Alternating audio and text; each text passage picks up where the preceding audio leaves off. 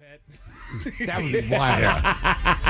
What is that? It's a drug bear. Don't touch him, man. Back up. Drug bear. There he is. I'll tell you what, if there was a cop that had a drug bear Oh, man. and he's walking up through there, I'll be like, sir, come on, let me touch it and get a picture. Please, you're the coolest thing I've ever seen in my life. That's the most badass thing. Like, does he sleep in your home? I have so many questions about you and Drug Bear. What's that, drug rhino? I also feel like, I'll be honest, chow mein, like when I was a kid, we used to eat chow mein, like I feel like once or twice a week. Yeah, the frozen stuff, right? La Choy? Yeah, we did That was too. the La Choy, that was your go-to. Yeah. That was the only thing you could take home. And we were happy if we got it. Had the water chestnuts in there, the little tiny pieces of corn. Yeah. Yeah, the water chestnut ended up on the side of my plate. What happened And to then the noodles, then the hard noodles. What you put happened on to the top. tiny corn? I don't see that much anymore in Chinese food. You mean the frozen or just in general? No, Just the little in tiny ones. general. Yeah, the little. I feel like when I was a kid, Oh, we were yeah, eating the tiny little- corn all the time. Yeah.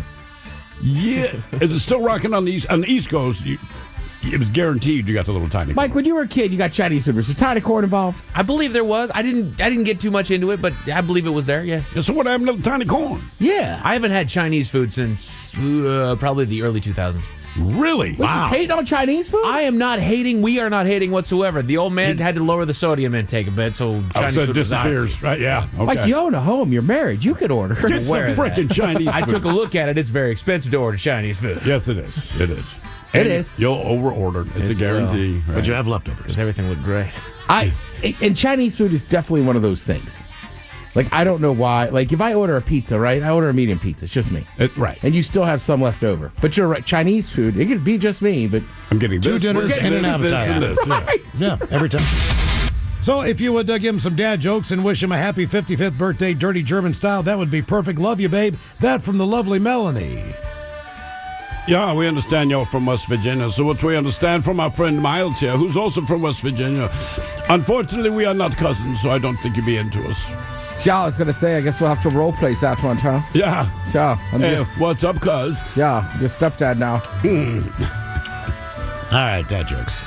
Let's see here. Do you want one that's real dirty? I'll give you the punchline later. Yeah, of course. What do you guys call a warrior that has hair stuck in his teeth? What do you call a warrior with hair stuck in his teeth? I don't know. I'll move on. How do trouts get Lyme disease? How do trout Get Lyme disease I don't know. Ticked off? from fish ticks. Fish ticks. Fish tank, right? Fish ticks. Oh, fish ticks. Yeah. Why weren't the pants allowed in school? Why weren't the pants allowed in school? I don't know. Why? They were suspended. Okay. And the punchline, gladiator. What was President Lyndon B. Johnson's middle name? Bartholomew. What was my middle name? Is it Buford? Baines. Baines? Yeah, Lyndon Baines Johnson. Wow. Ah, thought it was Barry. Buford. Barry. Buford. Question 5, Ray. Buford just sounds racist. Yes. Like, if you name your dog Buford, I'm like, let me guess, only barks at black people. Yeah. Shocking. That's why I named him Buford. Yeah, that's why. All right. All right. You get a lot of questions like, not from around here. Right. It's like, Jesus, man. Salisbury steak makes the list. Yeah, I'm never a fan of that. Love them. Oh. I mean, it's ground beef formed into a steak with brown gravy. Mashed potatoes, corn. little Thank you, brown on the Miles. side. Jesus. All right, so clam strips, fried clam strips makes the list. I didn't know anyone was eating that. I never ate clam strips till I moved to the Northwest. All right. And realized people love them. Here's the one that I know all three of us are like, you gotta be kidding me.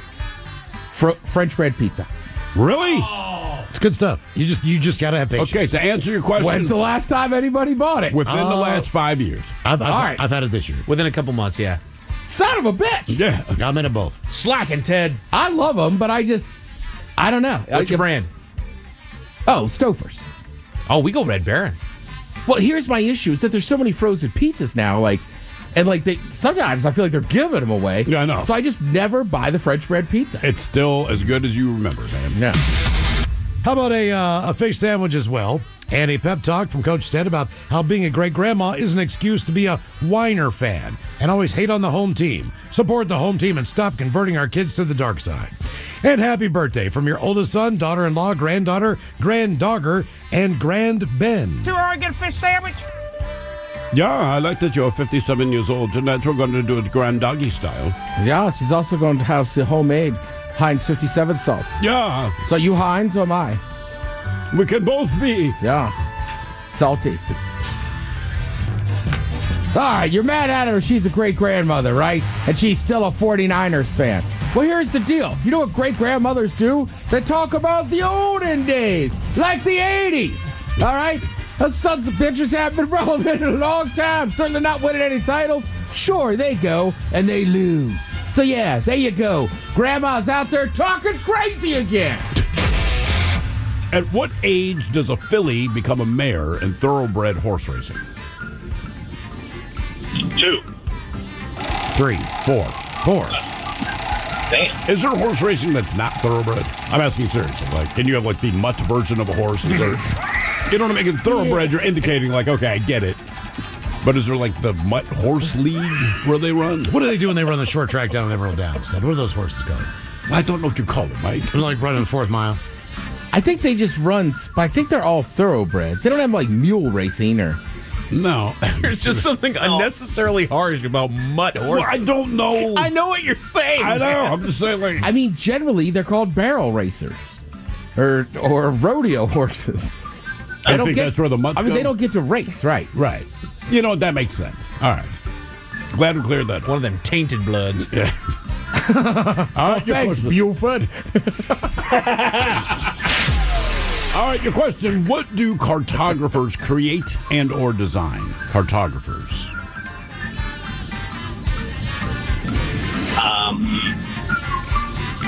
Holiday cards. Maps. All right, Ray, got question number 4. Okay. And I just noticed that maps is spam backwards. No big deal. Just look down. I'm like, huh? I've been damn. Spam backwards. Nothing gets past you, You Steve. can't get that past me, spam. What do we call it? I'll be damned. Well, we want to sell it everywhere. Look at the map. Spam. Spam. That's it. We'll call it spam. What about ham? It's not ham. Not exactly. Same animal, just different. Ah, the boys in war. They'll love it. And now, the men's room legacy continues. Unfortunately, what you're about to hear is real. The members of this radio program are simply not that bright, or what some people would call educated. They are merely stupid. They're not trying to offend anyone on purpose. And all have played doctors on TV.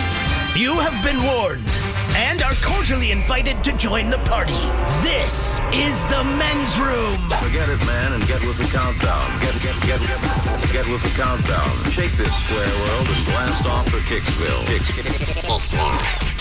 The trippers, the grasshoppers, the hip ones, all gathered in secrecy and flying high as a kite. This is the men's room with Miles and Thrill.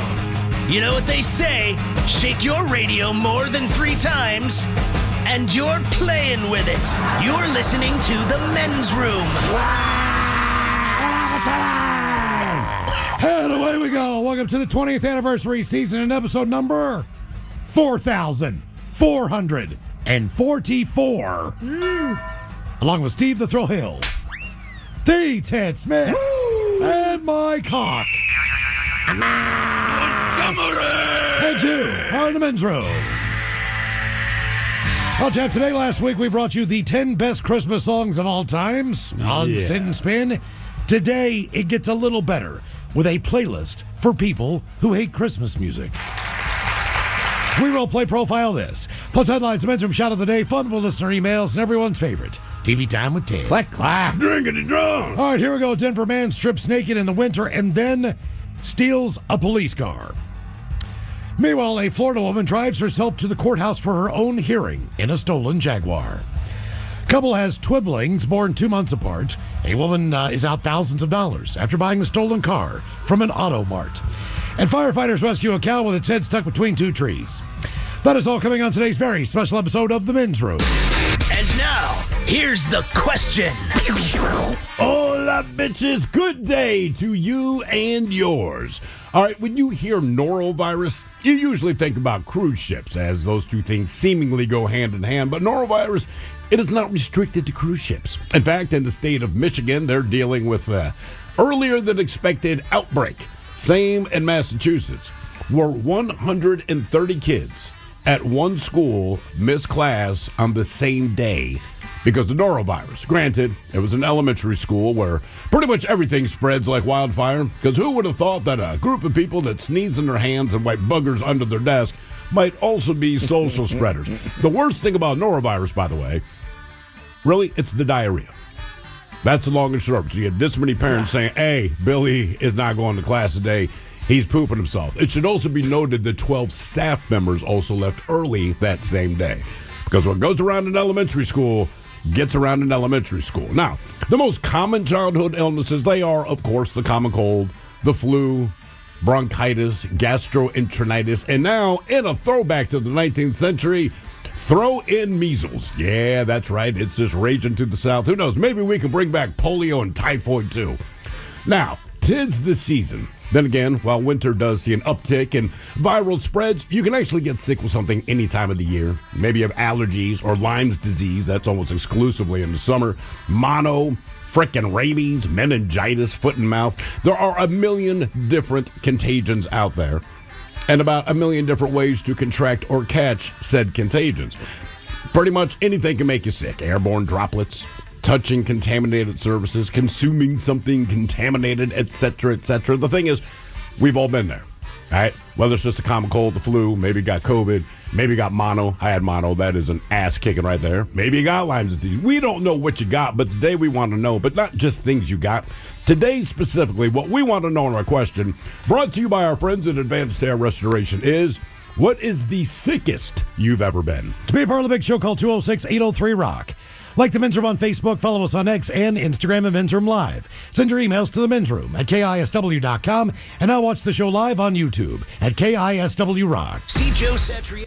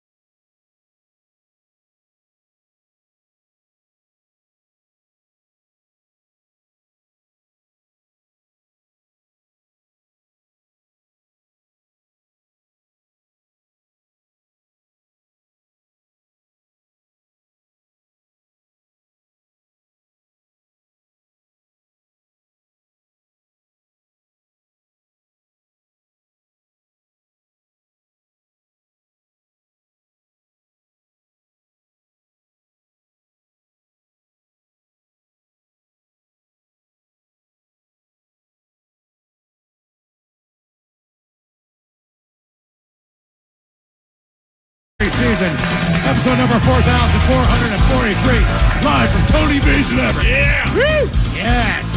What a large and in charge program we have for you today. We've been on the air at KISW for 20 years. This is the last party of the 20-year celebration. Damn, man, when you put it like that, it's depressing all No, of a it's sudden. not. It is. No, it's, Why can't you just say we're here, we're having a good time, not like, but remember. Well, next year we'll This have is our the last. 21st This is the end. And we can legally celebration. drink, which is really cool. Yeah. You know, I was yeah, saying to yeah, Miles nice. before the show, I said, man, I'm looking out here, and we have a really good-looking audience.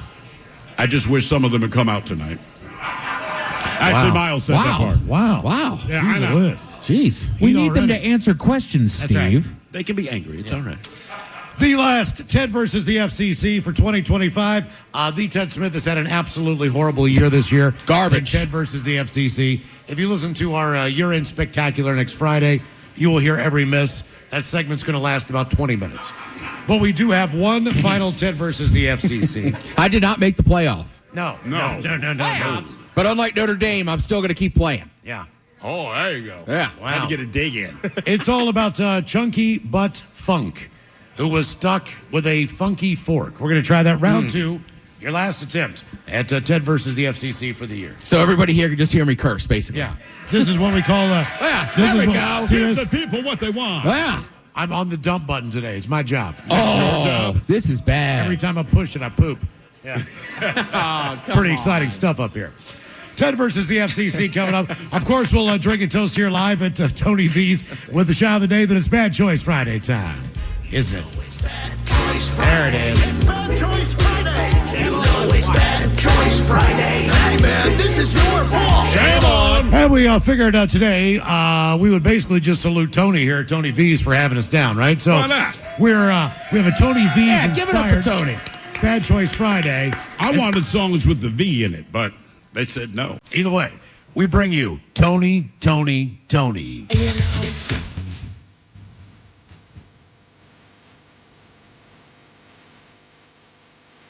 The band is Tony.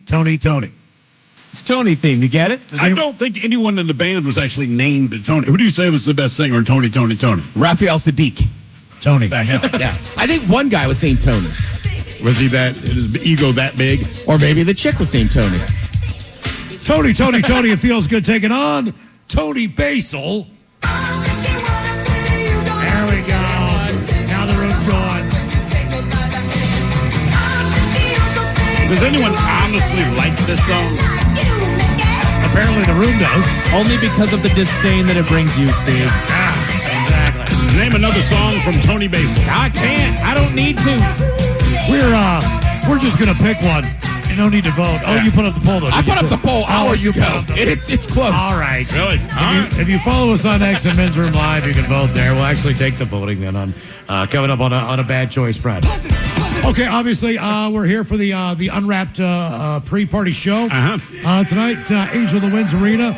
Brent Smith and Zach Myers, The Shine Down, The Pretty Reckless, Daughtry, Hollywood Undead, Mammoth, Sleep Theory, Des Rocks, and Return to Dust. Yes. We will be joined coming up here on the program by the guys in Return to Dust and also Des Rocks, who is stopping by as well.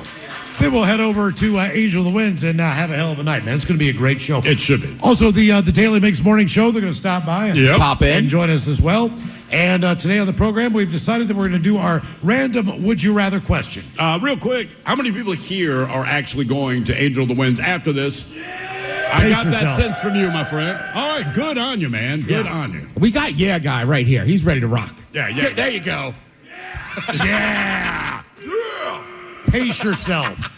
Pace yourself. He might be. Friday. I say go for it, Yeah Guy. Yeah. Who wants to come up and do a random Would You Rather question? How did you know Yeah Guy was going to do it? Come on, yeah, guy. Let's go. We don't even need your name. You're just Yeah Guy. All right, yeah, guy. How you doing? What's up, doing great. bitches? How are you, brother? Hold I'm on. doing awesome. Got that. Okay. Here's the question. Ready? Rick. Would you rather be 6'7" with a 4-inch penis, or 5'5" with an 8-incher? So you can be 6'7". Well, I'm already 5'5". So you're Are gonna you take 5'5"? you're gonna take the 8-incher? Is that what you're saying? Yep. Okay. All right. I I'm think with that, him. look, I would love to be taller, but come on. 8 inches? Like, that's an easy. I'm already 5'5", man. Yeah, you might as well be endowed. That's why I asked you. Yeah, I think that one's easy, man. I'll lose the height and gain some penis. No, I would love to slam dunk a basketball, but 8 inches? Does that, being 5'5", does that make your penis look bigger? Excuse me? I said, does that make your penis look bigger, being 5'5"? If he's got to look, the answer's no. Okay, all right. He's got size 13 shoes, though. Just check. Well, thank you. Thank you for stopping by Tony V's. We appreciate it. Thank you. Absolutely, Hey, you got it, man. Have fun tonight. You know what? Good on you, guy. I thought he was going to curse. He's on it. No. I did too, man. There's no If I talk cursing. about money, There's no cursing allowed. It's just about the yeah. Yeah. Random Okay. Mike out there getting Sorry, a hugs. little reunion going on down look at here. you. Nice work already. Okay, are you ready for your random Would You Rather question? I am ready. Okay. Would you rather come home to your boyfriend or husband absolutely belligerently drunk, absolutely hammered, and you have to deal with it? Or would you rather come home to a drunk raccoon passed out in your bathroom? Your husband is hammered, or a drunk, passed out raccoon in your bathroom? I would absolutely love to see my husband plaster drunk because I haven't seen it. What? But I would love to see the raccoon that broke into my house. You would take the raccoon. Absolutely. Now, wait a minute. It'd be better to deal with. You've never seen your husband drunk, or seldom have seen your husband drunk? No, he just is not a drinker. He just does not drink. He doesn't drink to excess like we do. Okay, all right. Does he smoke? Then he doesn't drink. Like, if you're not drinking to excess, I'm like, well, you're not drinking, you're having a drink. Yeah, he has a beer. All right. Really? Has he always been that way? Always. So Well, since I've known him, and that was like 11 years. So. Okay, so did something happen, or has this just always been who he is? He just, I don't know. Well, sometimes there's an incident. You know what I mean? Sometimes I've had a lot of those. Yeah, exactly. Can't stop you. It's hard for people on this panel to fathom the guy just doesn't get hammered. Well, Even if he's had an It incident. doesn't have to be an incident. He's had his own previous experiences. Okay, all right, But, yeah. Yep. So are you the wild one out of the two? If you're going to go to the bar, or is he throwing you over his shoulder? And 100%. okay, He is. I like it. 100%. Okay, all right. All right.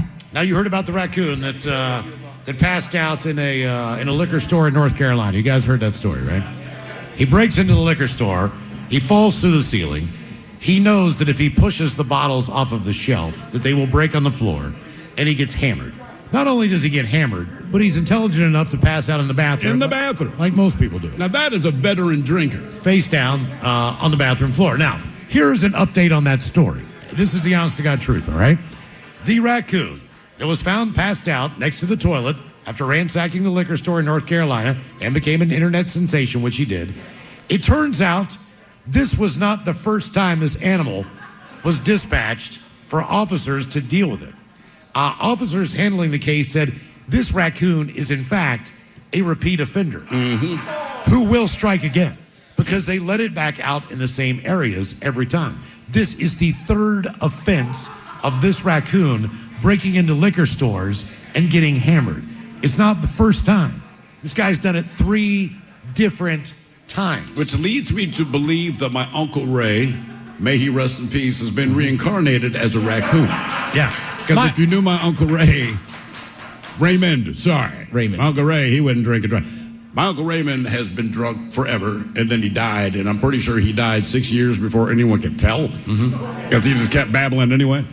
But this raccoon, 3 times, same raccoon, and so I guess what the authorities are like, listen. You're listening to The Men's Room with Miles and Thrill, 99.9 KISW. All the shows, away we go. Welcome to the 20th anniversary season, episode number 4,444. What a large and in charge program we have for you today on this beautiful Tuesday afternoon. Oh, yeah. I almost said Monday. Like Ted, I don't know what day it is. That's a little confusing. We will sit and spin today. Last time we did sit and spin, we had the, quote, 10 best Christmas songs of all times. Yeah, something like that. Today, a playlist for people who hate Christmas music. Are these, in fact, my Christmas songs, or are they the Antichrist of Christmas songs? No, this is just for people that don't like Christmas music. I don't like Christmas music, so should this list appeal to me? So yeah, it will, just because now they are Christmas songs. But it's just kind of okay. spite. All right. Yeah, it's Classics. like correct. Okay, I'm a spiteful guy. Cheeky Christmas songs. All right, yeah, I'm much more likely to appreciate that. Down with that. Sit and Spin is coming up at 4:30, and as we get the days confused there, yes, we had yesterday off. We had our company holiday party. Had a blast at that, but I want to thank everybody who showed up to Tony V's in Everett on Friday afternoon. Everybody that went to Angel of the Winds Arena and saw our first ever Unwrapped show, which was hell of a fun time. It was a busy day, man, but it was cool. The bands were unbelievable. The entire show was just, we believe, to be an incredible success. So thank you all for coming out. For the most part. Yeah. They did play, as we take the stage, they played the Daily Mix morning show video right before it was. So if you're sitting in the audience, you would just assume they're going to take the stage. And then we took the stage. Like, okay, whatever. It is what it is. I was screaming at the you're playing the wrong video. No one heard me. The thing played. We take the stage. Yeah. And then before Daily Big Show takes the stage, they then played the Men's Room intro. So if you're sitting in the audience, you might be thinking, hey, the Men's Room. Here come the Men's Room. But no, it was the Daily Big's morning show, along with our very own B. Ted Smith and Mike Hawk. Yeah. All right. Yeah. But it was it was a fantastic night. If you were in the VIP, that was a great experience as well. So, Tony V's was a lot of fun. Big thanks to Tony once again for having us there and hosting that. I saw him later. He was in a good place. I will say to the people in the VIP, Shinedown has a lot of money. They don't need all the gifts. I could not believe, just like, here's Shinedown. And it seemed like 50% of the audience had something specifically for them. Yeah. Not that's for autograph, like gifts to give these guys. It was unbelievable. Well, Zach was telling me that their flight was a little bit delayed. Yeah. And I don't know if they got in later than they were supposed to. Maybe it might have been ridiculous. It might have been like 1:30 in the morning or 11 o'clock at night. They were super late, yeah. But they just got stuck someplace for a few hours. And then they get in. And, I just would not expect this, but when they got to SeaTac, there were tons of Shinedown fans there with signs, banners, everything else, waiting for those guys to get off the plane. And as Zach would explain it, man, he's like, yeah, man, it was cool. We signed a bunch of stuff and, all that stuff. And then the next thing you know, 45 minutes go by and he's like, Brent, he's going to sign every damn thing there. Yeah. he's like, so I'm like, come on, man. I'm going to die. I'm falling asleep right here standing up with my bag. And, he just kept on doing what Shinedown does. They want to meet and talk with every fan of the band, without question. I was going to say, because then we interviewed him in that VIP thing. Yeah. And then their manager, like, we're all standing there with Zach, and their manager's like, you got to get him. We need to take this photo. But it's like, I'm not going to bark at him and tell him to stop He's talking to a 9-year-old little girl. Right. I'm not going to be that guy. Like somebody else could be the heavy. Like, I ain't doing it. No, hell no. Absolutely not. But thank you again, Tony. Tony V's. Everyone that was working there, fantastic. Yeah. Hopefully got a chance to try the Men's Room Holidays Holiday Porter, which they still have on draft. They didn't sell out of it. Mm-hmm. So if you're looking for one and you're in the Everett area, we know they have at least the Men's Room IPA on draft there as well. Tony V's is a great spot. They had live music that night as well. Thank you to the Apex for the after party. So I stopped in the Apex. It was great. We had a hell of a day up there. And, yes, indeed. It was a long day, but it was a lot of Everett style. Jeez, whiz, did that go by fast? I mean, it was just one thing after another, but a lot of fun. And also just walking around the arena. Like, I should have had my step counter on. I just kept doing laps. And, like, every time I turned, somebody wanted to talk. It was awesome. Yeah, it was a great time. Really was. And for the first ever show, I mean, as far as the lineup goes, the bands that was were out awesome, there, dude. Yeah, man. I mean, you couldn't have asked for guest appearances. Yeah, and Cameron stopped by and Ted almost prevented from getting on stage. Thompson, you blocked the stage from the guy my in bad. Garden. My bad. That was probably the shortest trip he's ever made for a gig. Yeah, no kidding, right? Other than like living, young in downtown and playing, Elcourt Zone or something. I mean, that was a pretty short jaunt for him. And then, right, for the people that are fans of Taylor, like, she couldn't be nicer. Like, she was great. What She a was professional. super sweet, man. Yeah. Well, you got to remember, early on, we interviewed her however long it Like was. 7-8 years ago. I mean, I think the band's been together 13, 15 years. Yeah, so hot minute. Since 2009, I believe it is. But at the time, she was just in a different place because, here she is. She's this childhood star. Mm-hmm. But she's an incredibly talented singer. By the way, we kept mentioning, so I brought this up to my wife later, and my wife knows more than me pretty much all the time. But I said, well, because she said, how was Taylor? And I said, when we talked to her years ago, like you're alluding to, slightly different place, but I said, super professional, super cool, really sweet, really nice. And I said, but, the one we tried not to bring up the Grinch thing, but she actually brought it up on her own. When we first interviewed her, she didn't want to talk about it. So my wife's like, the Grinch? I'm like, yeah, dude, she was freaking Cindy. She's like, I know. She's like, she was in, oh, crap, was a TV show. Was it like Mean Girls or Girls?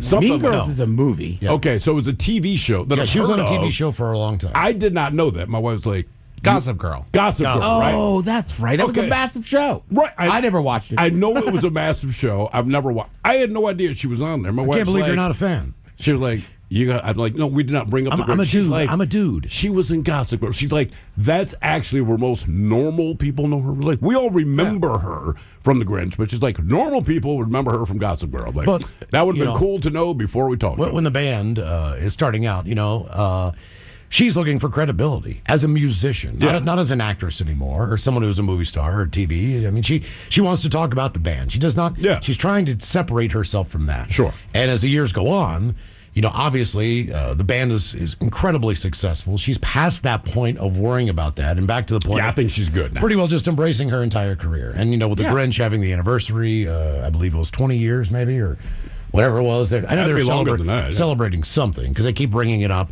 Obviously, Jim Carrey, who was in The Grinch, was part of that Rock and Roll Hall of Fame induction with Soundgarden. Yeah. And she sang a couple of songs out there. So, it's she just seemed like she was in a really good spot. She was on Jimmy Kimmel the night before we interviewed her. She was boom, boom, boom, moving from one place to the other. It just couldn't be a nicer, more relaxed and chill person. It seemed happy, man. Yeah, really did. So that was a great night for all involved, I thought. Right. And I fathom that she's an actress, but I kept telling people, they're like, how was Taylor? I was like, I don't know how to explain it. I have never met her in person, but she makes it seem like you know her. She does. Like, Right. actually, the first thing she did, she looked at my ass and she's like, we've talked before. I said, we have. And keep in mind, last time we talked to her, she was a little salty about the acting thing, but I was like, we have. Apparently, she had no memory of that, and she was very sweet. So I'm like, okay. Yeah. That's what Good, I'm saying. good. Just awesome. Overall, fantastic night. Okay, now we're going to get to the sickness of the day as we talk about sick. Are we down with the sickness? We are down with the sickness. That is a fact because, man, it's going around. They say the flu is rising around the United States. Experts advise eating these 4 foods will help you have a better immune health system. And so far, believe it or not, 1,200 people have died. 30,000 hospitalizations, nearly 3 million cases of influenza alone already this season. And I'm telling you what, man, I got a flu shot just because of all that crap. And then the next thing you know, man, I get some other kind of disease. I was sick for like 3 weeks. Yes, I think you got like a cold. Or something else. The one thing they just walking But they say... I was talking to my brother today. Every time I talked to him the last 2.5 weeks, he's had the same cough. Really? And I'm like, you all right? He's like, I feel fine. I just can't get rid of this cough. Yeah, all right. Yeah, I mean, I didn't feel too bad. I mean, it was all stuffed up. They say garlic is a good thing. Nice. Especially if you're eating pasta and pizza dishes, they say kick a little more garlic on there. But Ted, you got to usually when they say these are the foods you should eat for something healthy, it's always crap I never want to eat. Broccoli, spinach, so garlic. I'm like, boom. I just like they go, hey, eat some pasta, eat some pizza. Yeah. 1 clove of garlic has enough vitamin C for a day. Almost a half of what an orange does. Wait. What you think about how small a clove of garlic is? That's a lot of vitamin C. Clove, not bulb. I'm like, come on now. All right. Red bell peppers, believe it or not. All right. They have nearly I 3 had some times today. more vitamin C than oranges. Boom. So you can see where this is going as far as what you need. So Apparently, far, it's a I'm big digging dose it. of vitamin C. Helps your immune cells get all good and ready. Eating yogurt will help regulate your gut if there's anything going on down there. All right. And they say berries is another best source of vitamin C. And blueberries, which your daughter eats nonstop. apparently, Non-freaking stuff. is one of the best things that you can eat for a number of reasons. But it'll She's help also you not with- sick. Help you with the cold. Now, other than the flu going around, the norovirus, we talked about that ship that went around the world last That's week. still going around the world, yes. Yeah, and it's you booked this thing like 4 or 5 years in advance. They were still building the boat when they were booking the actual voyage, and it hits everything from South Africa, goes all the way around the United States, down past the tip of they might go through the Panama Canal. I'm not sure, but they end up in Japan, then Australia. And Yeah. they're going around the world on this thing, and obviously once you get involved in it, and they weren't that far into the voyage. No, it's like a, 133-day voyage or something like that. And 200 people immediately got sick. Mm-hmm. They started getting sick in New Orleans, or when they landed, they stopped in Boston, I believe, and then Miami or whatever the deal Yeah. was. But through that entire East Coast stretch, that had basically changed people's rooms, where they were staying. They had to kind of quarantine those people They didn't kind of quarantine them. They quarantined in the their ass. norovirus suite, Right. so to speak. So everybody who had the S's, they're all together. But you always heard about in on one cruise area. ships, but it's just the point that if you're on a cruise ship and it goes around, like, everyone on the ship's going to get it because you're all there. You can't escape. Yeah. And not You only can't that, go anywhere. you don't want to eat. When you have that kind of disease, you don't feel like eating. I mean, anything you put in is going to come up one side or the other. It comes out both frequently. Yeah. But now, not only is that That's how something you that know you've got it. We understand it. When I first heard of that, 20 years ago, it was basically just on cruise ships. Well, it's the only time they reported it. Well, yeah. But again, because everyone's isolated. Well, You know, now- it's like if you get norovirus in a prison, pretty much everyone in prison is going to get norovirus. Yeah. Right? Now it's spreading. across our country. It's a common cause of stomach flu, and it's impacting Michigan families more intensely than ever this year. A pediatrician explains that while norovirus is not typically tested for specifically, stomach flu cases are rising, which means people don't really even know what they have. Usually start seeing the peaks of it around November and December, and this year has been pretty tough. Respiratory viruses and stomach flu are appearing earlier than expected. Symptoms include vomiting, diarrhea, nausea, sometimes fever. The virus spreads easily, primarily through fecal oral transmission. You need to wash your hands with hot water. Hand sanitizer is ineffective. Again, hand sanitizer is ineffective against norovirus. It has like a hard outer casing or something. Now, they say it spreads easily. But when they say it spreads easily, and then they say fecal oral transmission, I'm wondering to myself, how do you get this for real? I mean, how do you really get this? I don't know, just dirty hands, bro. You know, you wipe your ass. You don't wash your hands when you get out of the bathroom. There's a little fecal matter on your hands. Drag your hand down the rail. It's also airborne. Viral particles can spread through the air in many cases. So, in other words, when you flush your toilet, Right, it's getting all fecal that stuff particles in the poofs out, air. yeah. So if you work in a business with a bathroom in there, it could do that. Typically, lasts 2 to 3 days. Staying hydrated is critical, but it's tough to do that because you don't want to drink anything. How would you? Again, you just said it, but I don't know how I would know I'd have that and not the flu. I think It's like the same exact stuff. That's what I'm saying. You've probably had norovirus 300 times in your life and don't know it. Like when you have the flu, typically you'll also get a fever, right? There's something about the flu that's like it's worse than it needs to be. Because you get the fever. With norovirus, their basic description is like, look, man, you feel like garbage. Your temperature doesn't necessarily go up, but you're puking out of your mouth. You're puking out of your ass, right? Yeah. And we've all been there. So I'm like, we've probably had norovirus a lot more than we actually had the flu. But when you don't have the fever, you don't think, oh, I just have a stomach bug, right? That's what we write it off as. You have the stomach bug. But again, on a cruise ship, when everyone has a stomach bug, you go, okay, well, something is wrong. Jamie Kennedy, she's a mom of 6. I bet she's tired. Shared her family's experience. She said, first, the baby got it. It was a domino effect. Baby started first, then my 3-year-old, my 13-year-old. Blame the baby. She said it was chaos because guess what? You need to go to the bathroom. Frequent bathroom breaks are needed because you have severe diarrhea. And everyone's just kind of trying to fight for a little spot in the bathroom when you have 6 kids. Yeah. I mean, 8 people living in a home. That's awful. Her family managed the illness through isolation and strict hygiene. Every time they come home from school, wash your hands. Go do a chore, wash your hands again. The norovirus levels are climbing steadily across Michigan and Wisconsin and Minnesota. 5 of these 6 data collection sites are in the high category right now for norovirus levels. There's no site that is a medium or a low category.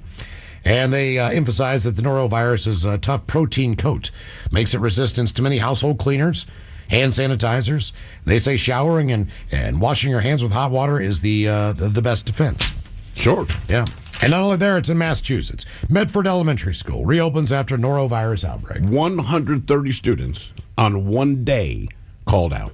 Yeah, dozens of part that blows my staffers. mind. Yeah. Dozens of staffers went home. But again, with kids, like, look, man, when we were looking for daycare, my kids were super young. Oddly enough, this is the one we settled on, but I remember walking in, and when you open the door, like anything, little kids are going to look at the door, who's coming, and I swear to God, because I stopped in my tracks and looked at my wife and said, this is not okay. Every kid there looked like they were snorting lime jello shots. Yeah. I cannot explain. They get like those, the snot bubble, like they're exhaling. Yeah. And there's like kids don't know. And then when they do recognize it, it's just the back of their hand. It's that long drawn. And then they're back to playing with blocks. And I'm like, Jesus Christ. My wife's like, look, man, it is gross. Mm-hmm. It is horrible. It is awful. We can't unsee this, but this is the truth. This morning it was about 56 degrees. I don't know why it's warmer in the morning than it is I do not understand. In the afternoon, but it is what it is. And I got my window cracked, and I stopped at a stoplight in Fremont, and they got the kids on the chain gang, like they're all 2 or 3 year olds, but they got them all lined up, you know what I mean? And they're all in their rain gear and all this crap, and they're at a red light, and I'm waiting for them to cross the street, and 4 kids just walked around. Thank you. Oh, yeah. That's what I'm saying, It's man. almost like there was a medley of sneezes going on in front of me in my car. Yeah, kids got no shame with that. Just So our question now, what is the sickest that you've ever been? 206-803-ROCK.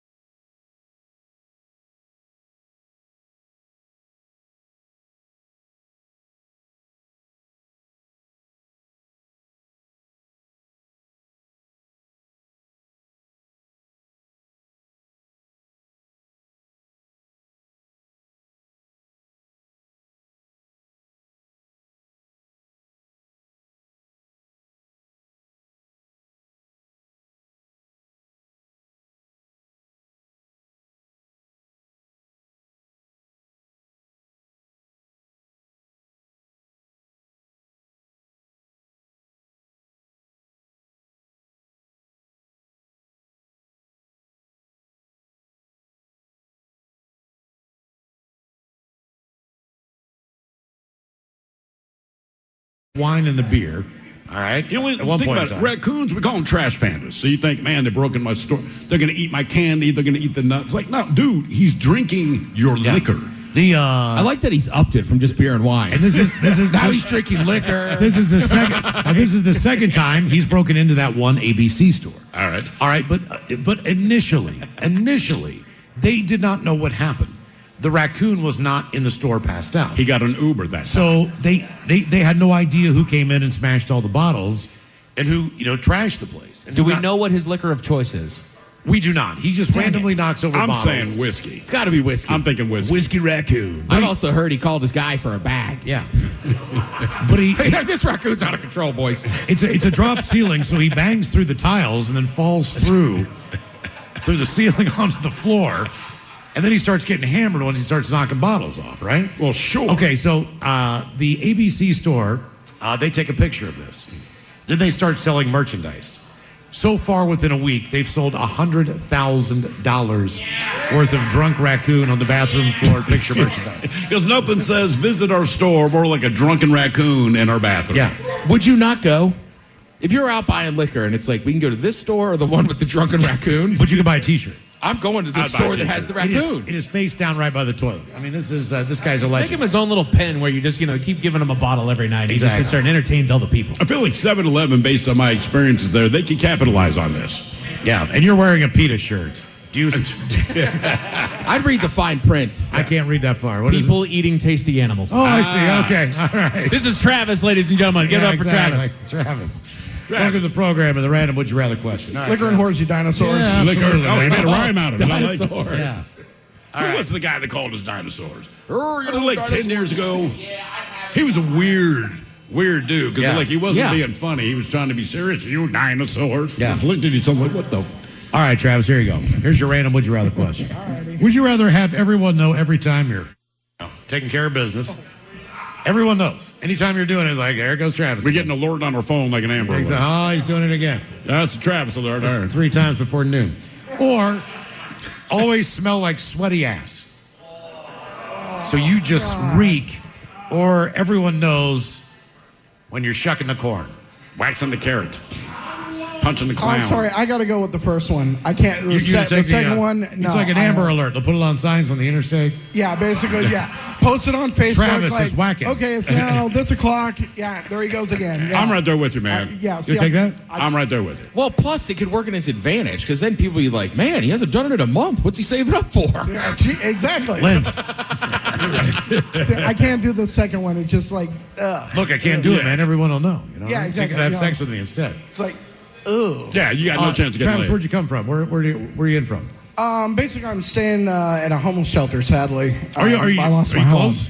How did that happen? What happened? I got fired, and I was trying to work with the state to pay my bill. The state basically dragged their feet. I thought I had money saved up. Turns out I didn't. And when I called my broker, she said, "Oh yeah, your $23,000 that you had. Turns out it's gone." Well, that sucks. I'm like, I'll tell okay, you how what, much do I have left? She we said get a- you're down to $137. We get So a I'm break, like, I'll buy you a beer. All right? all right, thank you. Yeah, I man, appreciate Hey, it. listen, man, I've been homeless myself. Yeah. It gets better. Now, here I am with these idiots, right? I mean, it can be done, brother. yeah. It's not going It to can get be better, done. is what he's saying. And that's my point. It only gets worse. Thank you. Yeah. Well, good luck to you, man. All right, thank you. Absolutely. He probably doesn't have any private time then. No. So no alerts. No, but then we all know He because we end finds up in the time. news. All right. I respect that, Travis. He's like, I still find time. This is coming from the man that admitted yesterday that he faked being sick to stay home from school so he could masturbate all day. What was the name of the movie? I have no idea, but it's 1997. Like there wasn't a ton of films going around. So if I'm on the receiving end of getting the notification that one of you guys is shucking the corn, Yes. do I get the chance of do I get to like it? Like, hey, good job. Yeah. Good, but I would do I think get so. to comment on it? Like, do I get to see what it is that you're looking at for inspiration? You cannot see what I'm looking at. Like a beer buddy situation, I would like it to be a request for a FaceTime. You know what I mean? right? That What would are you really- doing, Miles? But it has nothing to do with the phone. That really ups the ante, though, if it also shows you what I'm watching. Yeah. Right. And it doesn't even have to be actual visual. It just here's the title of it. Yeah. Here's the category. Like, doggone it, The Ted. you could do category better. might be worse than the title, man. Correct. You know, that's something you want to really keep private. You know, they don't really do an algorithm on that. I don't believe. Do they? They have have a suggestion area. You might like this because you like that weird ass. Was it VHS or was it a DVD? It was a VHS, Miles, and it had been, it's an all-guys school. It had been going around. It got to my day, and I just said, I'm going to fake sick and stay home and watch this thing. Do you think your buddies knew why you weren't in school? 100%. Okay. They did know. Yeah. Because they knew it was your turn. Correct. And then I had to return it the next day. Were you the only one out of your group that did not make it to school one day? I don't know, but it was like a hierarchy. So to get it on the weekend, you had to be like a starter on varsity. I was not. All right. But you also have to, typically the VHS and DVD players in the living room.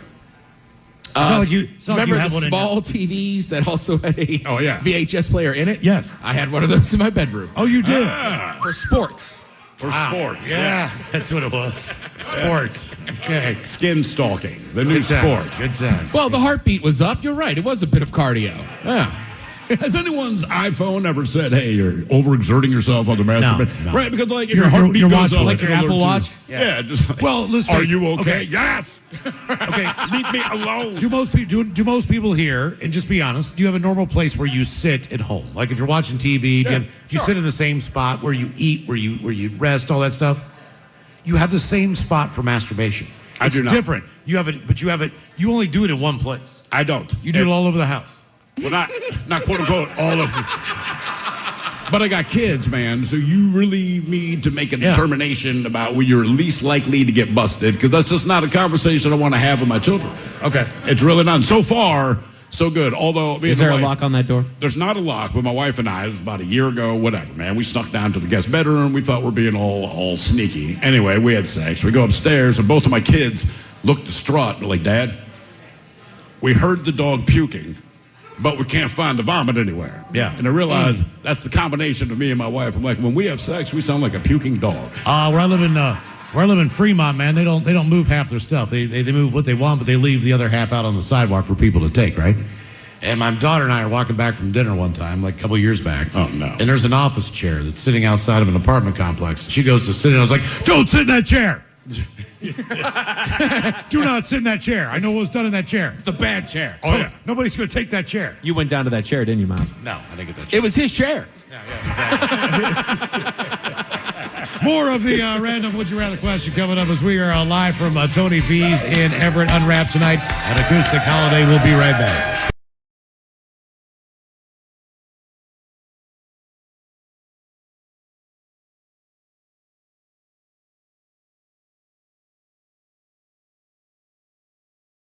From the Pinky's Plumbing Studio, you're in the men's room. Text the guys at 206-803-ROCK.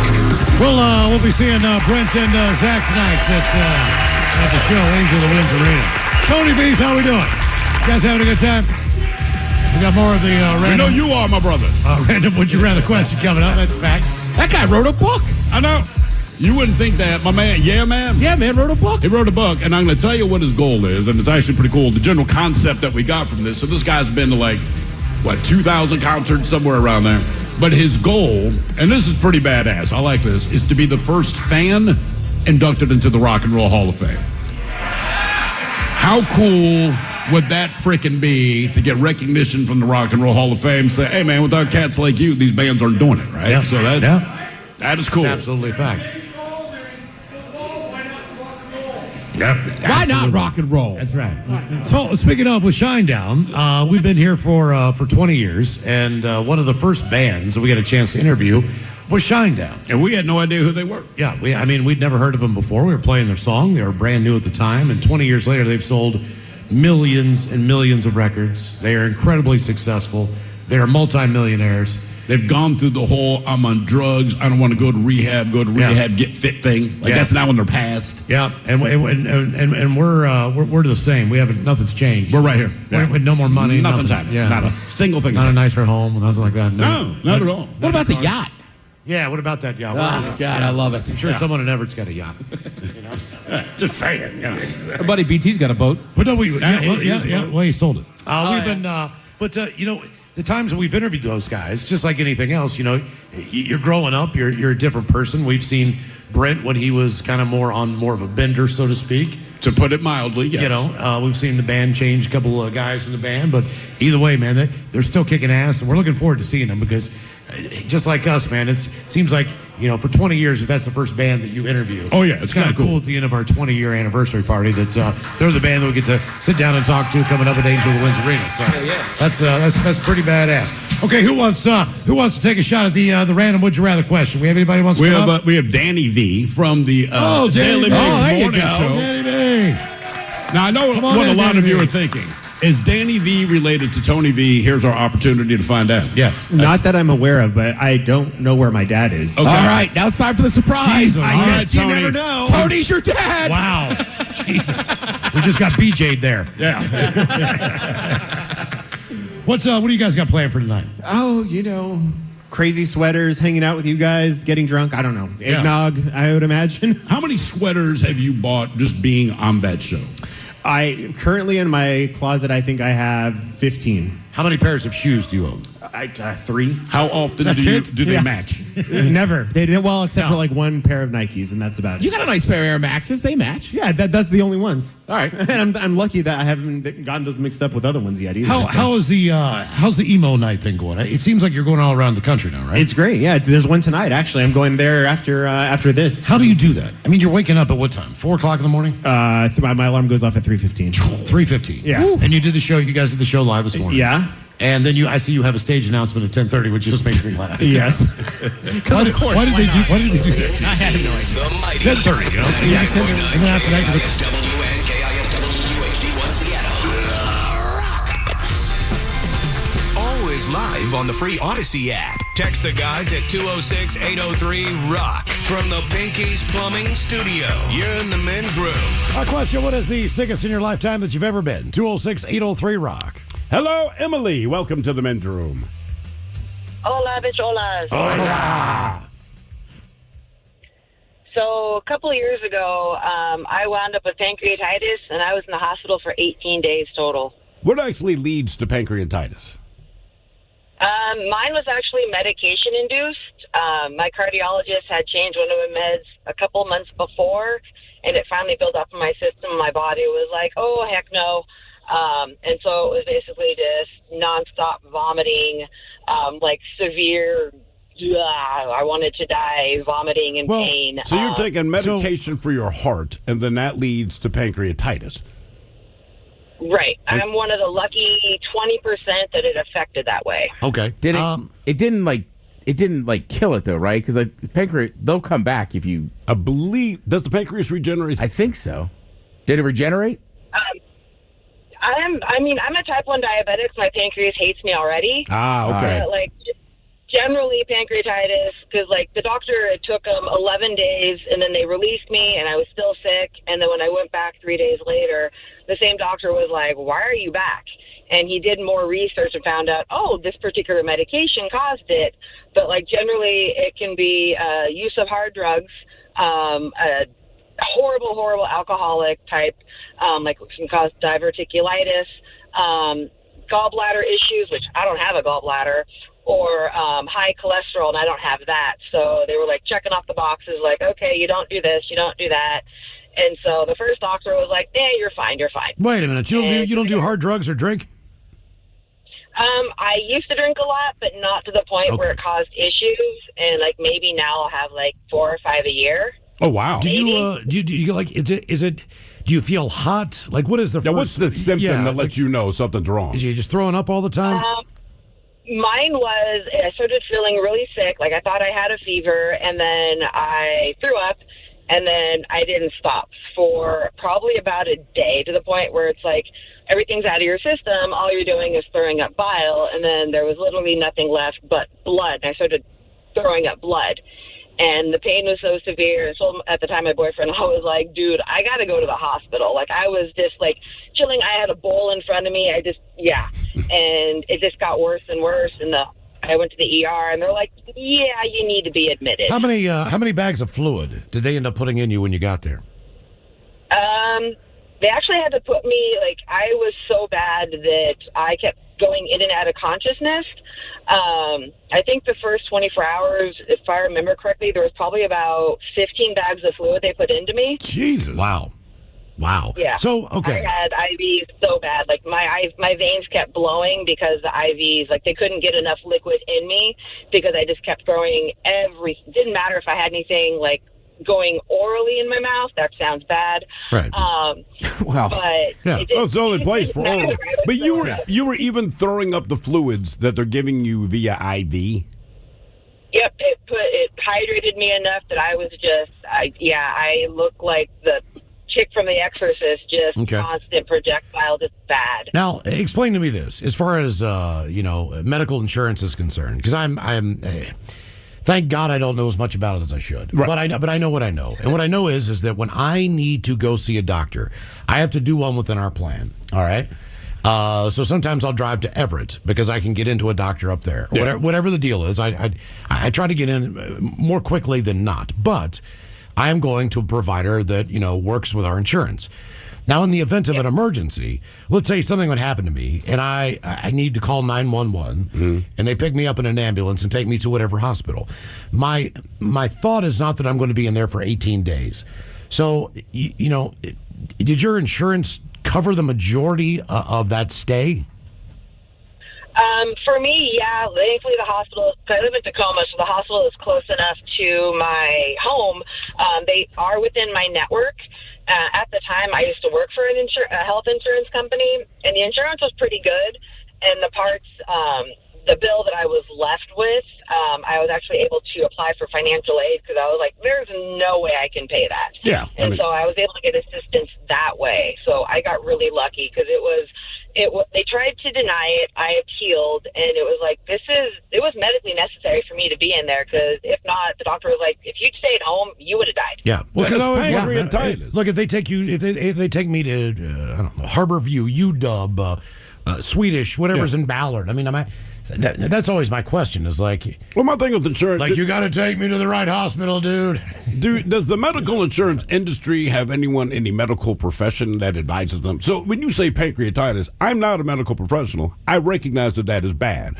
You got all of this treatment at the hospital, which suggests that I am tracking that this was bad. You said, 18 days, 15 bags of fluid, throwing up blood, and they're still not sure if it's medically necessary. Like, guys, again, I'm not a doctor, but Jesus. right. Or like she had any other option. Christ, what is the evidence I need to provide? Because an 18-day doctor stay, hospital stay, is not enough for you to understand that that's a medical necessity.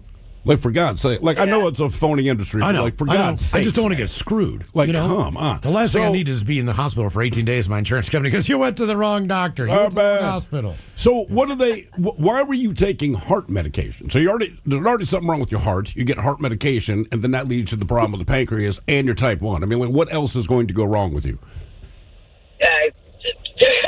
I mean, I had cancer before, so I mean, my body Jesus! just hates me. How old are you, Emily? Yeah. I'll be 45 in a month. Okay. All right. And you've been diabetic your entire life. Since I was 8, yeah. And you've had cancer, and then something with your heart, Yeah. and then your pancreas. What's going wrong with you now? Like, internally speaking, what are you keeping an eye on? Besides being diabetic, I still have the heart problem because that's not going to go away. And then I'm stage 2 kidney disease because I'm a diabetic. Jeez. But that's pretty well controlled, thankfully. And then, Well, you're too young. with You're the too young kidney- to start losing digits or your eyes going bad. Or I mean, are you like profoundly beautiful or have perfect breasts? I mean, did something go right physically for you, man? I don't know. People think I'm cute. So All I right, there guess you go. that's good. All right. Hey, man, you got something, all right? Like, people tell me I'm ugly. Like, they just want to know something that's going in the right direction. Good Lord, man. I was kind of hoping she was going to be like, I'm an absolute smoke show. Yeah, I know. Well, I always hope to hear that, no matter what. Well, it'd be good too. Well, I'm just saying it would be All funny. that, and I didn't know what it meant, but... Now, is it hereditary? Does anyone else in your family have a multitude of problems or any similar problems? No, my mom's a type 2, but that's because of her diet and everything, and she's old. Sure. But no, I'm lucky. I got the lucky genes of having crappy health. All right. I like that. Both parents contributed and Yeah, said, thanks. what is the worst we can give her? Make her cute, but give her everything that can go wrong internally. Thanks All for right. nothing. Good God, man. Yeah, somebody in my family got it, but it was same thing. It was The not diet. died, and apparently they had been tipping back the bottle a little more than we thought. Oh, okay. But same thing happened, right? Like, had to go to the hospital. Same thing, like 8 days. 8 days in the hospital. Yeah, like in and out of consciousness. Did they stop drinking? Yes. So that's why I believe they do regenerate. Because they were like, once he got out, they were like, look, you need to stop drinking. And if you do, you'll be fine. Is there an organ that doesn't, like, something with the liver? I don't think kidneys or livers do. Yeah, because you don't hear about a pancreas. But you can also donate a kidney and be perfectly functional for the rest of your life with just the one, I guess. Which is kind of weird, because you look at nature and you go, all right, we are given 2 kidneys. Technically, you only need one. So, like, do we just have no one, 2? like, donates a lung. But I'm saying, like, do we just have 2 on the off chance that someone you know might need one? Like, hey, man, I got 2 of these. You want one free? You need a testicle. Yeah, exactly. I got 2. I only need one. And it's like, well, you can donate a kidney. Like, I don't want to give you a kidney. And like, well, you can live on one. I'm like, but I have 2. Yeah. You know, I'm not trying to be selfish, but it just seems to me if I have 2, then I probably need 2. You never see 2 dudes hugging because of one donated a testicle to the other. Like, oh, thank you, brother. Here, let me put my ear up to it so I can hear it. What is the sickest you've ever been? 206-803-ROCK. And I guess if somebody I knew really needed one, I'd give them one. What, testicle or kidney? Yeah, testicle. Keep the kidneys, dude. I would give you my kidney. I'm keeping my testicles. Well, one. Yeah, you still got one. I still have one. I know. You don't need it. But I like having 2. I'm just saying, I'd rather have 2 testicles than 2 kidneys. Maybe that's crazy. I don't know. It's just me personally. I just feel better about that. Like, if you need a kidney, you'd be lighter. Maybe. You know, the underwear would fit better. I'll hook you up, This man. is a bit of an odd question, but I feel like I'm team. I'd rather have 2 kidneys. Yeah, me too. Really? Yeah, I feel like it does a lot more. What I mean, it does. Look, I've already had kids. But I've met people that have 1 testicle, right? And it doesn't seem to have any particular effect on them. They're just some people have 3. But I've met people that have 1 kidney. Same thing. Just if they said, hey, the choice, man, you can donate a kidney or a testicle. I think I'm a Ted. I'm on Team Ball. Really? Yeah, you ever talk to somebody that's on dialysis? Sure. It's awful. Right. Everybody I've met with 1 testicle is like, yeah, I got 1. Yeah, right. Exactly. Exactly. I gave it to my buddy. Tony needed a testicle. Yeah. Tony was you might be right. I'm just saying, me personally, I just feel uncomfortable. Like, hey, I might have only 1 kidney, but I got both of my testicles. It's a sick, weird question. Right? It is. I'm just glad Miles. I'm like, I'm keeping the kidney. Right. But when you ask it out loud, it's eyeball like, or you a have to think about it. Testicle. Yeah, exactly. I'll give you testicle So for an eyeball. So for me, it's kidney, testicle, eyeball. As far as what I'd be willing to give you. Are you in that order? I know you're testicle I'm first. testicle first. Then kidney or eyeball? I think kidney next.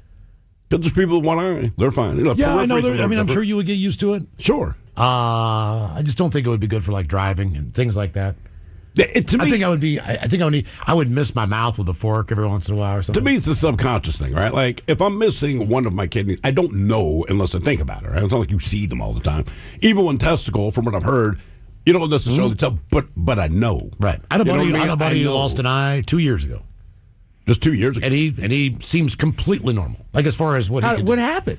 He rented a damn Lime scooter. Oh. Like my neighbor behind no. me who basically shattered his knee off. I mean, he hit something. I think he hit one of those poles that they put in the middle of the trail.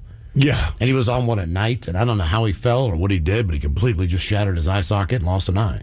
But you said he's completely normal. He's a bartender. But you still... And I mean, you would never, if you looked at him, you would not know that he can't see. But that's still 3rd on your list of the organs we That can would be the donate. one I would not want to lose. In spite of the fact that you just said this guy, just like your 1 testicle friend's there, completely Well, yeah, I normal. think you have a choice. Everything's fine. I'm saying if I have a choice for one of those things to happen, You're still... that's you're keeping your eyes. That's the last one. Yeah, I'll keep my eyes too. I would give a finger before I give an eyeball. I'm still sticking with team kidneys. I don't know, man. I'd give up a pinky. I give up a finger. Yeah. Take pinkies out. Pinkies don't count. You can lose a pinky toe. but Nobody cares. maybe you don't know that. Nick, I'm trying to think here. Do I need that thing? No, not really. It kind of sucks not having Yeah. it, but I might give up an eye. Only before I thing give is a you get finger. that jump back on the handshake. Every Yeah. once in a while. You get that. Oh, we got. Oh, hey, Hey, look out! Man. What do you got going on down there? What is the sickest you've ever been? 206-803 I would also just lie and be like, I lost it to a gator. Yeah, something. Like, just your pinky. Yep. Just my pinky. And one testicle. And an eyeball and a kidney. Very precise gator. You ever seen a chimp outside the cage? That's what happened to my pinky. Yeah. And my testicle. Yeah, testicles more likely. Hello, Keelan. Welcome to the men's room. Hola, bichola. Hola. Keelan, real quick, you giving up a kidney or a testicle? Your choice. Testicle. Really? Wow. Do you have kids already? I do. I have one. Yeah. All right. I mean, I you got kids. You can still impregnate somebody. Yeah, no, And but I can still match use I can them. match my dog. She has one kidney. Oh, why That's better than just one testicle. Why I does think your a dog- dog needs to have either none or both. There's got to be a better way to match your Because dog. you can see it all. than losing You can see it all the time. Because if you're gonna one ball dog, you know, Yeah. people are like, look at that thing. You know. You could walk around on all fours if you wanted to bond. Because with I think it would swing more. Yeah. Just with the one weight, you know. Why does your dog have one kidney? Well, we think she got hit by a car when she was younger, and then That'll the do older it. she got, it kind of just died. So eventually, we figured that out. And How much did that cost you? I actually drove her down to Oregon State University. It's a veterinary college, so it's a lot cheaper. It only cost me like $6,000 instead of the 13 grand up here. I wonder what does. It's something about state colleges in that degree specifically, like Washington State, sure. another great program. Or Yeah, they have a good Well, one. it's like too. going to the dental school. You will save money. Yeah. Your gums might bleed a lot, but you save money. Could also be something with like state schools in the middle of nowhere. Yeah. I mean, We- yeah, we need to be good with animals. farming communities. I don't know what the deal is. Like agricultural schools, Right. Whatever it is. All right, Keelan, what's the sickest you've ever been? So mine wasn't anything too crazy like that last story. I just ate some Taco Bell, and it was very bad. What did you order from Taco Bell? It was the Cantina chicken, and I'm pretty sure I got food. I did get food poisoning. It hit me in the middle of the night, and start with you sit on the toilet, and then start throwing up. And I filled up the trash can next to the toilet, and I decided just to move to the tub for the next 8 hours. Well, I Wait, gotta were ask. you doing both in the tub, man? Oh yeah. And it's just a dry tub, like no water. What do you do? just- Like turn on the water and wash your butt? I had the shower running. Oh, okay. Okay, all right. Let's picture a dry tub. You're just in there As letting somebody- it out. As somebody myself who's danced with the Cantina chicken menu, was it like a burrito quesadilla? Like, what form did you get this chicken in? It was the burrito. See, I've never ordered that before. It's like their higher end line, man. Oh. It's pretty good. What's it called? Cantina chicken? Taco All Bell? right, so, Caitlin, after this experience, how long did this last? I was in the tub all night. I was yelling to my wife, "I think I'm dying," but I mean, it was bad. It was so bad. And have you been to Taco Bell since? Nope, not that one. Okay. So you trust Taco Bell, just not that particular location. I only trust the beans now. I only get like a bean burrito. Well, believe it or not, man, beans, as far as salmonella goes, they're pretty heavy carrier. Cantina chicken burrito, quesadilla, bowl, soft taco, or crispy taco. How long ago was soft this, man? taco. The soft taco. God. How long It ago? was when it first came out, something like 2-3 years ago. They all contain slow roasted chicken, tender, flavorful chicken. It's like high end Taco Pico de Bell. Gallo. So it had just come out. So was this the first time you tried the canned chicken? Cantina. Yep. Could have been the purple cabbage. It could have been a lot of stuff. Like, look, I'm not going to say this place. This is a place I went to all the time, still love, and I got a sandwich there once. And same thing. I had food poisoning for like 2 days. Right. Naturally, I blamed it because it was a fish sandwich, right? And then Miles, he was like, "What else was on it?" And I go, like, onions. And he's like, "Dude, it's probably the onions. It probably had nothing to do with the fish." The problem is just that whatever the dish is named after is what you blame it on. Yeah. Right. So he got the Cantina chicken, and you're right. It could have been 13 other ingredients, but it's called what? Cantina chicken. Then it's the chicken, right? You're not The only going to thing do it it couldn't have been was the cantina. That's the only thing. That's the only part of that. Exactly. Guaranteed. What is the sickest you've ever been? 206-803-ROCK. This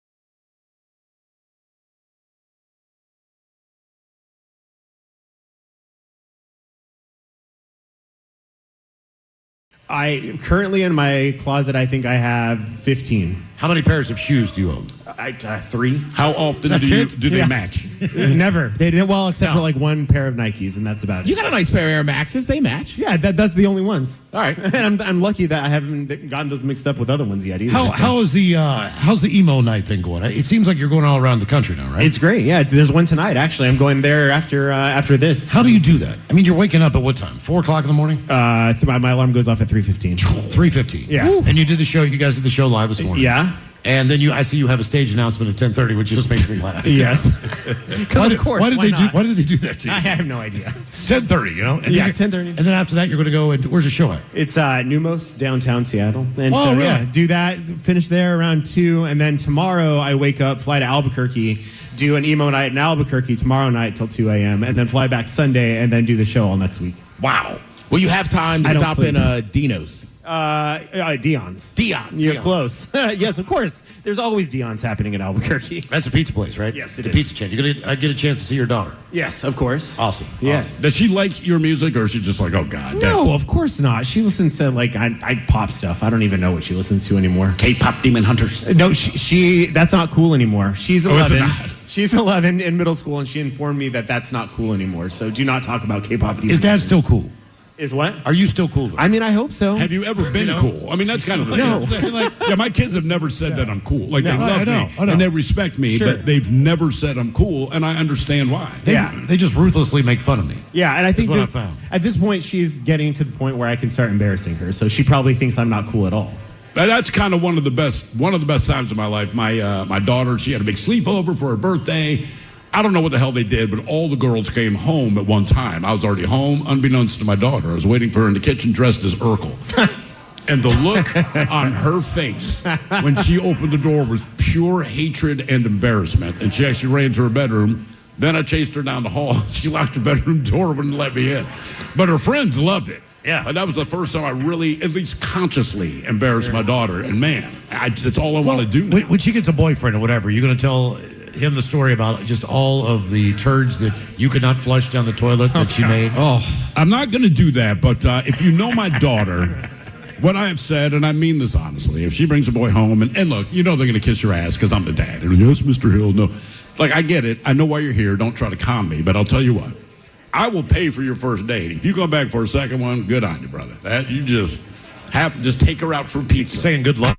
And when you watch her eat a slice of pizza, if you're not completely just mortified by that experience, then please keep dating her. You might be a keeper. Yeah. Oh, yeah. Danny, how long have you been on the morning show now? Is it a decade? It'll be 10 years in May. 10 years in May. Yeah. That's right. crazy, man. I know. Congratulations on Thank that. you. Any I job in appreciate radio over 5 years, somehow you've hit the lottery. Over 2 years. When we got the job here in Seattle, Miles and I, this is no lie, we're like, all right, well, we got this gig in Seattle. And we're like, we'll probably be done in 2 years and have to move somewhere else because that's just how radio works. I cannot believe that it's been 20 freaking years that we're here, man. Yeah. I mean, even other people in radio are like, what? I'm like, I don't know, man. I don't know. Lived in an apartment together. That was a complete mess. We just got drunk constantly. We did, man. So that's different from now. How? Because we're doing it we don't separately. live together. Oh, okay, got you. That's all. It's separate. It's 4 It's different just at the locations station. now. Yeah, I get it. Exactly. Danny, it was across the street from a giant cathedral, too. Ooh. So every Sunday morning, there was a lot of bells. Probably to remind us. How would you feel about doing a would you rather question? Let's You're go. a would you rather kind of guy. Yeah, why not? Random. Danny V, would you rather be arrested twice for public sex or arrested twice for public masturbation? Oh, arrested twice for public sex. For public sex? Yeah. What's the most public sex you've had? In the Space Needle. In the Space Needle. Yeah. The first year that I moved here, me and my girlfriend went up there and we had sex in the bathroom. What? Was it a unisex bathroom? Am I the only one? Was it a unisex bathroom? No. It was in the men's room. It was in the men's room. Atta boy. Were you thinking of us while it was happening? I was, yeah. Is there a window in there? Can you see out? No, there was not, unfortunately. Are there multiple stalls or? I mean, there was like 2, I think, 2 or 3, maybe From 2 an urinals. From an elevation standpoint, is that the highest you've ever had sex? Well, no, because I'm part of the Mile High Club, too. For real? Yeah. I hope this was in the bathroom as well. All right. Yeah. So you've actually had sex at 30,000 feet. Yes, on a flight to Denver, actually, going to a wedding. Denver. Okay. All right. And was this a red eye? No, it was not. It was a brown eye. This was in the Middle of the day. Okay. Brown eye. I hope not. What was the strategy? So in other words, what was the plan you guys came up with to pull this off? Oh, if I remember correctly, this was so long ago. She got up and she was just like, meet me in the bathroom. And I was like, all right. So I just got up, knocked on the door, and went in, and no one noticed. Ladies, you see how easy that is? Yeah, it's very We literally just say, meet me in the bathroom. We don't say, but we're on the plane. We go, okay. But when one person walks out, like I'm standing there, I'm assuming that I can walk in. Sure. So there was no one in line. I mean, by the time we walked out, I feel like at that point we didn't care anymore. So we were a couple of shots. Do you think anybody noticed? Was anyone looking at you? You didn't have. Oh, I'm positive somebody had to have noticed. You always see those videos like online of somebody like filming it, and I'm like, I bet you were somewhere. Sure. Yeah. And how did you do it? I mean, what? There's not a lot of room in those bathrooms. I mean, like, what was the? What is the position? Right, Is what we're saying. There's just not a lot of room. I bet you could figure it out. Yeah, it's pretty. I mean, well, I'm not that tall, guys. Because my head hits the thing. Was there any turbulence? No, there was no turbulence. Okay. Oh, then you're not doing except for the one that I brought. Hey, no. Were you trying to hurry up, or were you taking your sweet time? Oh no, you try to hurry. Well, because at that point, like, you do have to get like in the mindset of like, okay, we're either going to get caught and we just have to own it, or you're not going to be able to. I've only had a Biscoff cookie that high. Never a real one, Yeah, you should. All right, so public sex. Yeah, public sex easy. Who you guys interviewing up at Angel of the Winds? Everyone besides, I believe, the Pretty Reckless and Shinedown. So we got Sleep Theory. We're talking to everyone else that's here tonight. All right. Yeah, Daughtry. Daughtry. We're talking to Daughtry. Talking to Wolf Van Halen? Yes, we are. We're talking to Wolfie, which we met him this summer when we went to the Creed concert. Mind you, that was the greatest time ever talking to Wolfie. So was it really? Yeah, they were so nice. And thank you for calling him Wolfie, because Miles and I were saying Wolfie yesterday, because that's what we kept hearing. Sure. And then Ted and Mike are like, dude, are you sure he wants to be called Wolfie? Which I'm not sure. I mean, to be fair, he might not want to be called that, but we called him that. Okay. I just feel like that's a nickname you got to know the dude before you start calling him Wolfie. Well, once you introduce yourself, you know someone. Did you get to hang out with Scott Stapp or any of those guys from Creed? Oh, we took a picture with Scott. Okay. He's a tall dude. No, he's very short. He's probably a little shorter than me, actually. He was Is it really? Yeah. My favorite part about it was that he was wearing a hoodie that had cut off sleeves and then studs from like Hot Topic. You like those metal studs? And I was like, man, you can't make this up. Well, he's from Tampa, Florida. Oh, I thought you were going to say he's from Hot Topic. And I was like, yeah, pretty much. No, he's from Florida. That's standard issue. Oh, gotcha. Yeah. Okay. I still think it's awesome how much fun you and Steve had. And then I talked to Taryn the next day. She was like, God, I hated it. Oh, no, She doesn't like Creed? No, don't get me wrong. I hate Creed. What? But the concert. You're a divorced dad. That's divorced dad rock to a T. No, I know. Them and Nickelback, I just will never get on board with. But it was, I mean, the concert itself was fun. And the greatest part was that I only had to sit through a song, like a half a song of Creed. And then we went to just hang out and talk to people. All right, that's the way to do it. It was raining during Higher, though. And I think there was a lot of people hugging, and including Steve and I. What has been one of your favorite moments here after 10 years at KSW? Do you have one that just kind of sticks out? I honestly probably getting to introduce The Offspring on stage. They're my favorite band. They've been my favorite band since I was 12 years old. And they played, thank you, Sabroso Taco Fest down at White River. And they asked me to do the stage announcement. So I got to go. So you got tacos and stage announcement? Yes. Jesus. And I got to hug Dexter, and it was like amazing. Was he okay with that? I mean, probably. It's got to be everyone from New Mexico's dream right there. Yeah, exactly. Tacos and Offspring. The Offspring, yeah. That was probably my favorite, though. But then every single Pain in the Grass we did, where we got to go up and say hi to all the Rockaholics, that's Mecca. That's like what I always wanted to do. Be on a rock station, introduce rock bands on stage, and get to hang out with all of you guys. So yeah, well said. Absolutely. Yeah. Danny V, everybody. We'll see you guys over there. Yeah, man. Son of Tony V. That's right. We're just running with that now. Illegitimate child. You can eat and drink for free here, Yeah. You can do anything you want. Just say, hey, Dad, hook me up. I'll tell you what, it's a Christmas miracle. He's finally meeting his dad, Tony V. I know, and you're here for this. I mean, this is an angel just got its wings somewhere, man. I can feel it. You know Hey, what happens in New Mexico apparently moves to Seattle. There it is. Well, the reason we asked, would you rather be arrested twice for public sex or arrested twice for public masturbation? Sadly. We head down to Florida, where a 45-year-old Florida woman is, for the second time in 3 months, facing criminal charges for publicly receiving oral favors from a male acquaintance in the middle of a Winn-Dixie parking lot. That's the grocery store down there. Coming up on Headlines. Yes. I just want to point out, by the way, I saw her mugshot. It's amazing that it's happened twice in her life. Agreed. They were charged with indecent exposure, disorderly intoxication, engaging in an unnatural It's natural. and lascivious act in connection with their noon tryst. This happened at noon in the parking lot, not in the car, on the parking lot, on the concrete. To be fair, Steve, he wasn't looking at her face. Yeah. You know what? That's a good point. I think next time I get one of those, I'm going to call it Getting an Old Winn-Dixie.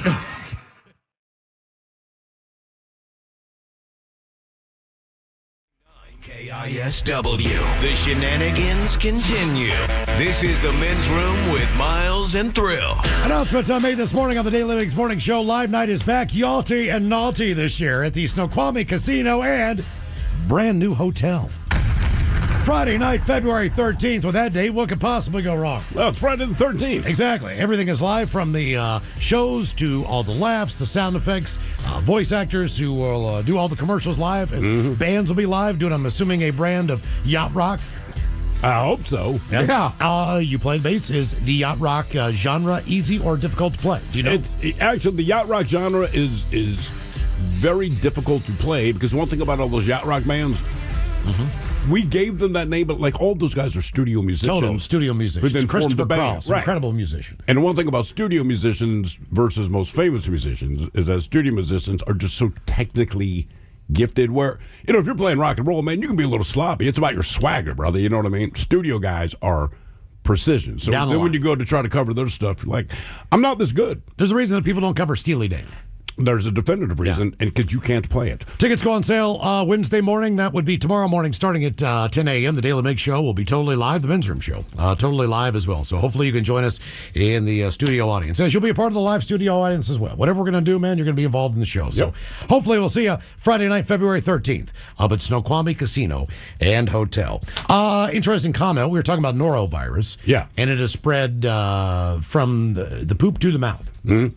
And a YouTuber commented that, do you think that Thrill's farts could possibly give you the norovirus? Yeah, possibly, man. I mean, if you can smell that means there's particles of poo. My eyes are watering. Yeah. I can barely breathe. I don't want to keep my mouth What was open. that, Thursday? That was brutal. Yeah, it was brutal. Could you have possibly given us a norovirus just from your gas? Absolutely. I'm going to look it up. If you can smell something, that means the particles of the thing you're smelling obviously are in the air and have entered your nasal passage. So when I fart, a piece of my butt or whatever's inside of my butt is now floating through the studio. You have breathed it in. That's how you acknowledge that you smell it. So you could actually make us all sick. I could absolutely do that. He's been trying for years. For years, man. It's just not working. Yeah. Well, Yes, you can. You can potentially get a norovirus from a fart. Absolutely. This is what I'm saying, man. Man. Every time I fart and you smell it, Leading to highly contagious fecal to oral transmission. Including gas. Yeah. I'm thinking about it. Every time you walk into a public bathroom and you can smell that someone's in there, there's a possibility, right? I'll be darned. Fart and gas. Yep. Jeez, oh whiz. If you can smell it, then part of whatever it is you're smelling is Especially in if the you air. have diarrhea, you should not be farting. Well, if you have diarrhea, don't fart. Don't risk Don't it. chance it, man. Don't do it. Also, you don't have to be so proud. I'm not proud. You seem that proud that you're potentially- trying to get us sick. I'm not proud. I'm just acknowledging It's a totally different that angle it for is us, a though. possibility. You trying to give us a norovirus? Is that what this is all about? I'm not trying Before to, Christmas? but I'm not above it. Yeah, trying to ruin Christmas. You get time off. All right. Well, next time I will fart in your general It direction. only lasts 2 or 3 days. I mean, it even says that, right? 2 or 3 days. It's not My Christmas mother's yet. coming to How town. did you get sick? Oh, you want to know? What is the sickest you've ever been? 206-803-ROCK. Hello, Chris. Welcome to the Men's Room. Hola. Hola. All right, so it's 2013. I was in the Navy, on a Navy ship. Started getting stomach pains real bad. Right? I thought it was a double dragon, so I waited it out. I waited about 3 days, and on the third day, I was in so much crippling pain. I couldn't get out of my rack that morning. I crawled down 3 flights of stairs to medical, try to get seen. Those See what was stairs going on. are not easy to crawl down. Oh, no. They are sharp metal stairs. Yes. No, they're steep. And so go down there, and apparently I had appendicitis extremely bad, the worst the doctor has ever seen. and they shut down the ship and had to do emergency surgery on me. Like, they shut flight ops down, everything. Why did they shut everything down if they're doing an emergency surgery? Well, and they're shooting aircraft off of the ship with a catapult. I got you. Okay. Jolts it around. And, yeah. All right. So that makes a lot of trying sense. to keep the ship as stable as possible while someone's getting operated on. That makes sense. Yeah, so that makes a lot of sense when you put it that way. Got it. Yeah, the doc said if I would have waited any longer and it would have ruptured, I would have died on that boat because they didn't have the medical equipment to pump my stomach. Jesus. We were so far offshore. That doctor's got to be able to do a lot of different tasks, I'm assuming. As far as what could possibly go wrong or what he could be involved in. Yeah, that was a wild time. Now, do they That was about the worst explain I ever felt. what exactly is the pen? Like, we hear it all the time, or we hear that it might rupture. Like, what is the purpose? Because we were talking about giving them a kidney or an eyeball, but it's something that we have a pair of.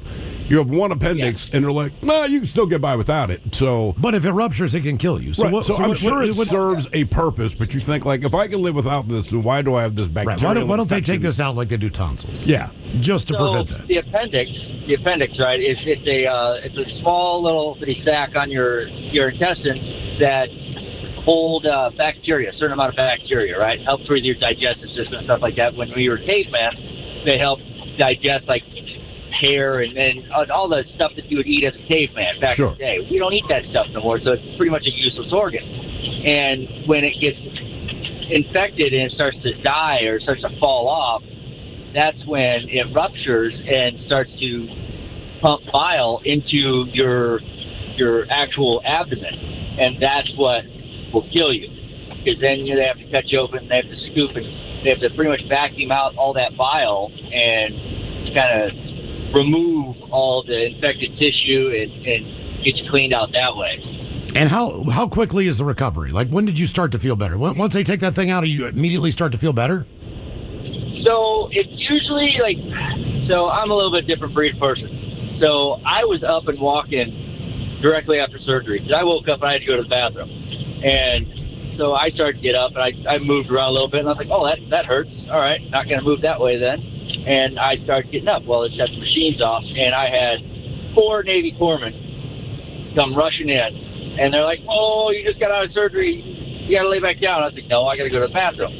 Well, I started getting into a heated argument because 1, I was tired. 2, I had to go to the bathroom real bad, and they wanted to try to stick this tube up in me, and I was like, "No, you ain't sticking that in me. I'm going to the bathroom." I see the bathroom. Then I got in an argument with the doctor that did the surgery on me. He finally let me go.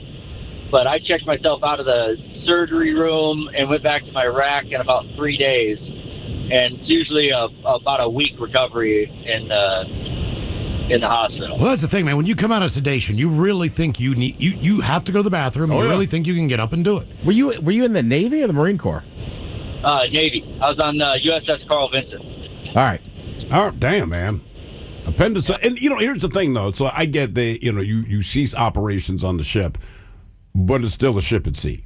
Yeah. Right. And just most of the time you do surgery, you're not slowly listing back and forth as you're trying to do this precision operation, right? Mm-hmm. That just... See, okay, this is one thing I think about the Navy. I really think, from a psychological warfare standpoint, that they should give these ships different names. All right? Because if I'm in the water and the USS Daffy Duck is coming towards me, right, and they blow us out of the water, like, we got to tell everybody, man, we got sunk by the Daffy Duck. Oh, yeah. I just think it's something that, like, what happened to you guys? Daffy took us out. I think they need to change the name. Eisenhower sounds like something that should. Yeah, it sounds like something that that's kick your ass. legitimate, right? But I think they need to do it. I say this with hurricanes all the time, right? As long as you're going to be scared of black people in this country, like, work it to your advantage, right? So you can say, "Hey, Houston, this is a Category 5 hurricane." It's got, but if it's Hurricane Mike, all right. Then they say, "Hey, man, Hurricane you know what? Steve." No, I'm going to write it. Hey, Hurricane Terrence is coming for your ass. People are like, "Oh Lord, have mercy." Does it depend on where it's going to hit, though? What's that? Does it depend on where it's going to hit? What do you mean? Well, I feel like if it's going to hit the Florida coast, stick with your method. New Orleans, you'd be like, "Yeah, you know what? You call it Ted." No, in New Orleans, you say Hurricane the Man. People, right? Hey, the man's coming. The Popo. That's a quote, right? Popo, Hurricane Popo. All right, I'm out. Do you understand what Category 5 means now? I promise you, more people would evacuate. Dude, I just watched that whole show on like these Marines on these Navy ships. The one's called the Green Bay. Okay. So it's got like Packers gear all over it. But like, what if you grew up and you're like a Bears fan? Mm-hmm. But now you got to have pride in your ship. Oh, yeah. You think you get that tattoo? Like, come on, man, we're all doing it. Like, I'm a Vikings fan. I can't. I mean, I'm sure they get over it. They're not It's like the USS 49er. correct. Like, And you're from man. Seattle. Like, nobody wants to be on the Niner. I wouldn't be on the Steeler, which is a great name. You know, like, dude, that sounds like a Made of ball and steel. chip. Like, Made of sure. I can't do it. I can't get that tattoo, man. What is the sickest you've ever been? 206-803-ROCK. Look at all the tats you have. That's the line. That's the one. You know what? You're right. That is the line right there. Hello, Angie. Welcome to the men's room. Hola. Hola. How are you gentlemen this afternoon? We're lovely, man. Just enjoying the beautiful weather we're having. Isn't this great? It is. It is. Everywhere. Everything I read. I'm sure we need one thing. We need more rain. Yes, everywhere in Western Washington State is loving this. Oh, yeah. So, as far as being sick, this last year, I started off in the hospital in April, had to have my gallbladder out. They screwed it up, and it came unclipped, the bile duct, so I had bile leaking into my abdomen, which turned around and put me into sepsis. Jeez. Did they have to Yeah, cut you? sepsis They have to is cut you well head to known. toe and take all your organs out and wash them off with saline? You know, I kind of wonder sometimes if that's what they did. Okay. Well, I have a family member that had the No. same Yeah. situation, got his stomach nicked in surgery on the way out, and they closed his ass up, and from the neck down to the pubic area. Yeah. They opened him up. They took every organ he had out, threw it on the table, hosed it off with a saline solution, and then tried to put it back the best you can. You know. Where does this one go again? Put it down there, see what happens. It's like putting together IKEA shelves. We got one more screw, man. Where did this go? By the way, what does the gallbladder do? So again, you know, we've covered the liver, we got the pancreas, we figured out the appendix, but the gallbladder, and again, you don't want anything to go wrong, but I'm not exactly sure what it is doing. I believe it creates bile. Okay, that's It does. specific. Yeah. Okay, that's its job. Okay. All right. Yeah, and it kind of, so when you eat a lot of fatty foods, it kind of takes that fat and pushes it through and then into the liver to be worked through your system. And so you can get stones in your gallbladder just like kidney stones, Okay. and they can clog the bile duct line and all of that. And that's basically what happened to me.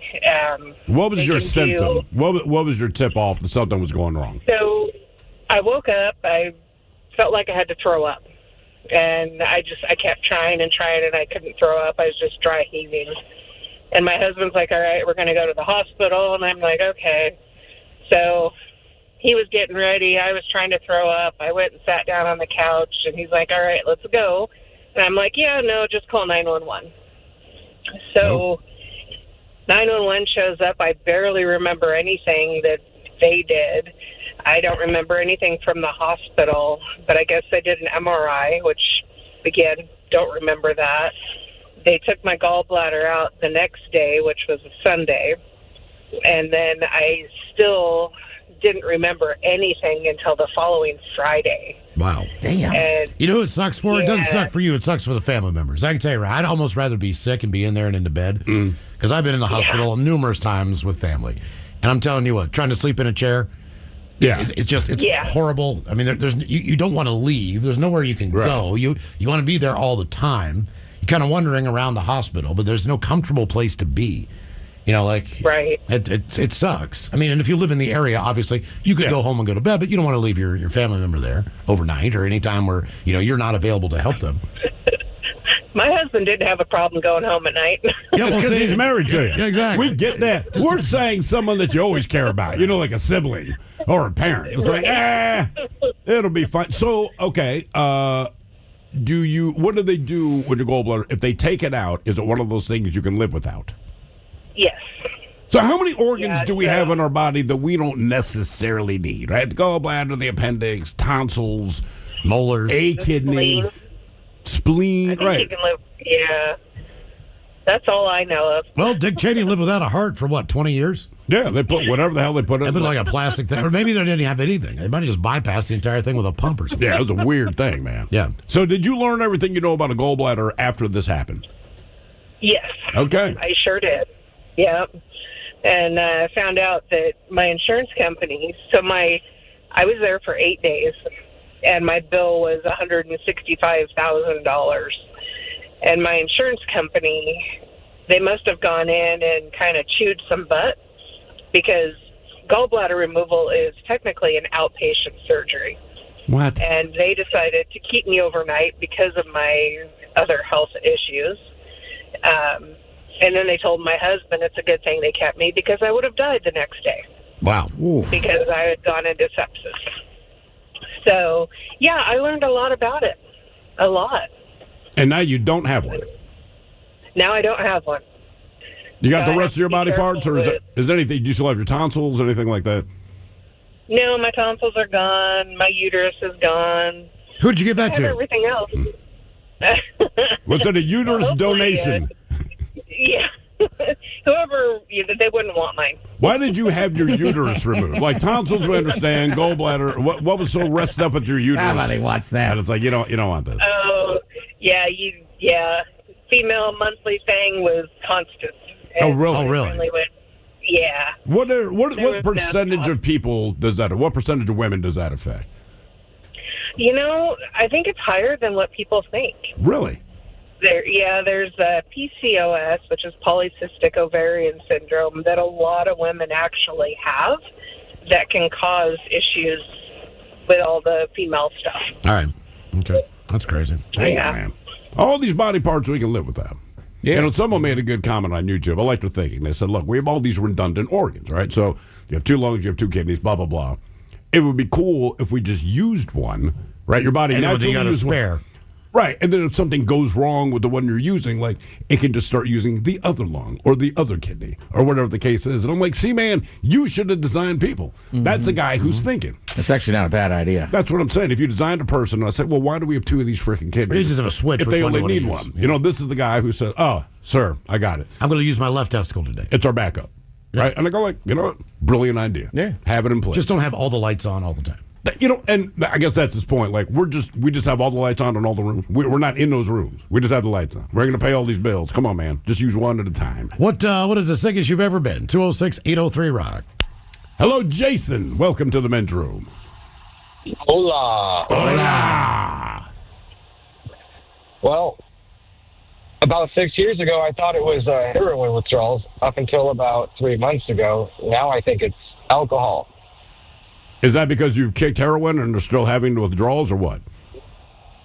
Yeah, well, I kicked heroin 6 years ago. I have 6 years clean right now, and that last time that I did it, when I had about 5 or 6 days afterwards of withdrawals, I thought that was the worst pain that I have ever been in, like the flu times 8. That's Some what I've extra heard stuff. from anyone that's kicked heroin or has tried to kick heroin. That is the one thing I hear all the time. So are you going through alcohol withdrawals right now? No. So I just came out of the hospital about like 4 months ago from alcohol. Same similar incidents with that lady with the pancreatitis, but I had so much alcohol in my system for so long, and eventually I was just kind of not eating, not drinking as much as I should have been water-wise, and eventually I was just puking up every day in the morning until I had a couple drinks. And then, once I had a couple drinks, I felt fine. But then after, like, probably the 3 years that I had been drinking, like, heavy, it turned into one time I threw up blood instead of just throwing up in the morning. And that's when I knew, yeah. Yeah. I mean, Yeah, good no, on that you for happened, kicking yeah. heroin. Because I've heard like that the biggest problem with people trying to kick heroin, like he said, the withdrawals are so severe that shooting heroin is pretty much the only thing that makes you feel better. Yeah. Well, and he's right, too. I mean, alcohol withdrawals, if you're drinking that much, are brutal. What is the sickest you've ever been? 206-803-ROCK.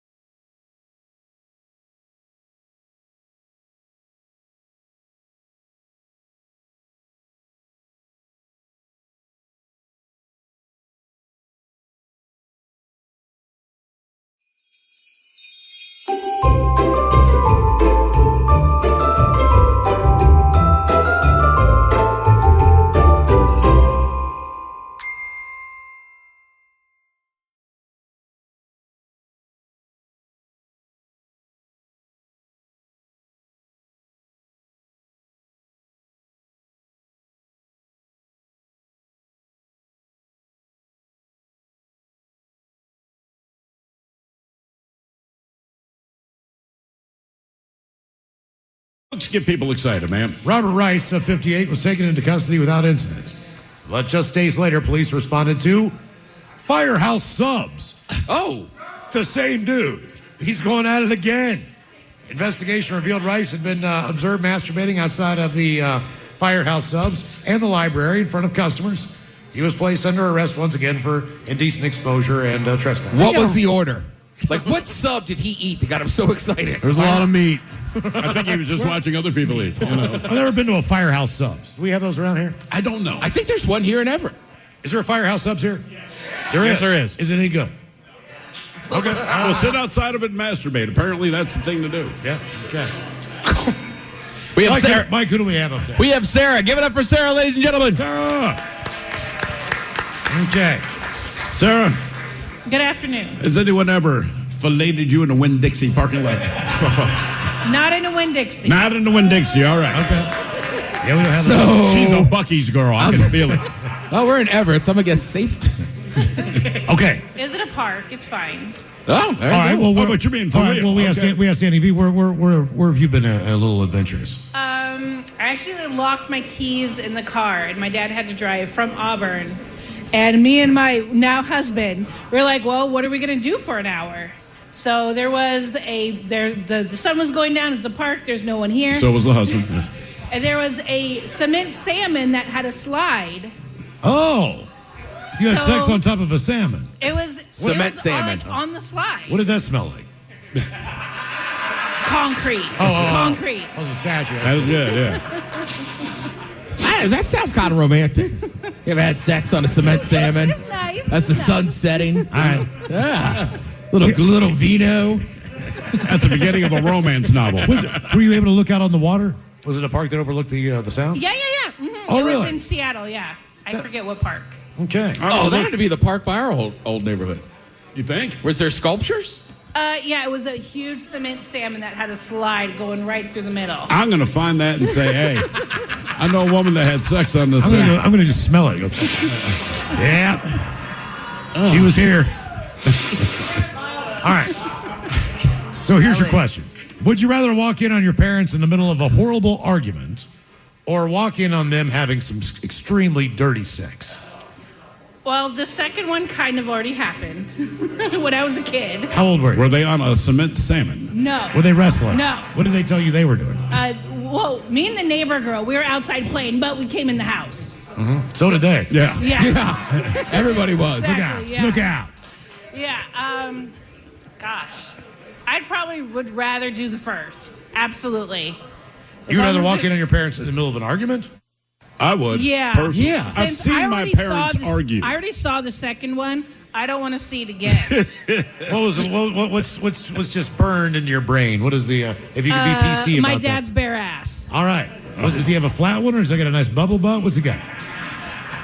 I don't remember that much. Okay. And Who was on top Oh, it's like I don't know, 11 or 12. and still burned into your head? Oh yeah, it's there. Yeah. I don't think we have to walk her through the whole, right. Yeah. trauma. Did you, like? Obviously, it was freaking horrible. Did you make eye contact with either one of them? No. Okay, Me, okay, me all and the right. neighbor girl took off, and then my parents had to go talk to the neighbors and be like, "Sorry, your kid saw this."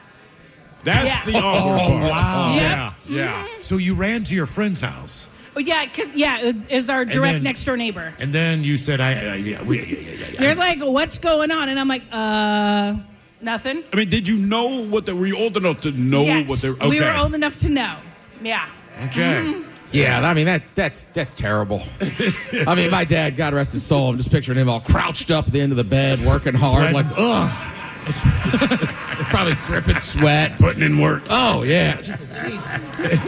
I mean, I've seen him argue. I'd be fine with that. Yeah, that's what I'm saying. I've seen my parents argue. I can't remember what any one of them was about. I've never seen them have sex. I do not want to, but if I did, I promise you, I'd remember every detail. Real quick, what band are you looking forward to seeing the most? Which band are you looking forward to? I really like the Pretty Reckless, but I'm super excited about Shine Down. Okay. All right. Wonderful. Yeah. There you go. Have a wonderful time tonight. Thank you for coming by Tony V's. We appreciate it. Absolutely. Well, there you go. And we'll be interviewing both. Exactly.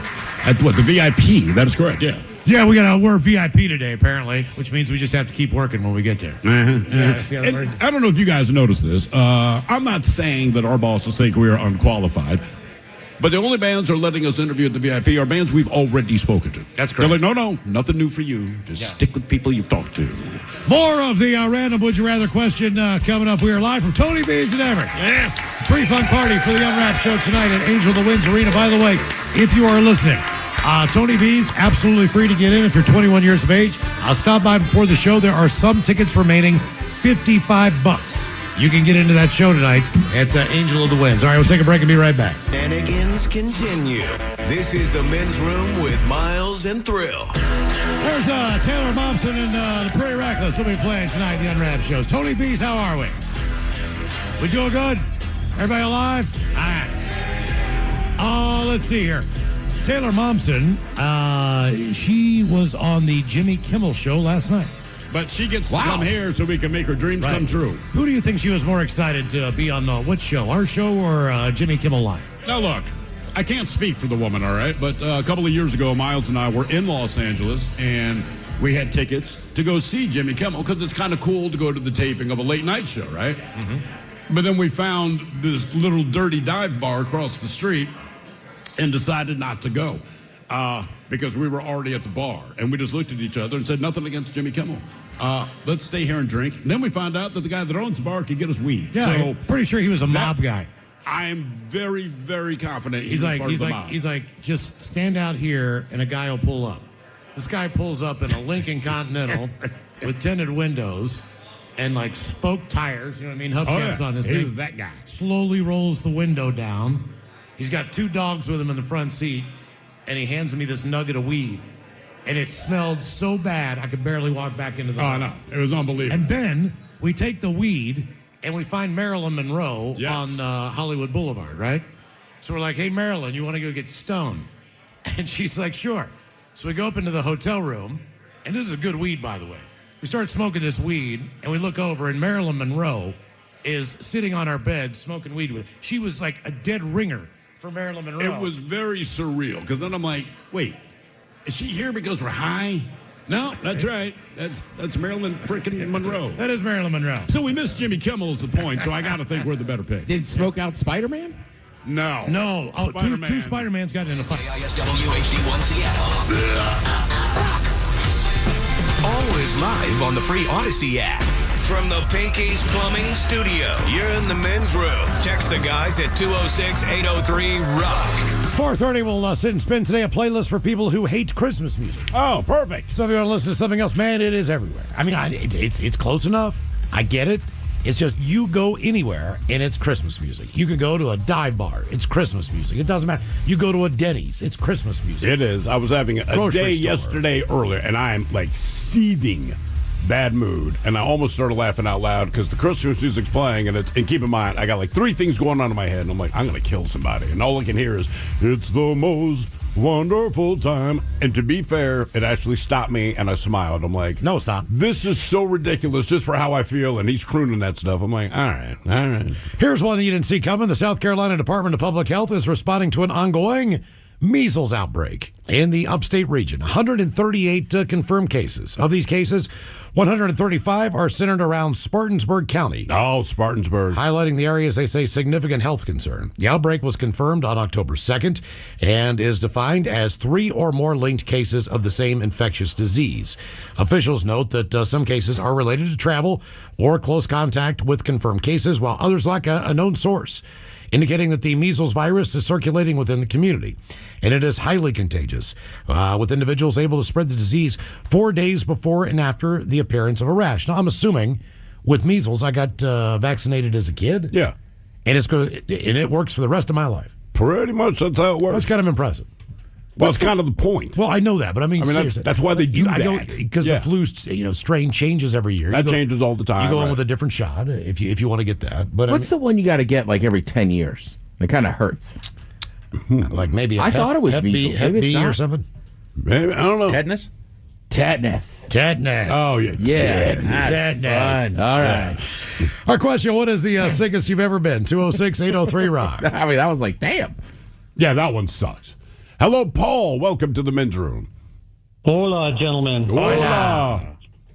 Hey, I had in September 22 undiagnosed Crohn's and a blocked large intestine that just about killed me. Why did they finally diagnose it? What happened that you decided to go to the hospital?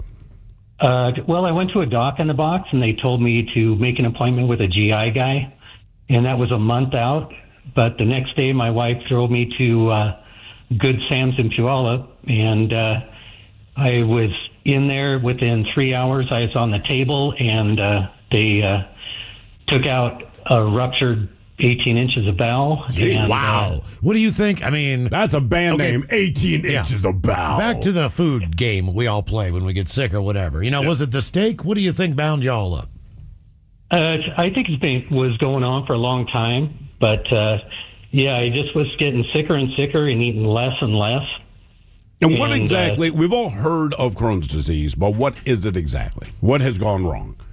It's where your body starts attacking your intestines, thinking the white cells attack your intestines. Okay, that is a problem. I can see how that goes wrong. And there was nothing you did, diet-wise or lifestyle-wise, that would contribute to this. It just happened to you, right? Well, I do like my beer, so I'm sure that my diet and lifestyle probably contributed to it somehow. But did the doctors say any connection between like beer or alcohol and Crohn's disease? No. Okay. And so did you change your diet? Are you on like a Mediterranean diet now or, I still like my beer, but it took a lot of, they after they did all my plumbing, they put me on a colostomy bag for a year and a half. Ooh. And then they got me on the right, injections to stop the Crohn's. And then I got reconnected in February 2024. Oh, so you opened up the restaurant again? Yeah. What was it like taking a poop for the first time in a year and a half? Boy, it's the best thing ever. Yeah. I mean, you don't know what you've got until it's gone, Yeah, right? exactly. It's like, oh, man. I did it. Now, when you have a colostomy bag, are you aware when you're pooping, or is it just happening? Oh, you're definitely aware. I mean, I had a Hartman's pouch, which is just to the left of your belly button. All right. And yeah, it's obvious what you got there. It's a quart-sized bag at least. Is it full time, or does it just like when you would have a bowel movement? Like you have it all at once, and then you're pretty well done. I mean, sometimes you get a couple in the morning, but or is it just a continuous drip, so to speak? Oh no, it's I'd have a couple cups of coffee in the morning, and we know what that does. Sure. And so I'd get that done, and then for the rest of the day, I was pretty well good, and then like in the evening, maybe a little bit after I eat dinner, but then just start the next day pretty much the same routine. But when you wake up, is it full? No. Okay, so it still operates kind of the same as your body would. Yeah, for the most part. All right. Okay. And is it a reusable bag? You empty it, rinse it, put it back on, or do you have disposable bags? Well, there's a way to empty it and just clean it up really good and put it back on. I used to change mine like 3 times a week. Okay. And then just put a sandwich in there afterward. Ham and cheese. Because you have like a wax ring that you don't want to waste the bag. Into, and it in a way it is kind of like a Ziploc because you have a wax ring that you put on there that has a Ziploc thing that hooks the bag onto. Did you ever not do that properly? The first time I did it, I did not seal it properly. And I'm guessing that never happened again. I never did it again. Yeah. My best shirt. It's like wearing white to a barbecue place. What is the sickest you've ever been? 206-803-ROCK. Yeah, I had a teacher in high school, right? And he taught. He was the track coach and this and that. He's a small dude, but he wore the baggiest shirts. Okay. So one day after class, I was just like, why do you wear? And he's like, well, I have a colostomy bag. I was like, oh. Was he out there running as well, or just coaching? I just feel like about a colostomy bag, the last thing, track, cross country, maybe track. Man, I think he still ran. Really? Well, I just don't know how secure those things are. Exactly. I mean, I'm telling you, I know nothing about it, but it just seems like track where you're in full sprint from the time you start and have a colostomy bag. Well, I had a grandma that had one. I did not know definitely this. the long distance coach part Okay, of the track. that does help. Right, he is Okay. not. Yeah. He was hand on the 50 meter dash. Yeah, I was like, bro, he's that not just doing seems the like- 100. My grandmother was she was very proud, so to speak, and she didn't talk about her medical stuff. Yeah, but she was strict. But she had a colostomy bag, and we just thought as kids that she did not like to hug us. She did not want to pick us up. She was just kind of a cold bitch. That's kind of, you love her, you love her, but I mean, we all just thought that because we did not know as that. children. We thought she was a cold bitch. Yeah, exactly. Like grandma's As most little kids grandma's do. mean. She won't hug Well, I you. get that, but just as a kid, Yeah, I know. You know what I'm saying? It's just like everybody's like, yeah, she is who she is. She's How old maybe were she you? doesn't like kids. How old were you when you found out? Like that's why. By the time I was an adult, I was like, that explains everything. Yeah, well, sure. Yeah, I just didn't know at the time. What is the sickest you've ever been? 206-803-ROCK. Cold bitch, Cold bitch, man. Cold bitch grandma. Yeah, that makes sense. I mean, she give you presents and stuff. You just couldn't get a hug. Yeah. Okay. Hello, Denise. Welcome to the men's room. Thank you. Hola. I hope you guys are having a great day. Yeah, Thank man. you too. I was sick out on the road. I've been on the road most of my life, well, half my life, being an entertainment truck driver, and I was starting out the NASCAR circuit, and I spent about, every 200 miles on the side of the road sitting on the Peterbilt step projectile vomiting because I didn't know my gallbladder was about to explode like the other lady. How long were these symptoms showing? I'm kind of stubborn and kind of an idiot and didn't want to miss work, and I wanted to keep my body parts. I'm running out of extra ones, so I tried to keep it for about a year. So every, 3 months you'd spend throwing up everything you ate for the last 3 days. But did you know at the time that it was your gallbladder? Nah, I've got a lot of allergies too, so I thought maybe it was an allergic reaction to something. And no, I actually didn't find out till I came back home that it was the gallbladder. And they're like, yeah, you kind of need to have it out. And I made a couple of trips to the ER to get pumped up with fluids and just wanted to keep working through the season. And then I made one trip one night, and pretty much my vision was going. I was going completely black, and just all kinds of things were going wrong. And it was like, Steve was like, well, I think it's, and then all of a sudden the doctor said the S word and was like, your infection marker's supposed to be below like 18, and it was like over 500. So she's like, you're going to the hospital tonight. So what is your biggest? Are you still a driver? Yeah. What is your biggest threat? Deep vein thrombosis, or like what? Just being on your ass for that long of a time. What do you need to look out for? It just seems like, because we're driving so many miles and you drink caffeine and you kill your kidneys, and I'm in my 50s now, so all my friends are slowly disappearing off Facebook because they croak. So it's like, the food out there it's all rich and well, it's NASCAR. They're not going to pull into San Francisco for sushi. Yeah, exactly. Exactly. Right, you're eating chili dogs down in Martinsville. You're stopping at I mean, it sounds delicious. You're living at a Perkins. Did you drive for tours, like music tours as well, or just NASCAR? I started out in the tour business. I was in grocery, and I was like, I'm tired of this. I'm going to go do something fun. And one of the guys was out on the road, and he said, well, how about rock and roll? And I was like, yeah, how do you do that? And the next thing I know, 2 weeks later, I'm out on the road doing, I started out with the Eagles, and then went to Springsteen and Billy Joel, Elton, you name it. What was the biggest caravan of the tours you were on, as far as the number of trucks, the number of That was my second tour, and that was there was 3 sets of 90 trucks on the Rolling Stones, but I ended up not doing that one and going out to Springsteen. They asked me to be the lead on that, and it was my first lead ever, and it was 13 trucks, but we only had 7 drivers, so we actually had to piggyback everything, and half the guys were from Canada and only spoke French, so it was really an interesting tour. Well, dude, just Nils Lofgren waved to you and say, hey, how you doing? How's your day?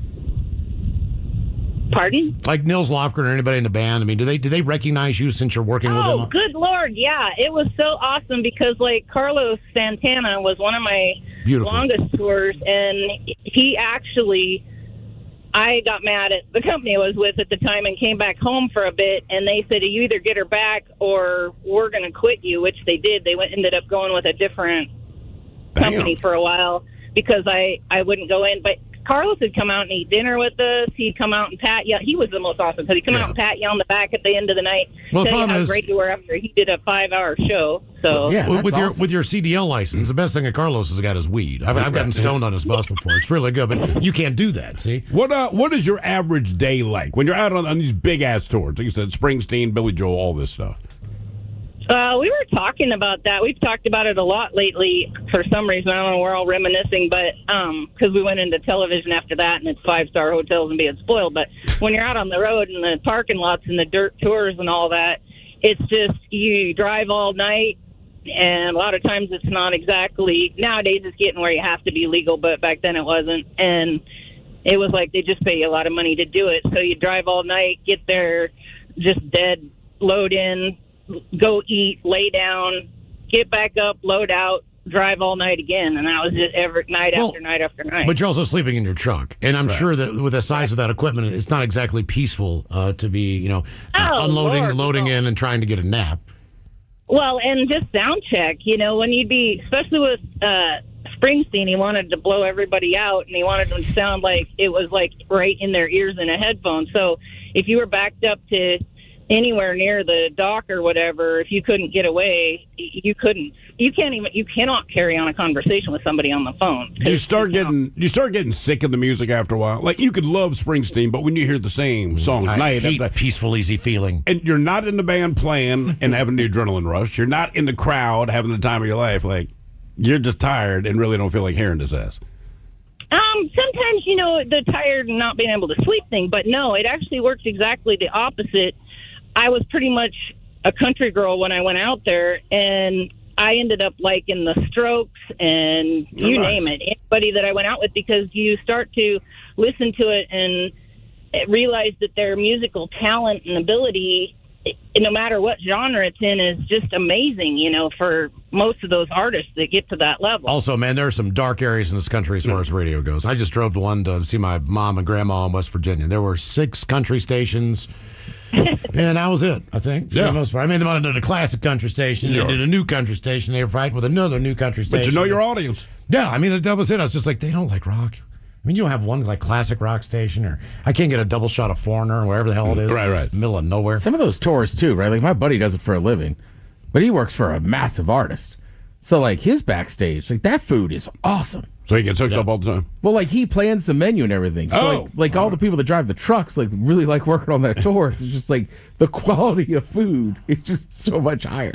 What is the sickest you've ever been? 206-803-ROCK. Not getting served meatballs and spaghetti from an idiot like me is my point. Hello, Nate. Welcome to the men's room. Hey, guys. Hola, bichola. Hola. So, basically, I last year, my kids gave me hand, foot, and mouth. So, typically, like, adults don't get it. They just had, like, a fever. My daughter had, like, a little bit of a rash. And we didn't really know what it was. And then I got a horrible fever. I was in bed all day, just in a fetal position. And then after that, I was fine. And I was like, oh, great, I'm all done. And then I had like a little tiny pustule on my finger. And I'm like, oh, not bad. And then it started spreading. Like, I got it in my hair. It came down my face. It was, on my hands, underneath my feet. Ugh. And it was just everywhere, like all over my legs, not on my torso, just on my arms, my hands, on the bottoms of my feet were the worst, because just walking around on like the pustules was just nightmarish. What exactly like what is it? I've heard of it, but I mean, is it a bacterial infection? Is it a virus or what? It's a viral infection. And but yeah, I think only like 1% of adults get it. But I was the lucky 1%. And then even then, the pustules lasted about a week, and they finally all died down. It was kind of like chicken pox. So is there any? I'm over it, and then I'm like, oh, thank God, that's done. But then things downstairs started swelling up to the size of softballs. Oh no. 4. And then and then after that, I'm like, okay, now surely this has to be over. And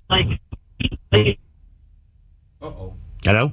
And, of course, that's... Delaminating. Oh, there we go. You cut out there for a second. So it ends up going downstairs, and then what happened after that?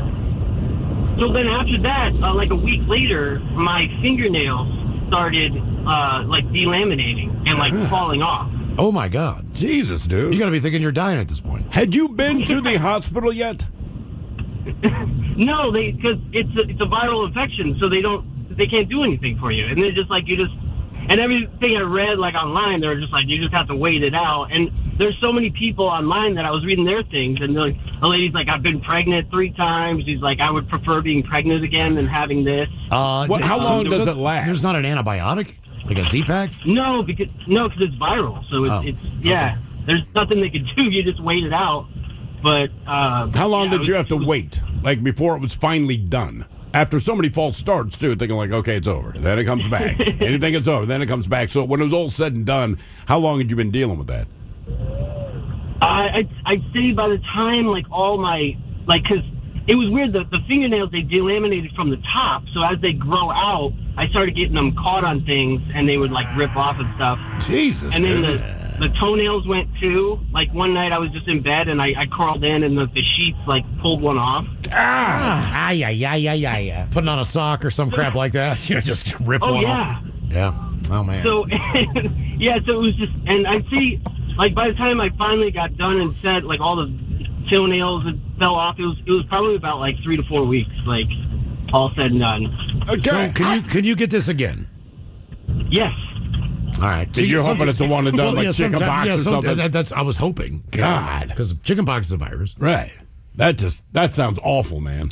What is the sickest you've ever been? 206-803-ROCK. We're like unlocking new fears I didn't know I had to. I did not know that would bug me. You've heard about, foot and mouth disease, whatever. I'm like, all right, it is what it is. Then he describes it, and I'm like, I'm not okay with this. And also, he probably used the word pustule more than any caller we've had in 20 years. I know there's another word, but like, bro, please stop saying that. Hello, Ken. Welcome to the men's room. Hola. Hola. So, I've died 3 times due to COVID. You've died? Yes. Complete flatlined. Was resuscitated each time, obviously, but I was legally dead for about 5 minutes each time. So you've been dead a total of 15 minutes spread out over 3 separate areas. Yeah. What is that experience like? Honestly, I don't remember because you were dead. When I went in, they told me I had COVID. They put me up on the oxygen machines and were like, "Hey, we have to intubate you to give you a tube in your chest." I was like, "Okay, fine." Next thing I know, I wake up 6 months later. 6 months? So this was more than one bout of COVID. You got it at separate times. I honestly don't know. I like I said, I went in. Next thing I know, it's 6 months later. They had put me in a chemically induced coma. My left lung had filled with fluid, and they had to drain it. And I had flatlined 3 times on 3 separate occasions. And they spent 5 minutes to bring your ass back. Yeah. Do they say, I mean, just as hey, doc, thank you. What's the timer on that? Like, is it 7.5 minutes of trying? Because 5 minutes in a situation like that is kind of a long time. So, like, do you know if they have any kind of, like, clock limit? You know what I mean? Like, how long do you go before you just give up? Honestly, I don't know. I am grateful they brought me back each time. For sure, for sure. And the worst thing was this was at the height of COVID during the shutdown. So no one could visit you or anything like that, right? Yeah, I was alone in the hospital. When I woke up, the only other people that were there were the nurses that were coming in space suits and whatnot to check on me and make sure I was okay.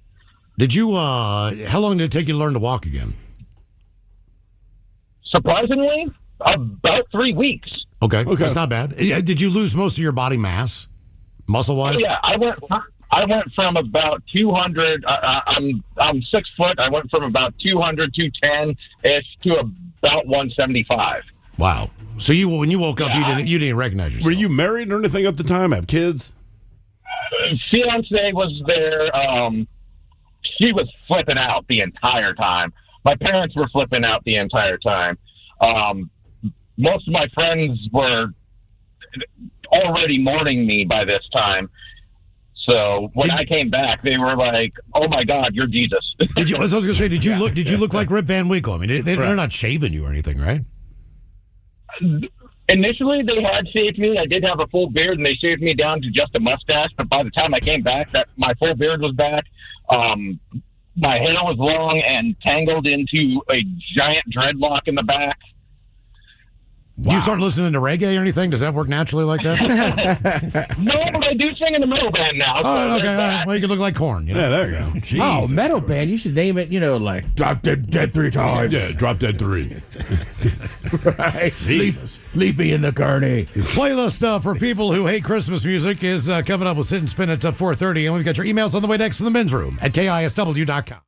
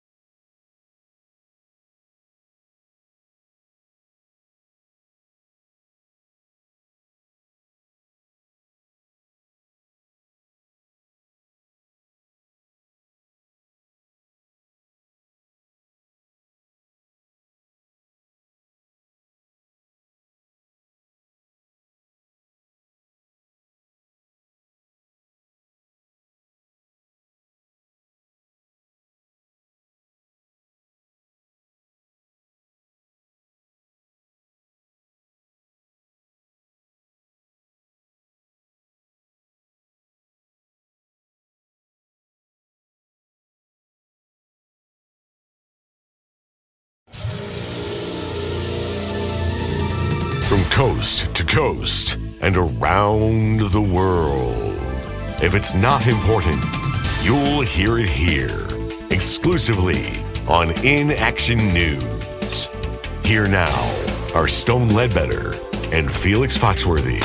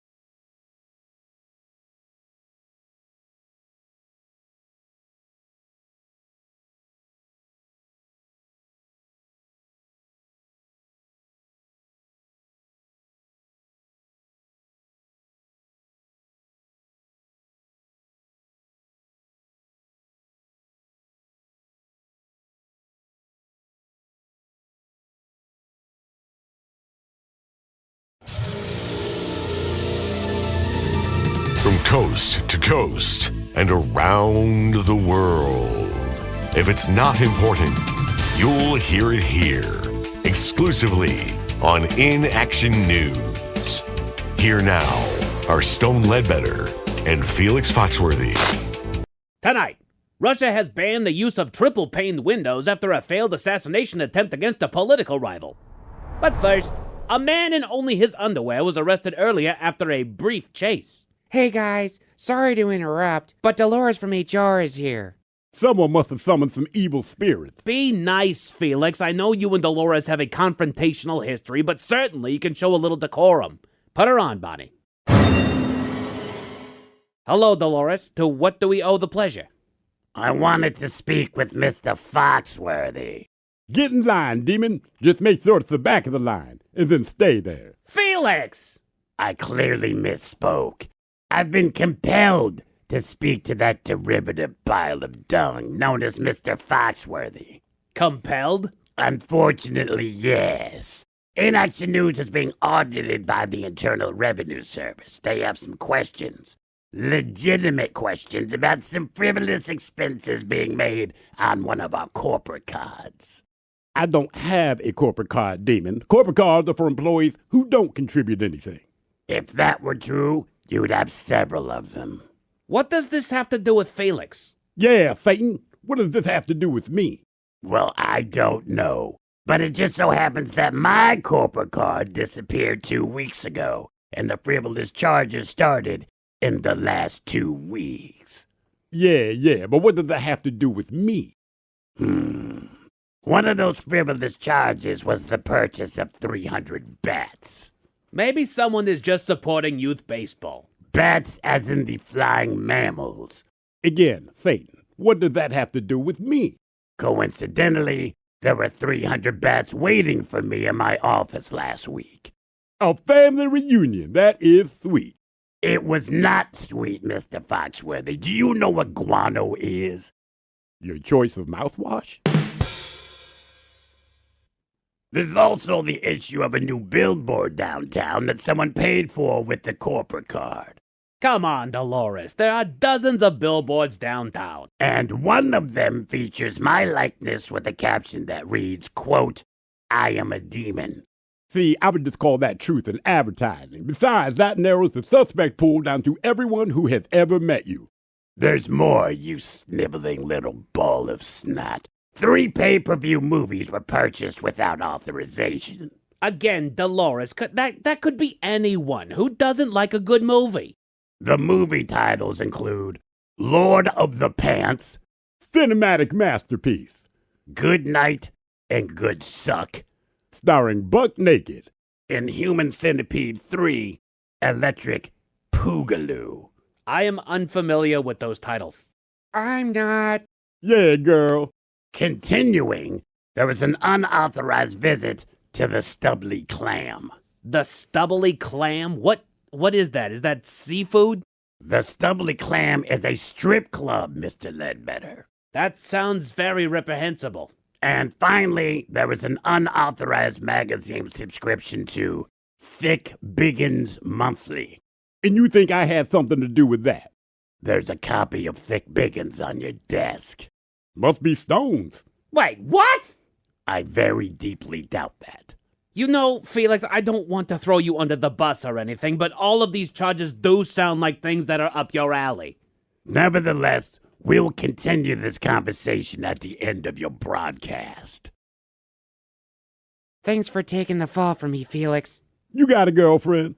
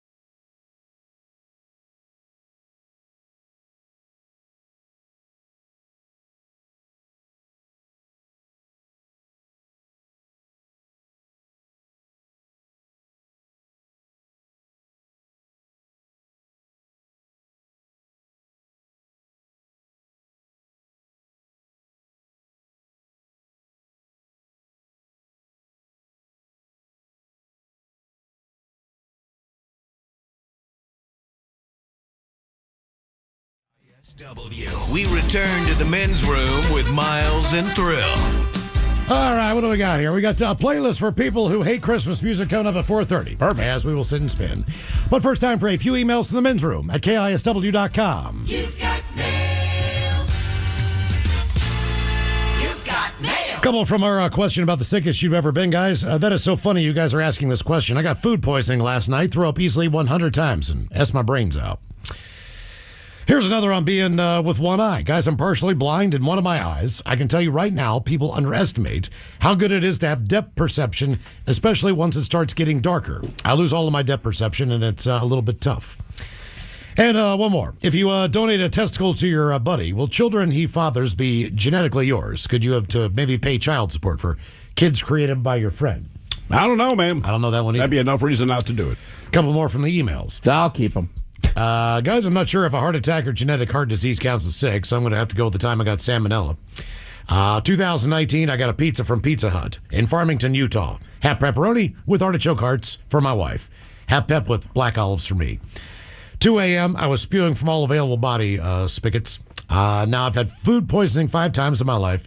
This was only the second time I had to go to the hospital, and the first time it was confirmed to be salmonella. I was in the hospital for a couple days. Even though I was already skinny, I lost more weight during that hospital stay than I ever have in my life. Also received the most painful shot in my ass. That hurt almost as much as the pain from the virus and the dry heaving. Shortly after I was released, I received a call from the health department. They explained that they were notified by the hospital that I had salmonella and that there had been a slew of reported cases recently. I told her everything about it, including anything else I had that day. Sounds like it was either the black olives or store negligence on food handling. No more than 2 or 3 days after I had that call with the health department, that location was temporarily shut down due to a health inspection. Yeah, I bet it was. And short time later, it was permanently shut down. Anyway, love you guys. Please send the men's room IPAs to Utah. That from Layton. Austin and Layton, Utah. And one more. That's going to be a tough one. On the sickness. Yeah. I don't know if Utah's going to go for our ABV, man. Right. They're not really big on important IPAs to Utah. Yeah. Old Macholas, keep in touch mainly through your podcast. Listen to you guys on the internet radio whenever I can do it live. I've been listening for you guys for 20 years now. Oh, thank you, Look man. forward to another 20. So congrats on a great program. I'm Steve from Vancouver, BC, Canada. And the sickest I've ever been is right now. I'm a 60-plus-year-old male who's had his regular CV and flu shots because the wife likes to travel so goddamn much. We just got back from Tokyo, Japan, and made it out just before cold weather set in, so I feel lucky. Well, last week on Wednesday, I went to the annual blood test and such since our physical exams are coming up. And our family doctor, I think I caught the flu for the first time since pre-COVID, while I was stuck in a packed waiting room for about 10 minutes with all these younger people unmasked sniffing around and looking sick. I was lucky, though, but as I looked at the appointment display, some of these walk-ins must have been breathing the same uncirculated oxygen for 35 minutes. I was there for 10 minutes because of the appointment, and the local news is telling us that it wasn't a predictive year for a working flu shot. So it kicked around around Thursday. I've been sick to the point of moderate fever, diarrhea, the whole goddamn plethora of symptoms. But after trying to eat something Sunday morning, I've never sat on the toilet and vomited into a bathtub until my early 20s on a bad vodka hangover. Hence the reply by email and not a call. I started feeling a little bit better yesterday. Merry Christmas to all you there, and believe in the United North America regardless of whoever the leaders are. Miles, Steve, the Ted, and Mike, Merry Christmas and Happy New Year. Merry Christmas. Merry Christmas. As we move on to the birthdays brought to you by Men's Room Roasted Red Salsa from San Juan Salsa Company. Dip responsibly. All of Macholas, I want to wish my nephew Carter. We're back. Happy 3rd birthday. He's the sweetest, goofiest, most energetic human I know. Goofy? On top of that, he's a great big brother to baby Grayson. So can he get a fish sandwich medley and Coach Ted's plan to attack for the WWE-themed birthday party? 4 letters, 1 word, ugh, ugh, yeet. That from Uncle Andrew in Mill Creek. It's Jay Uso. Oh, 4 letters, 1 word, yeet.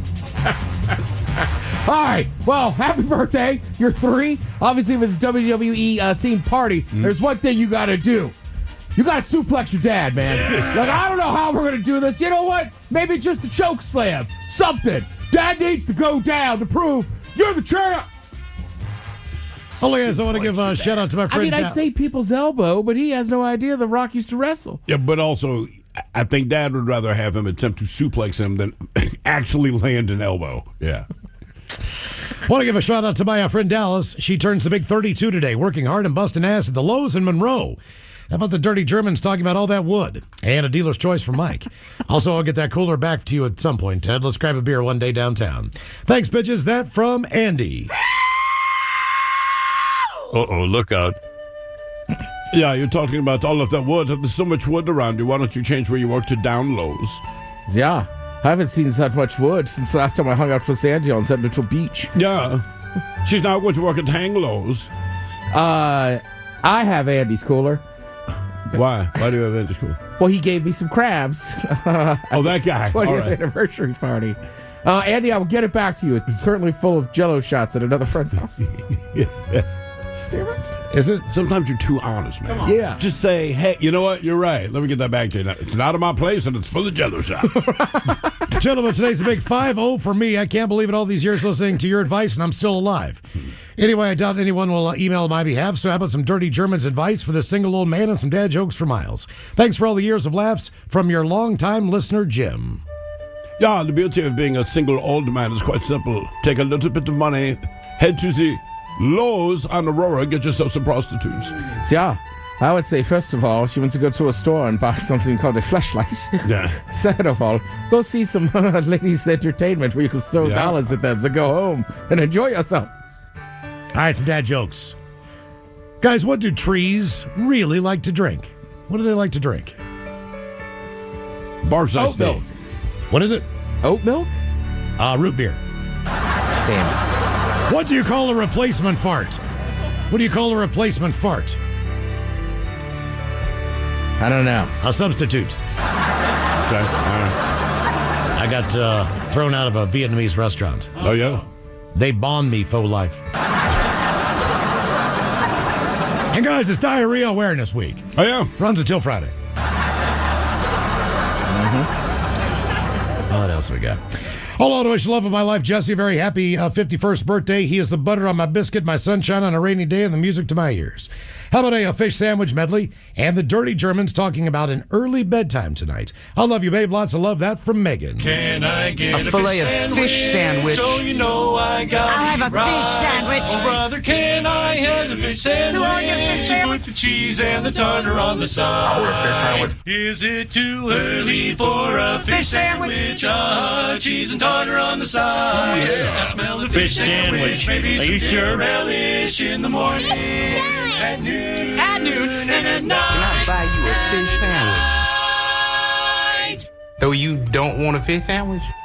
Yeah, it seems to me if you have an early bedtime, you should, in fact, butter that biscuit she was talking about. But tonight, add a little spice called nutmegging. Yeah, I also think you could maybe put a little jam inside the biscuit. Yeah, you just have to jam. Yeah, man jam. All I gotta say is my birthday. Tom, the civil engineer, best year ever, turning 69. Nice. So we're gonna have some thrilled shotgun gets, some Dirty Germans talking about my longest bridge, and some dad jokes from Miles. Rock on, but with KISW since 1975. Get!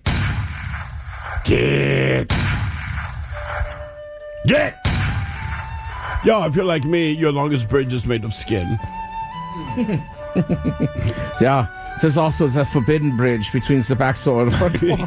Yeah. So I don't know if you've visited recently, but proceed with caution. Yeah, in Deutschland we call it the zip line. All right, a couple dad jokes.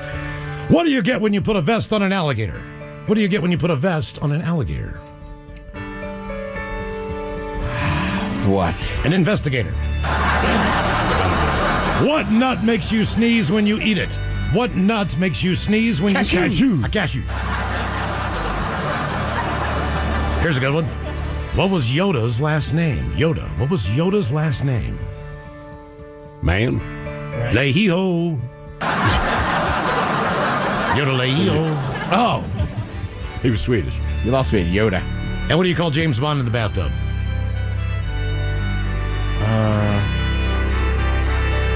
I don't know what. 007. I was taking a bubble bath. Yeah. James Bond. All right, guys, here you go. Happy, happy, happy birthday. Happy, happy, happy birthday. Happy, happy, happy birthday to you, to you, to you. Ya's the Dirty Germans, brought to you by Men's Room Original Sausage. Available through Uli's World Famous Sausage, mensroomlive.com, and other fine retailers. Schweinefleisch.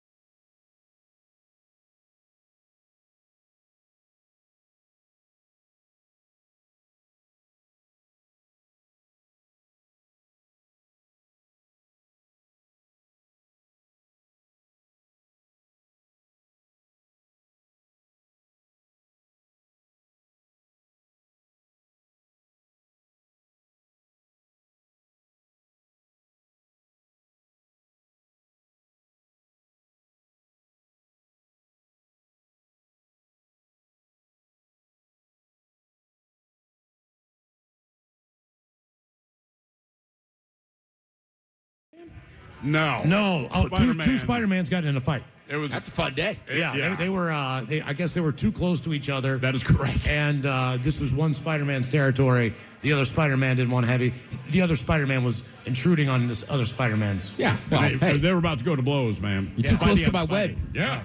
And one was a very authentic-looking Spider-Man. The other one was just like was ghetto AF. Yeah, generic Spider-Man. Yeah, Timo Spider-Man. Exactly. Spider-Man at home. That's exactly right. Taryn Daly, got a second? You want to come up here? Come on over here. Oh, Taryn Daly from the Taryn Daily Daly Mix Morning Show. Daily Mix everybody. Morning Show in the house, everybody. Got the fishnets on, got the skirt on. We trying to hook up with Santa Claus? Yes. You are. Yes. You know I like older men. Yeah. Well, that is actually a fact. I think your husband's older than me, isn't he? He's 57. Jesus, God. I know. I'm 57. No, you're not. Yes, I am. I just look better than your husband. You present as a younger man. Yeah, that's all. Yeah, I can see that. I'll let him know that when I see him tonight. What was the shocked look on his face the first time you guys had sex? Like, oh my God, I can't believe I'm doing this. I don't think it lasted very long. Wow. Man, poor Brad catching strays. Just building him up. God love him. What are you looking forward to tonight? Oh my God. Well, the Pretty Reckless for sure, because they always put on such a great show.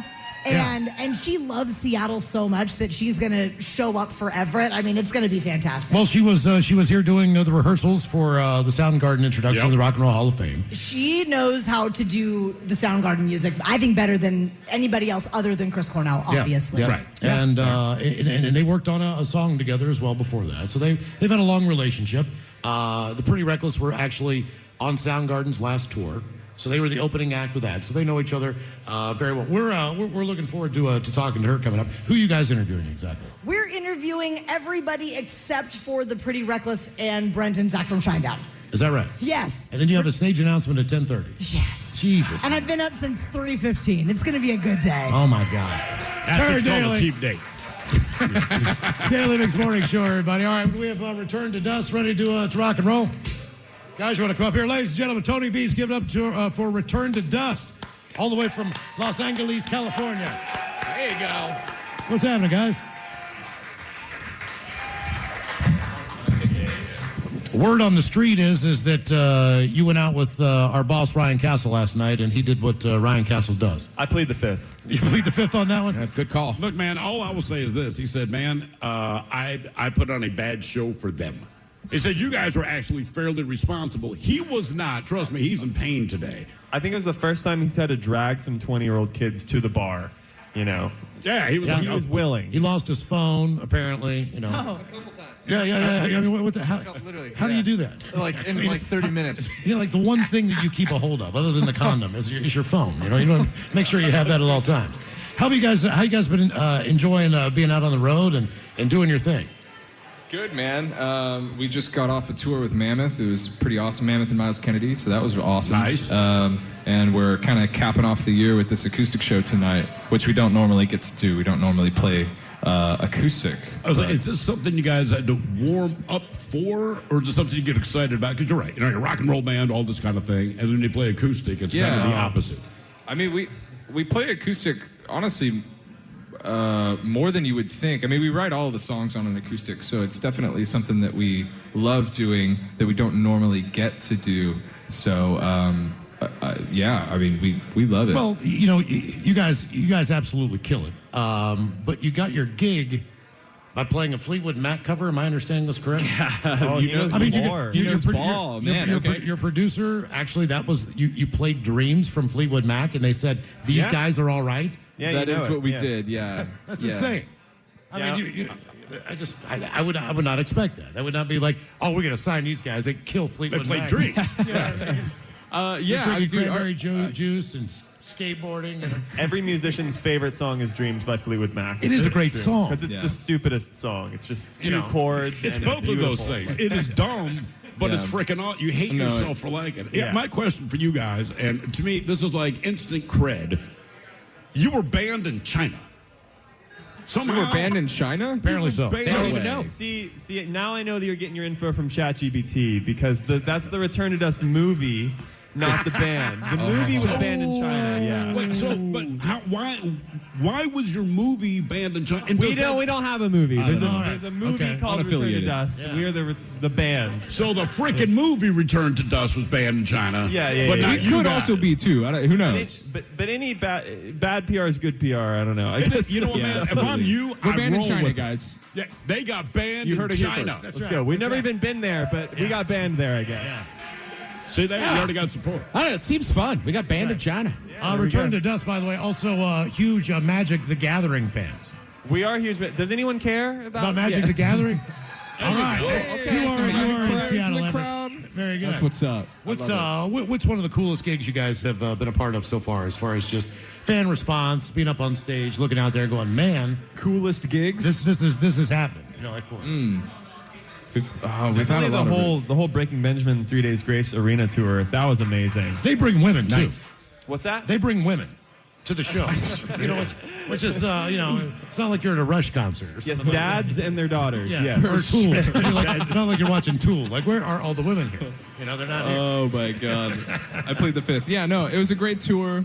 It was our first time playing arenas, so it was a huge learning experience there. We did the whole, it was really cool to see like the lighters, like everyone getting their lighter, like their phone lights out, sure. and that was such a cool experience. We've been out with like Billy Corgan and Chevelle and Pop Evil. Seven Dust, like so many great bands. So I feel very grateful to. Is the goal still we're going to kick ass and we're going to rock harder than they are when they get out here? I mean, you still just want to one up those guys sometimes. I mean, just in the back of your head, like, we're going to rock tonight. We just do the best we can. Yeah. Every show. We play every show like it's an arena show for sure. Well, it's quite. Yeah. I mean, you guys, you're just starting. You're going to have an arena show. It's definitely going to happen. You know what I mean? It's just a matter of time. Would you say?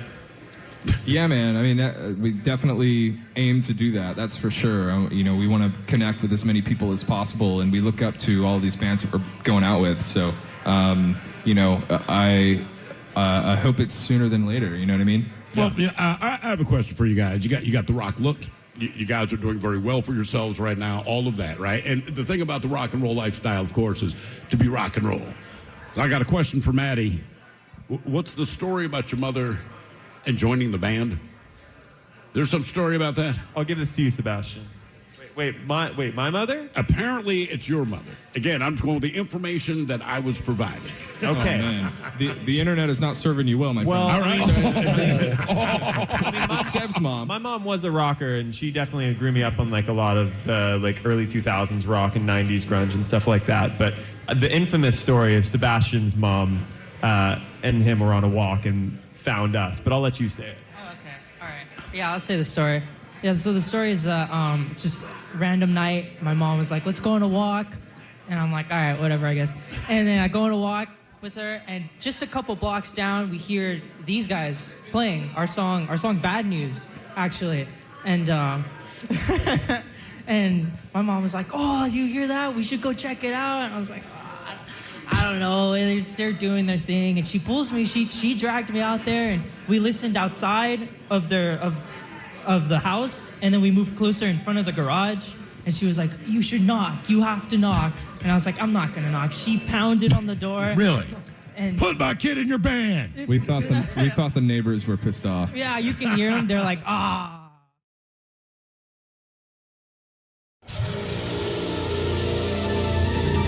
From coast to coast and around the world. If it's not important, you'll hear it here, exclusively on In Action News. Here now are Stone Ledbetter and Felix Foxworthy. Tonight, Russia has banned the use of triple-paned windows after a failed assassination attempt against a political rival. But first, a man in only his underwear was arrested earlier after a brief chase. Hey guys, sorry to interrupt, but Dolores from HR is here. Someone must have summoned some evil spirits. Be nice, Felix. I know you and Dolores have a confrontational history, but certainly you can show a little decorum. Put her on, Bonnie. Hello, Dolores. To what do we owe the pleasure? I wanted to speak with Mr. Foxworthy. Get in line, demon. Just make sure it's the back of the line, and then stay there. Felix! I clearly misspoke. I've been compelled to speak to that derivative pile of dung known as Mr. Foxworthy. Compelled? Unfortunately, yes. Inaction News is being audited by the Internal Revenue Service. They have some questions. Legitimate questions about some frivolous expenses being made on one of our corporate cards. I don't have a corporate card, demon. Corporate cards are for employees who don't contribute anything. If that were true, you'd have several of them. What does this have to do with Felix? Yeah, Phaeton. What does this have to do with me?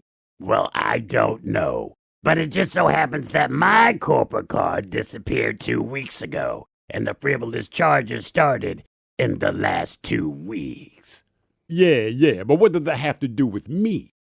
One of those frivolous charges was the purchase of 300 bats. Maybe someone is just supporting youth baseball. Bats as in the flying mammals. Again, Phaeton, what does that have to do with me?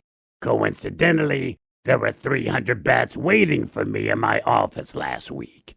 A family reunion, that is sweet. It was not sweet, Mr. Foxworthy. Do you know what guano is? Your choice of mouthwash? There's also the issue of a new billboard downtown that someone paid for with the corporate card. Come on, Dolores. There are dozens of billboards downtown. And one of them features my likeness with a caption that reads, quote, "I am a demon."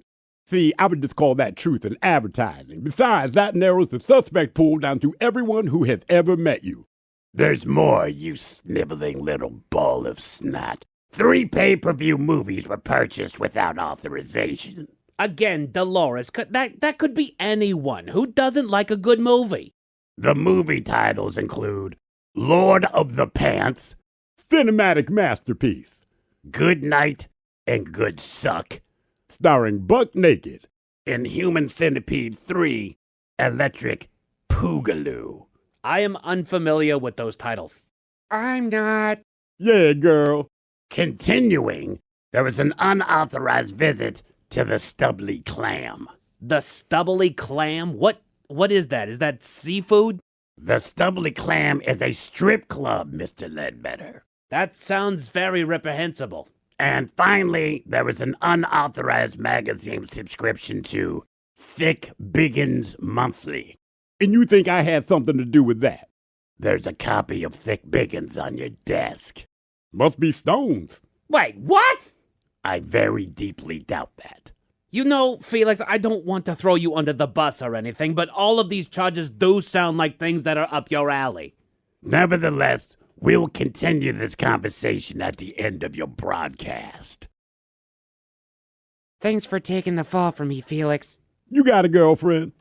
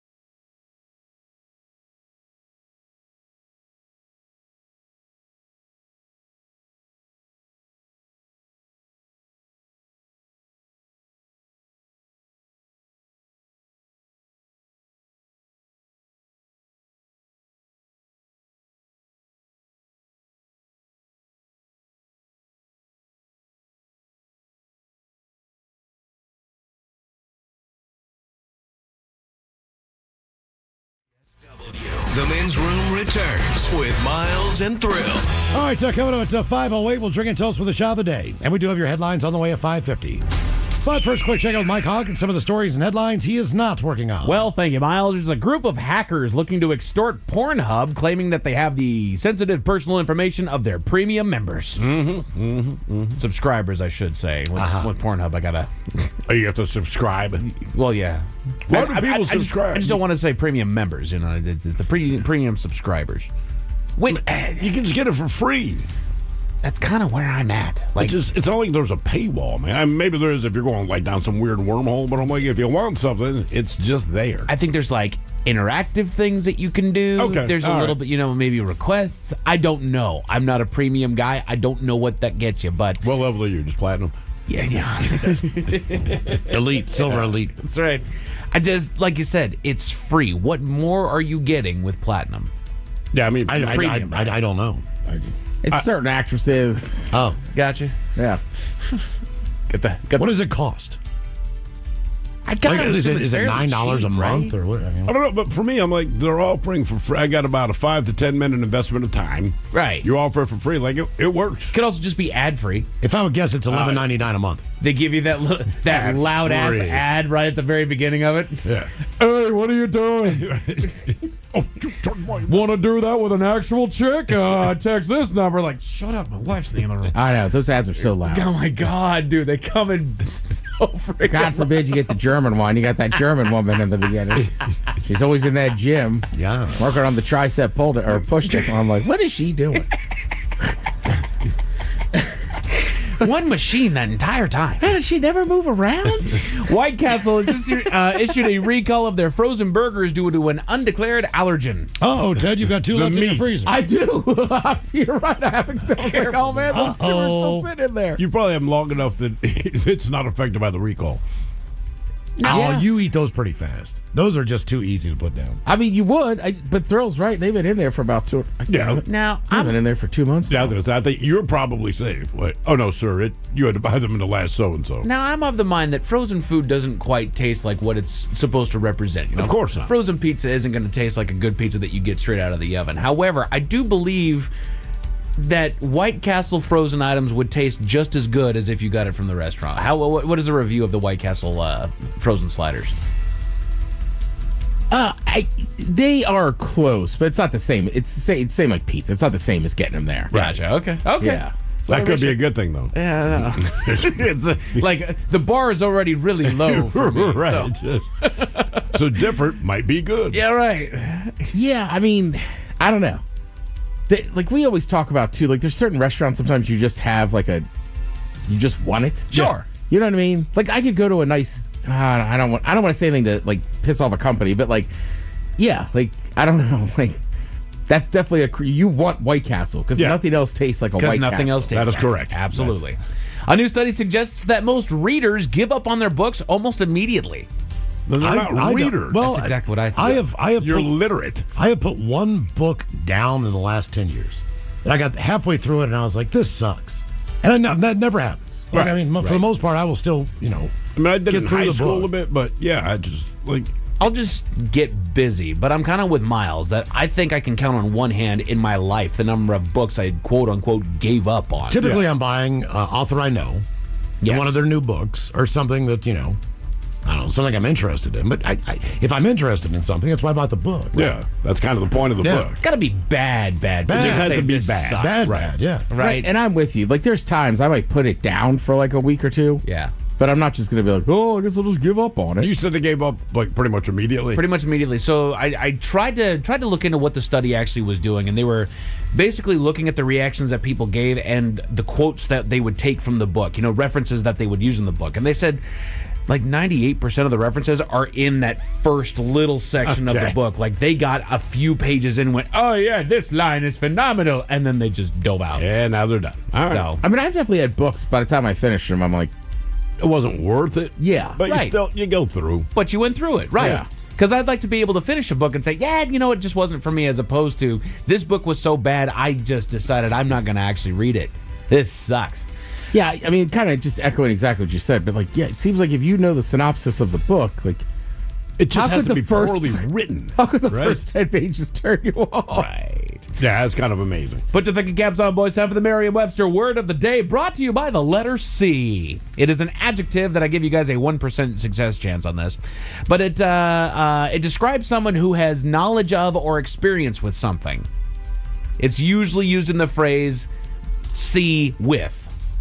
So this person is blank with this subject. Okay, all right. It's a C word, an adjective that describes someone who has knowledge of or experience with something. Has anybody ever heard of the word conservant? No. Nope. They're conservant with radio.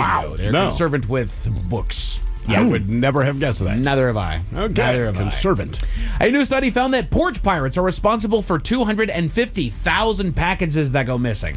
Well, yeah. Every day. Oh, a day? A day. Holy a quarter yes. of a million Wow. packages are stolen every day. I mean, Thanks to those porch jumbo. piracy basically got to start with like Amazon, right? Absolutely. I mean, You know, you might get UPS on occasion, but Amazon's on. Like the thing with UPS is, you can porch pirate UPS, but you would not guarantee that every single day you're going to find packages. Sure. Because with UPS, at least back in the day, you ordered something you needed, and it took however long to get delivered. With Amazon, like, look, man, there'd be 3 or 4 packages That's a right. day. Maybe it got there, 6 hours after you ordered. Like this is, and Christmas time. This is prime porch pirate time. Porch piracy was more of a crime of opportunity back in that day. You know, you would still You order were stuff. driving by, but I don't think that was your goal. Right. You still have the Sears catalog, and UPS would roll around. Yeah. You had a handful of other things where you could order it, but it wasn't near as streamlined and convenient as it is now with Amazon. Plus, they had those nice labeled trucks that, if it's a UPS truck, it could be a handful of different things. If it's a FedEx truck, it could be, business filings for all Right. we know. If it's an Amazon truck, Right. chances are better than even you're okay with what's in that package. Yeah, for sure. So You can make a day of it now. Yeah. Yeah, and it's crazy. People just kind of guess sometimes. Sure. You know? Because sometimes they'll even have the store, if you will, from Amazon up there in the top right corner. So if you know what stores sell what, I got a good chance that this is something expensive. I mean, and the truth is, maybe you just end up with paper towels, but probably need paper towels. Exactly. Yeah, somebody broke into our mailroom and stole, I had Amazon stuff in there. They stole them, and it was chewable vitamins. Right. Well, they're probably a lot healthier now. I guess. Someone stole my dog food.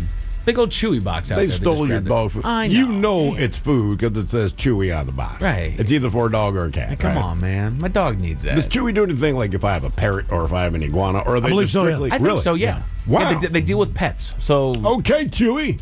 I recommend it. Nice. I got the. I got use the, Chewy. Oh, yeah. I just have a dog and a cat. I just wondered, I got an iguana and a tarantula. I got Miles, it. what day is it, my friend? What day is it? It is Tuesday. It is Tuesday, and it's also National Chocolate Covered Anything Day. The Men's Room Top 10. The Men's Room Top 10.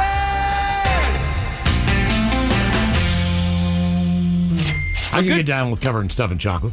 Absolutely, man. And lucky for me, I did some research on what a list could be, and then it's also in our fun little sheets that we have over here that they even broke some stuff down as well. What's your favorite chocolate covered thing? So that's exactly where I was going with the 10 best chocolate covered items. As far as getting stuff covered, routinely it's strawberries, but honestly, I like chocolate covered pretzels. I was going to say that's mine. Chocolate Trader Joe's. Yeah. If you buy the bag, you're going to eat the bag. Don't even tell yourself you're not going to finish the bag. You're going to finish the bag. They got some good chocolate in there. Yeah, Hey, chocolate covered pretzels are pretty strong. Chocolate covered popcorn is okay. I don't like It's it not as as much. good. Right. I will say though, when it comes to chocolate covered pretzels, I feel like the white chocolate just tastes better than the milk chocolate. I've not had a white chocolate covered pretzel. Worth it. Anything Okay. the Keebler elves do with chocolate is fantastic. That seems shocking to me you never had a white chocolate covered pretzel. Why is it shocking that I never had a white chocolate covered pretzel? I feel like they're ubiquitous. Well, especially- typically Really? they're yogurt, aren't they? They're just I've had there's those. both. Yeah, and those are okay. But I've only had the darker milk chocolate covered pretzel. Never had the white chocolate covered pretzel. The more I say it, the harder it is to say. So number 10 on the list, they go with chocolate covered marshmallows. They're okay. I don't love marshmallows, but you know what, though? Put it this way. The marshmallow to me tastes better if you cover it with chocolate. Okay. Where you at, Have you Ted? ever had, Michael, back me up on this. I don't know what the brand is. Costco sells, it's like a s'more, mix. So there's graham cracker marshmallows, and they're covered in chocolate in these little clusters. He brought them in one time. They did not last long. Correct. And then, what was it, about 5 months ago, I bought a bag of it, and it went so quickly. I was like, okay, can't buy that again. Not gonna happen.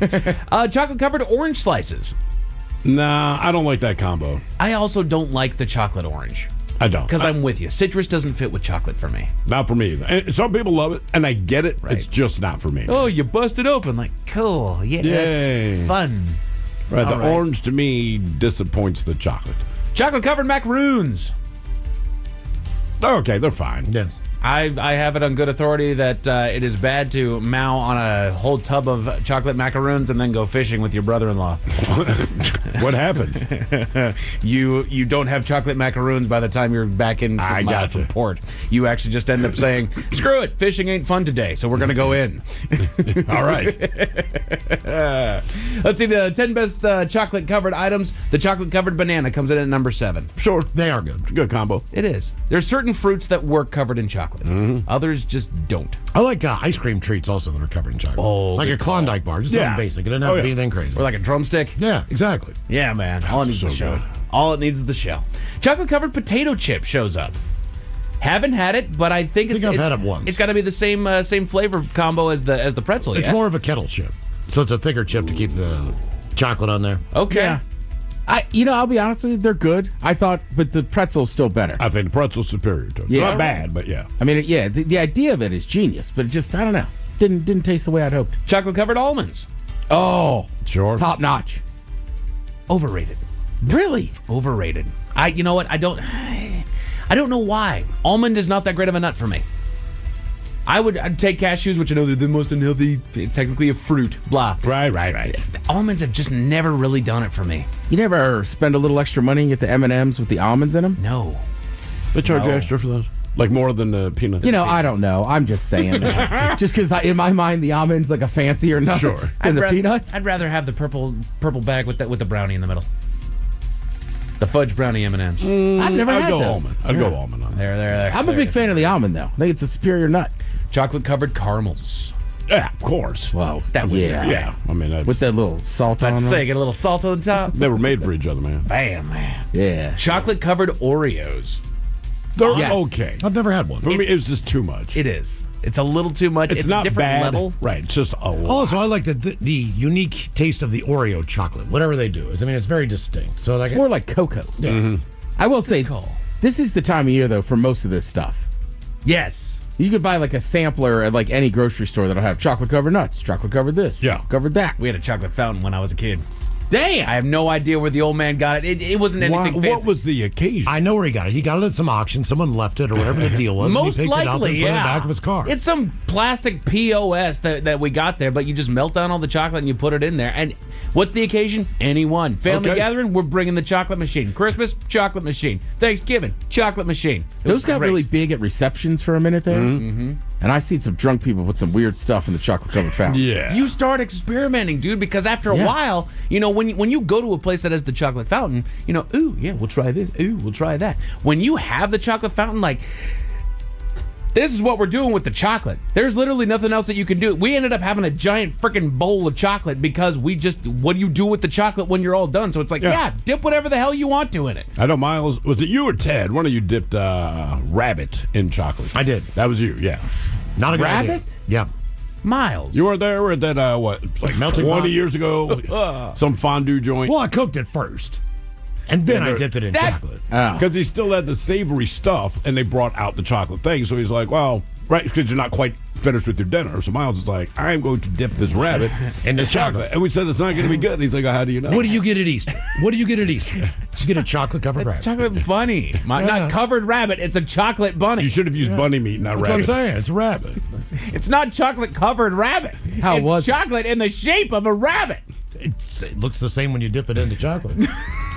I recall it was terrible. Yeah, I was going to say, I bet it tasted awful. Well, we're in the melting pot for crying out loud. I mean, hey, they let you cook it at the table. You can do what you did want. it at the melting pot, you heathen. Yeah, fondue. Got it, man. You don't even like it. Working for your food. I didn't like it. I didn't like just the regular meal. Yeah, it was okay. Yeah, I mean, it's okay. I'll give me some meat to boil. Right. Thank you. Yeah, boiled meat is I what boil love. meat at home all the time, constantly. Right. It's my go-to. And the thing, wait, Who needs a grill? We spent money on this. We are boiling meat at our in table. delicious grease. How are you making this chicken tonight? Boiling it. All right. Okay. I hope you're making soup. It's a fondue, Miles. It's not a pot of boiling water. It's flavored.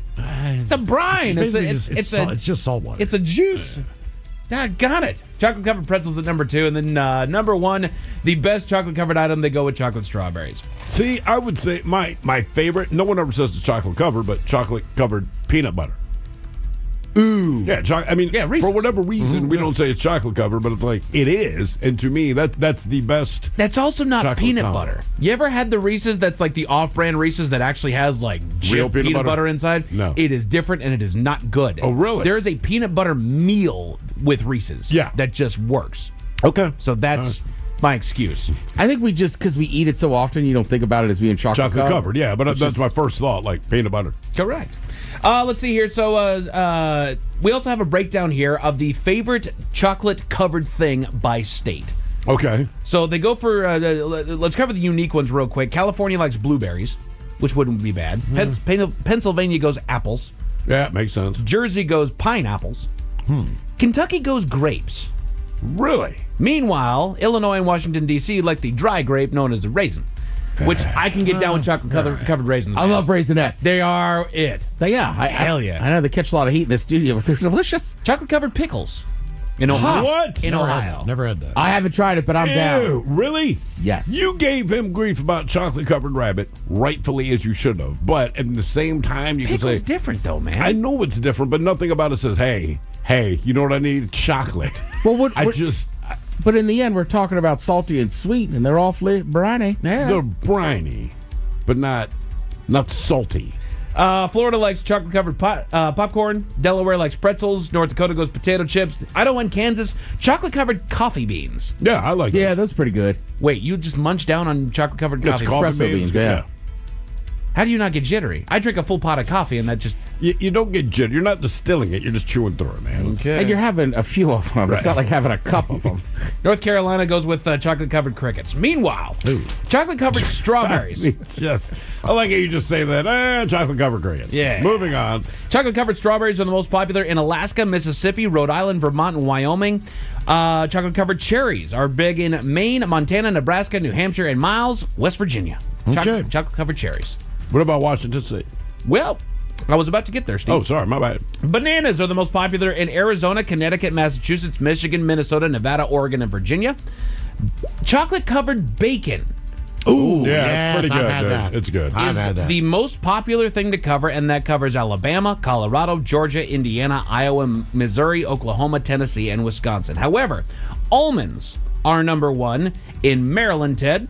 New Mexico, New York, Steve, Texas, Steve, Utah, and Washington State. While people prefer in Arkansas, Louisiana, South Carolina, chocolate-covered hog. Pecans. Hey, there's nothing wrong with it. Usually I make fun of those states, but we're tracking on I don't know that I've ever seen a chocolate-covered pecan, but I'm in. Brother, do it. South Dakota goes chocolate-covered peanuts, which that's a win all day long. That's fine, yeah. Any guesses on what chocolate-covered thing they like in Hawaii? It's the Hawaii answer. Spam. No, the other one. Pineapple? It's the other. It's the main nut that people get out of Hawaii. Macadamia. Macadamia nuts. Right. Yeah, there that you go. is good, though. The best things to cover in chocolate. A woman in Florida was arrested on her way to court, and you won't believe why, Miles. Why was she arrested? I'll tell you all about it at 5:50. Thank you, sir. Headlines are coming up at 5:50. In the meantime, have we made it to drinking time? Somebody out there deserves to be recognized. And the men's room knows just who it is. So to you, we say, bottoms up, sailor. You're the toast of our shot of the day. Drink time it is, and as usual, we head to the drink desk. And Steve Thrill Hill to find out who we're toasting. Yes, indeed. And today we toast 78-year-old director, producer, actor, and screenwriter Rob Reiner. As I'm sure you are well aware by now, he and his wife were murdered by their own son over the weekend. And there's a lot of extenuating circumstances around what led up to that, including they were at a Christmas party at Conan O'Brien's house. Some big argument came out. Things did not end well, but the guy's body of work is something that absolutely needs to be celebrated, right? And like anything, a lot of times we don't appreciate it until you know this person won't be able to contribute to the pop culture consciousness, as it were. So, he got his big start, of course, on All in the Family. I am old enough that I remember watching that show. He played the role, some people say Michael, some people say Meathead. Well, from there, his career exploded. This is Spinal Tap, which is a fantastic documentary, but a mockumentary, but it's also the movie that pissed off all the metal bands at the time because they actually realized for the first time how ridiculous they looked and acted. So a lot of them, they really did not like Spinal Tap.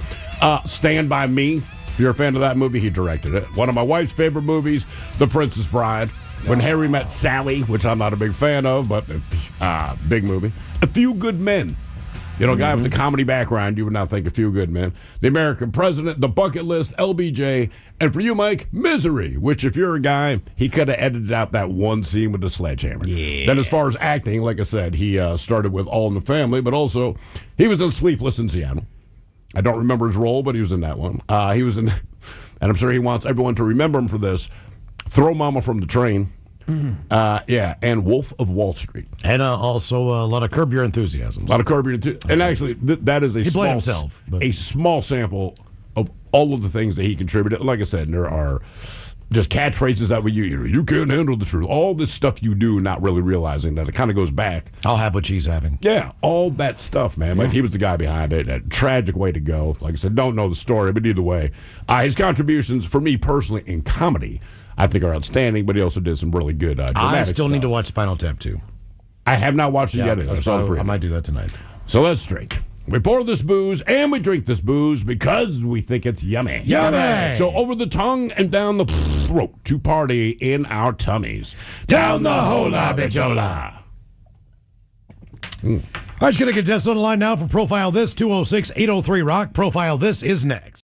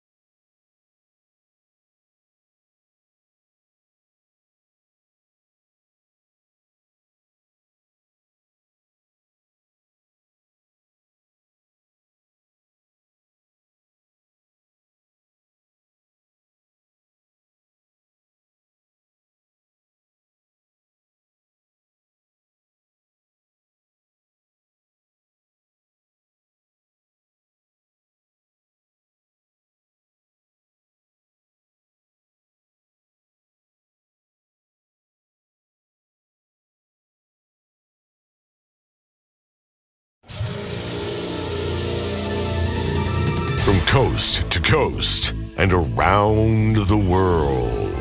If it's not important, you'll hear it here, exclusively on In Action News. Here now are Stone Ledbetter and Felix Foxworthy. Tonight, Russia has banned the use of triple-paned windows after a failed assassination attempt against a political rival. But first, a man in only his underwear was arrested earlier after a brief chase. Hey guys, sorry to interrupt, but Dolores from HR is here. Someone must have summoned some evil spirits. Be nice, Felix. I know you and Dolores have a confrontational history, but certainly you can show a little decorum. Put her on, Bonnie. Hello, Dolores. To what do we owe the pleasure? I wanted to speak with Mr. Foxworthy.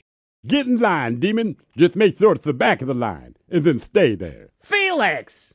I clearly misspoke. I've been compelled to speak to that derivative pile of dung known as Mr. Foxworthy. Compelled? Unfortunately, yes.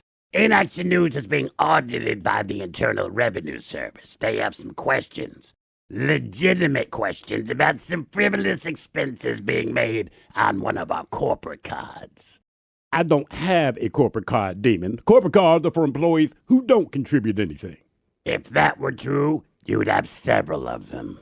What does this have to do with Felix? Yeah, Phaeton. What does this have to do with me? Well, I don't know. But it just so happens that my corporate card disappeared 2 weeks ago, and the frivolous charges started in the last 2 weeks. Yeah, but what does that have to do with me? One of those frivolous charges was the purchase of 300 bats. Maybe someone is just supporting youth baseball. Bats as in the flying mammals. Again, Phaeton, what does that have to do with me? Coincidentally, there were 300 bats waiting for me in my office last week. A family reunion, that is sweet. It was not sweet, Mr. Foxworthy. Do you know what guano is? Your choice of mouthwash? There's also the issue of a new billboard downtown that someone paid for with the corporate card. Come on, Dolores. There are dozens of billboards downtown. And one of them features my likeness with a caption that reads, quote, I am a demon. See, I would just call that truth in advertising. Besides, that narrows the suspect pool down to everyone who has ever met you. There's more, you sniveling little ball of snot. 3 pay-per-view movies were purchased without authorization. Again, Dolores, that could be anyone. Who doesn't like a good movie? The movie titles include Lord of the Pants, Cinematic Masterpiece, Good Night and Good Suck, starring Buck Naked, Inhuman Centipede 3, Electric Poogaloo. I am unfamiliar with those titles. I'm not. Yeah, girl. Continuing, there was an unauthorized visit to the Stubbly Clam. The Stubbly Clam? What is that? Is that seafood? The Stubbly Clam is a strip club, Mr. Ledbetter. That sounds very reprehensible. And finally, there was an unauthorized magazine subscription to Thick Biggins Monthly. And you think I had something to do with that? There's a copy of Thick Biggins on your desk. Must be Stones. Wait, what? I very deeply doubt that. You know, Felix, I don't want to throw you under the bus or anything, but all of these charges do sound like things that are up your alley. Nevertheless, we'll continue this conversation at the end of your broadcast. Thanks for taking the fall for me, Felix. You got a girlfriend? From coast to coast and around the world. If it's not important, you'll hear it here, exclusively on In Action News. Here now are Stone Ledbetter and Felix Foxworthy. Tonight, the growing concern of children of polygamists going into financial ruin each Mother's Day. But first, unusual circumstances here at our In Action News studios this Halloween. Yeah, that's my bad, everybody. Bonnie told me not to bring the Ouija board that I found in the garage sale. And then you brought it anyway? That is true, Stone. Bonnie said that if I brought the Ouija board, there was a strong possibility that she would be possessed by a demon. Yes, she did, Felix, and then you brought it anyway. Like I said, Playboy, my bad. I may have underestimated the validity of Bonnie's claim of demonic possession, because she's currently possessed by a demon. We understood the gravity of the situation. I also found that Felix can speak Latin. I would have never guessed. Quid cio. Like I said, ladies and gentlemen, unusual circumstances here at our studios. Yeah, man. Call 1-800-XFINITY. The Men's Room presents Profile This. And Stephen Throwhill to please tell everyone how Profile This is played. I sure can, Miles. It's a simple game where we share with you a real-life news story, something that happened right here on planet Earth. Earth. And as you listen to the story, based on the stereotypes you believe to be true of people and the decisions that people make, we'll ask you what it is you think makes the story a story. Hello, Kyle. Welcome to the Men's Room. What up, fellas? Hola. Hi, Kyle. You understand how this here game is played? Oh, yeah. All right, fantastic. You have a choice today of one of 3 categories. Today we offer you Bite Me. In other words, what did someone find in their food? Interior decorating, where you guess the foreign object that ended up on the inside of someone. And finally today, Hit Me With Your Best Shot, where you guess the unconventional object that someone used as a weapon. We'll go interior decorating, please.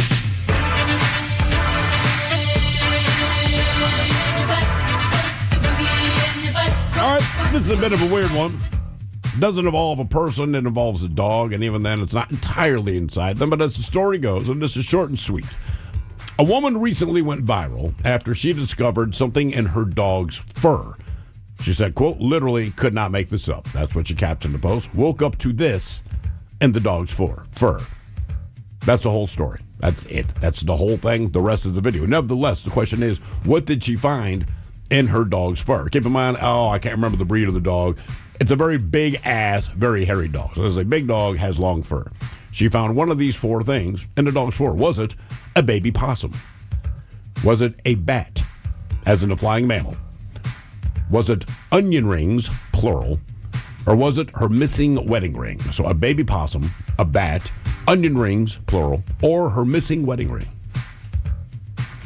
Well, there's no deducing that one. I mean, it's just hearsay. So, I mean, it is. It was just the video, man. That's the best I could do. I just thought it was interesting. So, yeah. You didn't say where it was from? Yeah. Somewhere in the U.S. I mean, that's all I can tell you on that. But I don't know. I don't know where she posted from. I'm based on just dog logic. I'm going to go possum if it's rolling around. But Miles, Ted, what do you guys think? I mean, when I was a kid, for some reason, there was a lot of bats in our neighborhood. Yeah, we had a lot too, man. Yeah. And people always said, be careful, as they like to get in your hair. Mm-hmm. So I'm going to go with a bat. You're going to go with the bat. Bat. Kyle, you sticking with possum? Bat. Sticking with possum, man. Okay. I'm going with onion rings. Onion rings? They're delicious.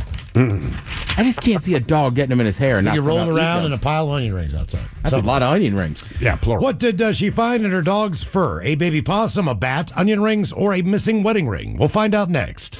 That was a tease. You are listening to the Men's Room.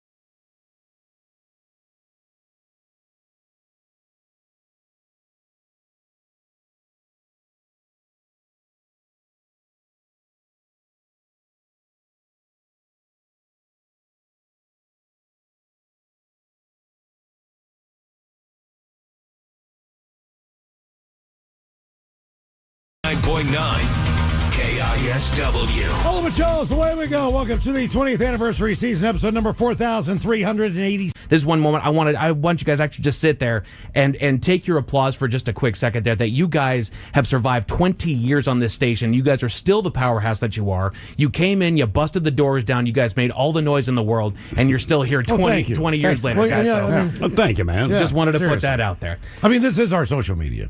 This is our reality TV. Well, radio's the first social. Yeah, I mean, the first time human beings could communicate in real time, right? At the speed of light, someone could be not in a room with you, right? And you could communicate, right? And it opened up everything else: television, movies, the whole nine, right? And so it's cool to me just to be a part of that. And other things are going to come and go. And like you said, well, podcasters, what, 400 billion people to do it. Yes.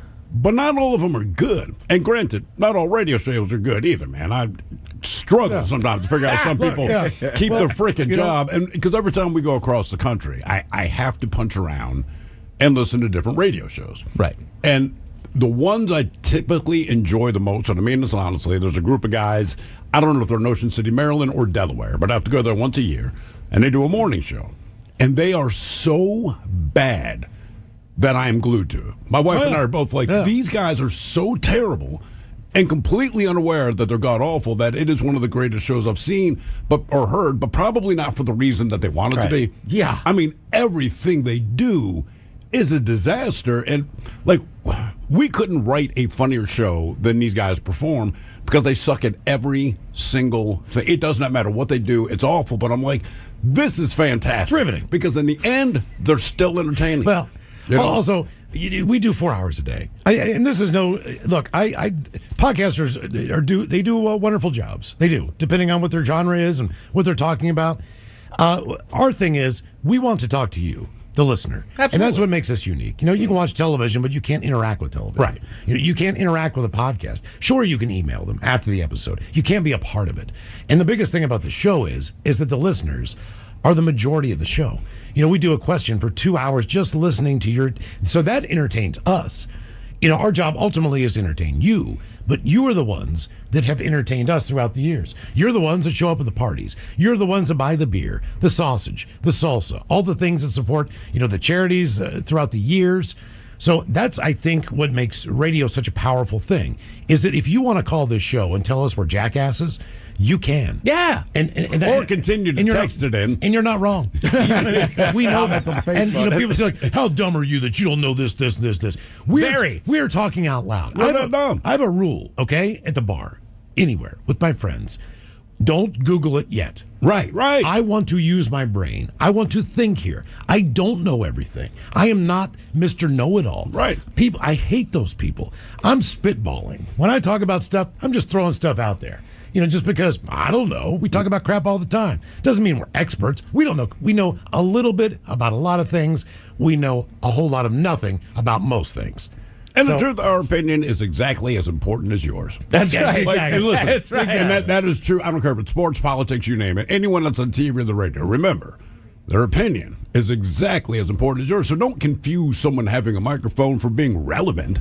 Right. They just happen to have a microphone. How many? You watch all that sports stuff, Ted? Yeah. You probably disagree with what % of what comes out of their mouths.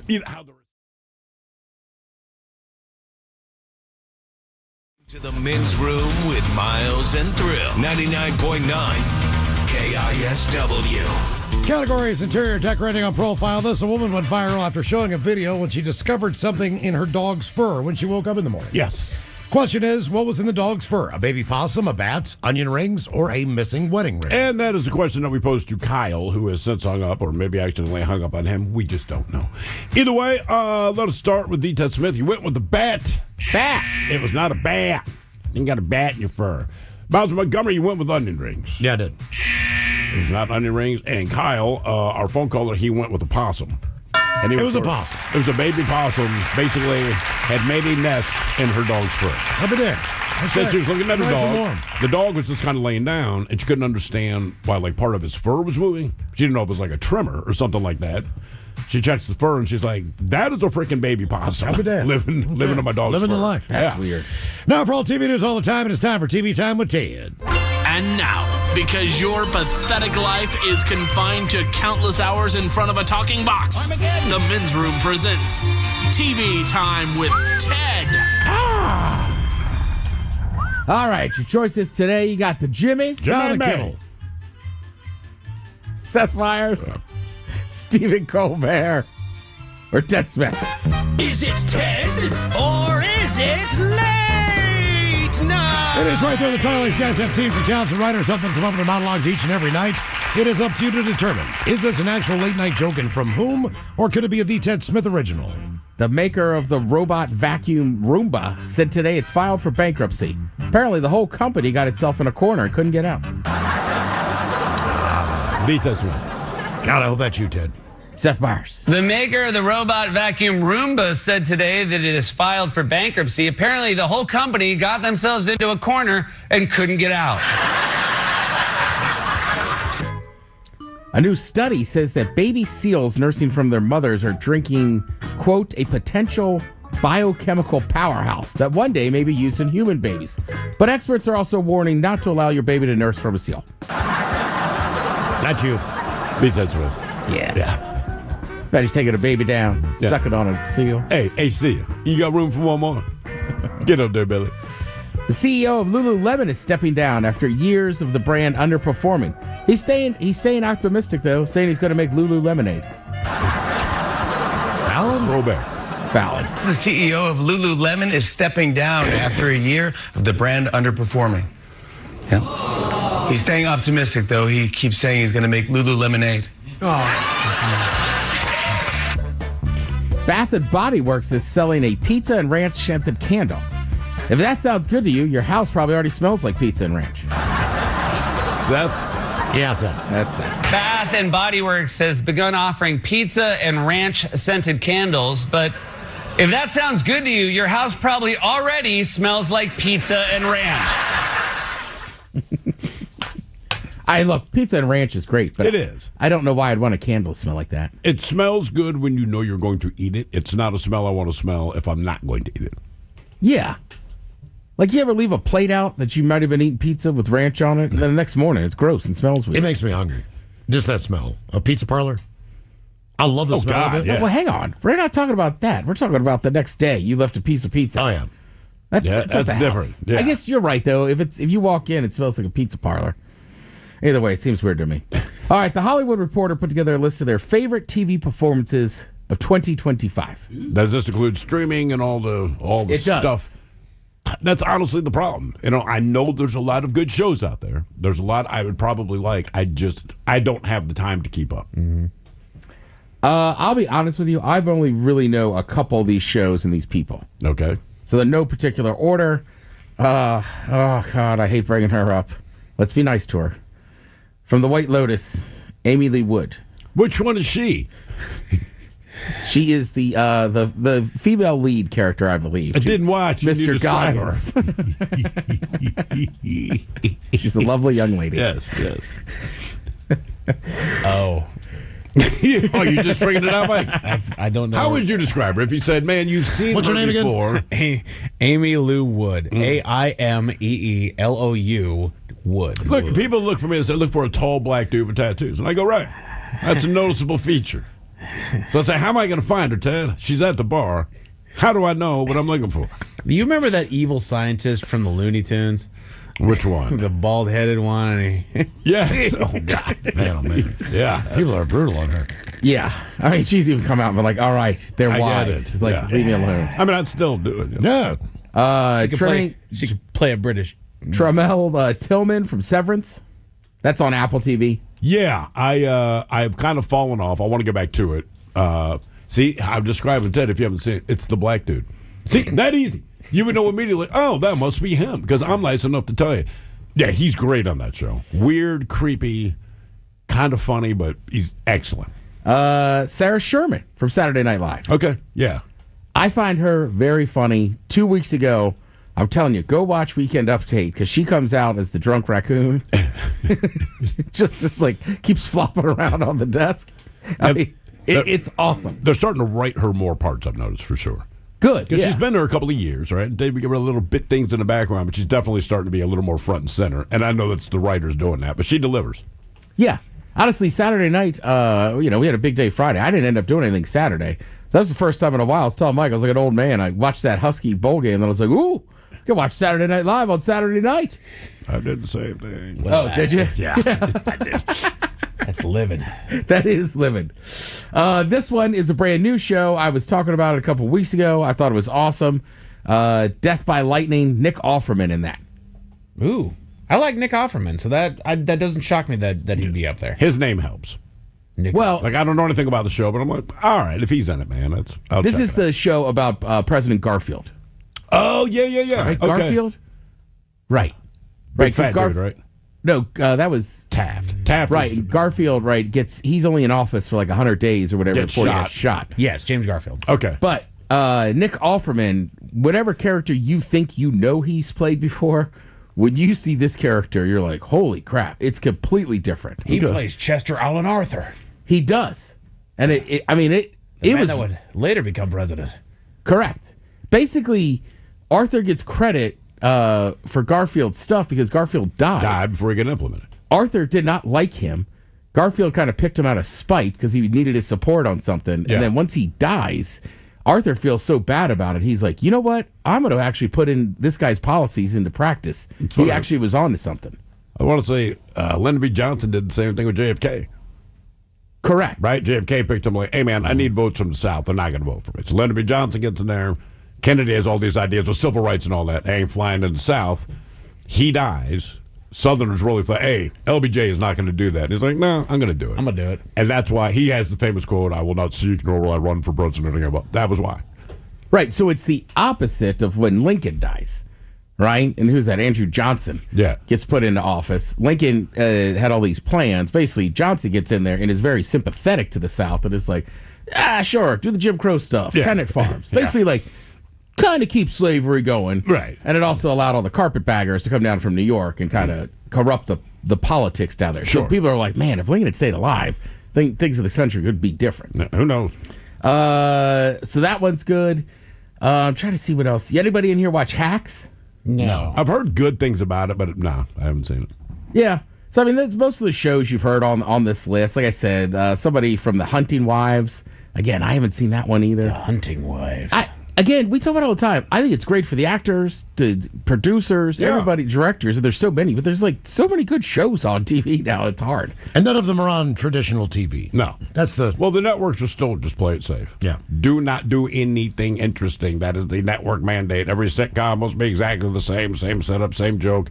Your drama must be the hospital, fire department, whatever, right? So the cool thing about the streaming services is just someone goes, dude, I have an idea, right? It might be a little weird, but it doesn't mean it's bad. Right. Yeah, and it's hard to break down the streaming numbers, right? Because it's like, well, it got streamed this many times, and you don't know if people are watching it twice or if they barely watch it. So it's hard to break down what numbers, like who's doing better. But you're right, the networks play it very safe. Very safe. And frankly, some of the shows that I like they would never fly on network TV either. Well, some shows you go like, right, Sopranos is not going to be on network TV. That is understood. But just some of the shows, it doesn't involve cussing or sex or violence or all that. It's just the way it's written.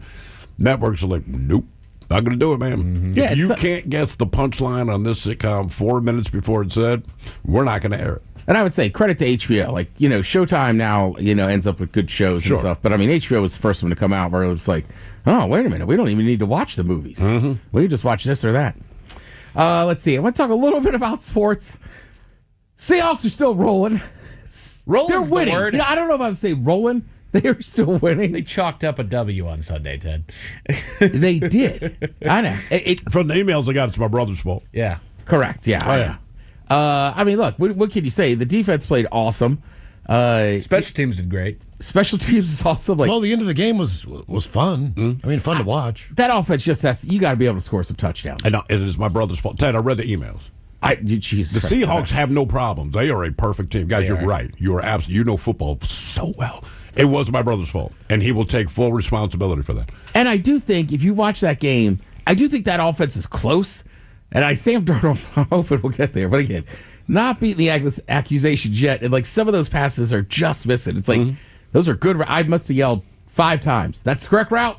Right read. Yep. Just got to get it on him. And man, Shaheed is fast. So I could see him kind of missing him on that one. But you're right. Hey, win's a win. It's a tough time of year. It's always good to get a win when you don't play your best. But you got to load it back up Thursday night. You got the LA Rams coming into town. Some would argue the best team in the sport. Like, Jesus. This is the regular season Super Bowl. Also, I should mention Huskies football. Nice bowl victory. But big shout out to UW's men's soccer. Oh, yeah. They won a national title last night. That's right. We were talking about we both know the same guy. Do you know the guy, or did someone else know the guy? Which guy? The head coach of the UW.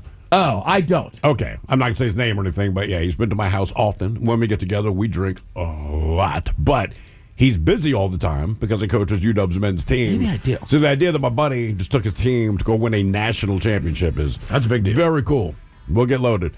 Yeah, and I'm still in that Maryland alumni group out here. And, again, the Huskies football team broke my brother in the Maryland football program. And then Maryland was supposed to win a national title in soccer, and the Huskies went to College Park and beat them. So, University of Washington, as a Maryland fan, you own us in all football. American, European, whatever you want to call it, we'd like our souls back. Thank you, Ted. We appreciate it. You're listening to The Men's Room.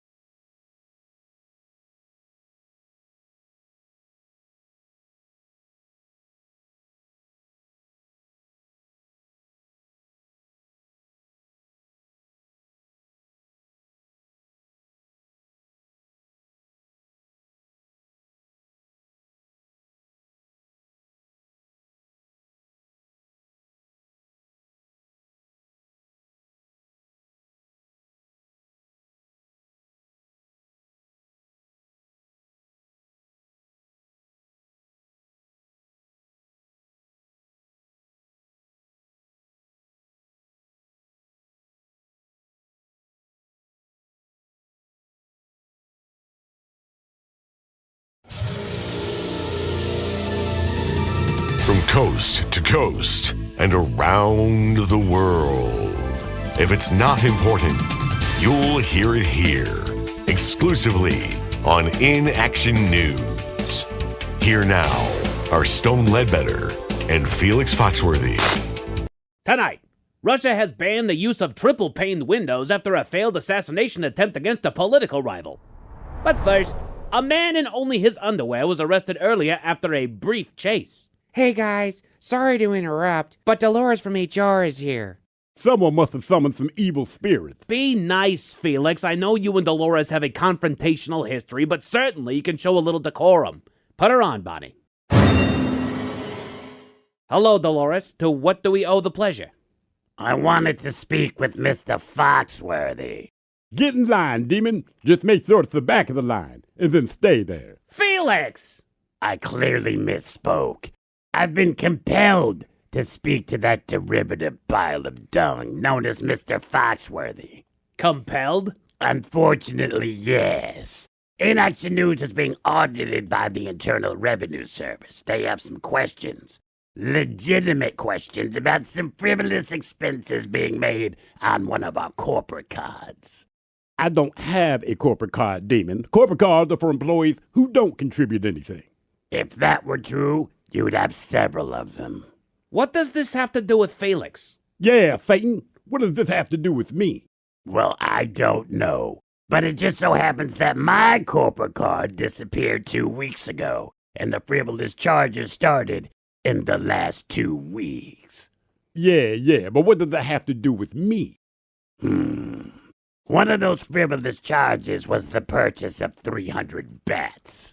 Maybe someone is just supporting youth baseball. Bats as in the flying mammals. Again, Phaeton, what does that have to do with me?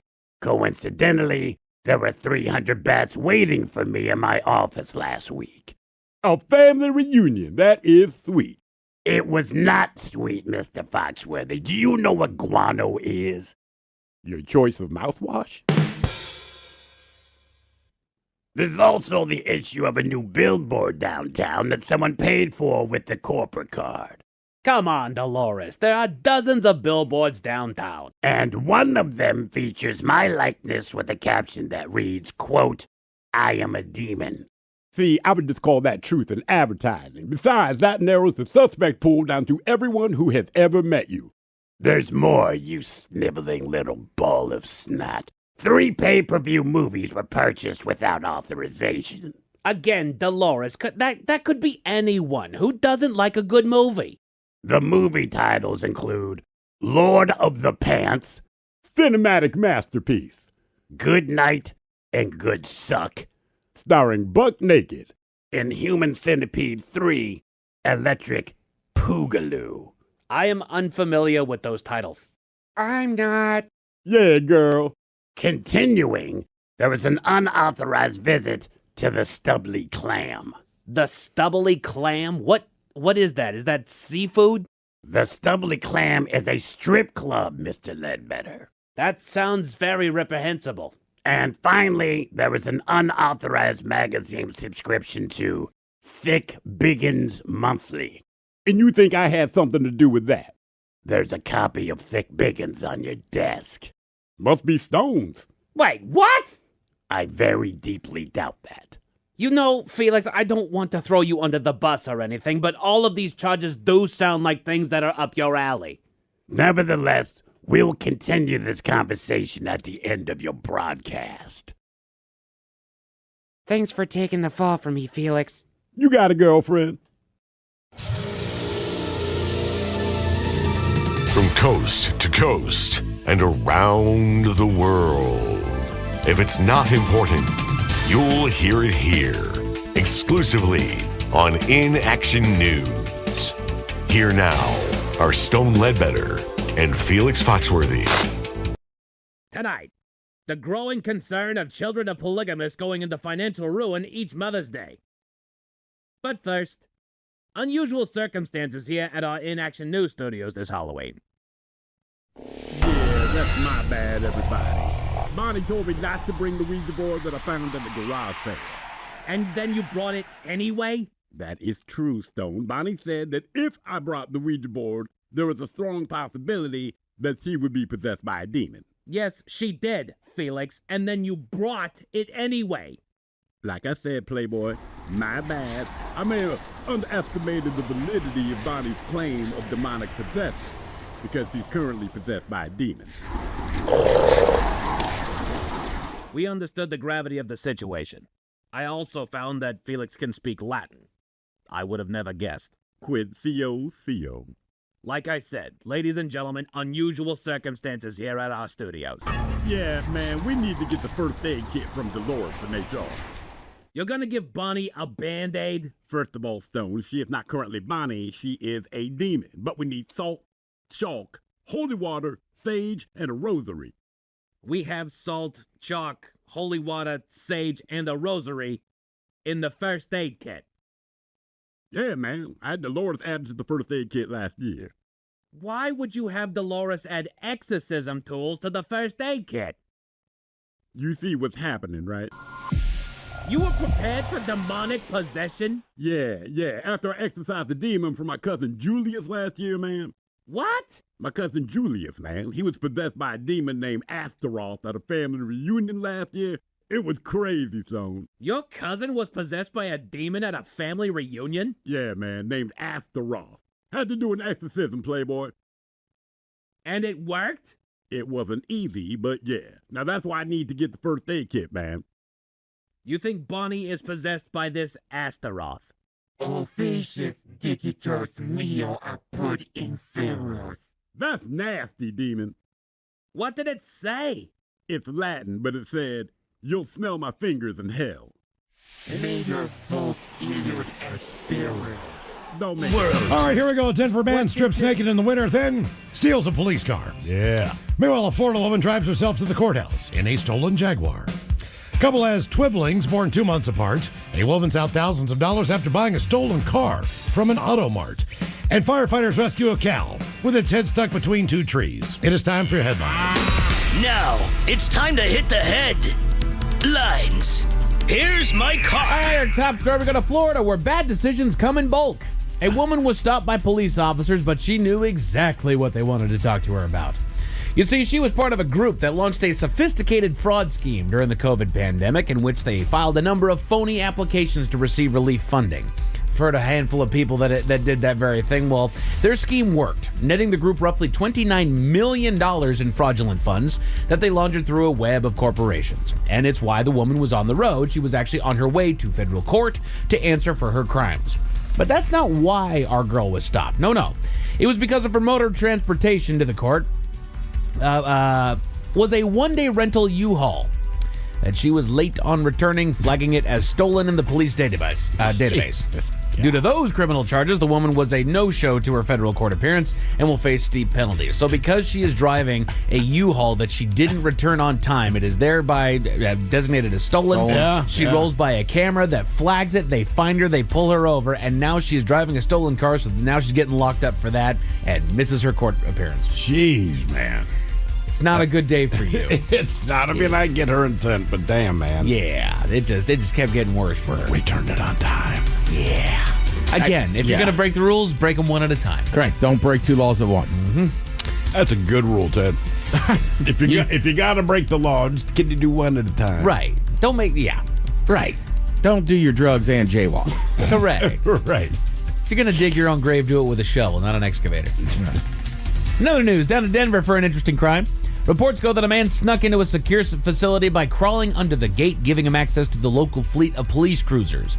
He managed to sneak inside one and was able to leave the lot without issue, but he was soon tracked down by officers as he was on his joyride just over by the city center. Did not make it very far. They brought the cruiser to a stop and hauled him out to find he was naked while enjoying his joyride. Of course he was. He was immediately taken to jail on multiple charges. Why are you naked? Why'd you steal a police cruiser? Because I understand why people would. They got a lot of bells and whistles. They got the lights on top. They got the siren. You know what they're going to find fastest? Their police cruisers. They are. So I hear what you're saying. Right, there's all the goodies. You don't do it to get away with it. You do it to joyride with it. Well, that's why you get naked. I know I'm going to get caught. It's a police car. I might as well be naked when I'm doing it. You would rather be naked in a joyriding in a police car than clothed. Yes. Okay. Like, if I stole a normal vehicle, I want to be fully clothed. So you would tase yourself. Yeah, essentially. Like, I stole a police car. Everything's already bad. Sure. I might as well be naked because at least there's something funny in it for me. Yeah, I'm with Thrill. This is already going super bad. Right. It's like, I guess I'm naked. I'm too. naked. Yeah, whatever. Go for the insanity plea. It helps. It helps I don't, a lot. I'm just like, I can't, fathoming me being like, all right, today's the day I'm stealing a cop car. Like, at that point, everything's out the window. Yeah. Birthday suited up. Let's go. Yeah. Naked guy caught on Christmas Eve in a cop car. A woman in North Carolina is out thousands due to some missing information. She had recently bought a car through a large dealership group, but after that deal was struck, she was met with the complications because the car had been reported stolen about 5 years ago. It was part of a large ring of car thefts that spanned several counties and states in the area where roughly 200 cars were stolen. Authorities recommend getting a detailed history of the car before you buy it from a dealer, but the company that works with this particular dealership group showed no history of the car being stolen. The thieves sold the stolen car to the dealership using a fraudulent VIN, which was not picked up until after the car was sold to the woman. So now the car is going to be reclaimed and the woman will be out thousands. Shouldn't they owe her money back? That's kind of what I'm thinking. I mean, maybe they do, maybe they don't. I'm just like, morally speaking, like I gave you the money for the vehicle, right, in good faith. You guys did not sell it to me intending for it to be stolen, but certainly you can give me my money back for the transaction. Absolutely. And I think what happens there, because it was the authorities that were saying, like, get the history of the car before you buy it, because I think after she buys it, then it's on you. As long as they didn't know about it, there is nothing holding them to buying that car back. Right. I will say that's fair. Seen that particular program that they use to check the cars, and it's wrong a lot of the time. Oh, really? I shouldn't say it's wrong. It's just it's not inaccurate. Always, it's just not always right. Wouldn't that be wrong? Yeah. Sometimes there's conflicting reports with others. I got you. And they've made me mad. Firefighters in England had to come to the aid of a bumbling bovine. Reports came in that a cow had somehow managed to get her head stuck in between a pair of trees. The crew arrived along with a veterinarian who remained on the scene to ensure that the cow was not harmed during the rescue operation, which she was not. She was eventually freed without incident nor injury. She was just stupid. Because that's a cow, and that's what they do. Yeah, they're not known for being... Look, people say, they're smarter than you think, and it's like, okay, but I don't think they're very smart. They Correct. should be smarter than I think. There are certain people that are very smart in this subject. Correct. Yeah. This, they're stupid. Mm-hmm. But just in case those stories left a bad taste in your mouth. Thankfully, there's good news. We go to Nevada, where miracles happen. A couple had gone through a battle that many face as the next step in their relationship, starting a family. Due to fertility issues, the pair eventually resorted to surrogacy after having endured so much heartbreak and loss.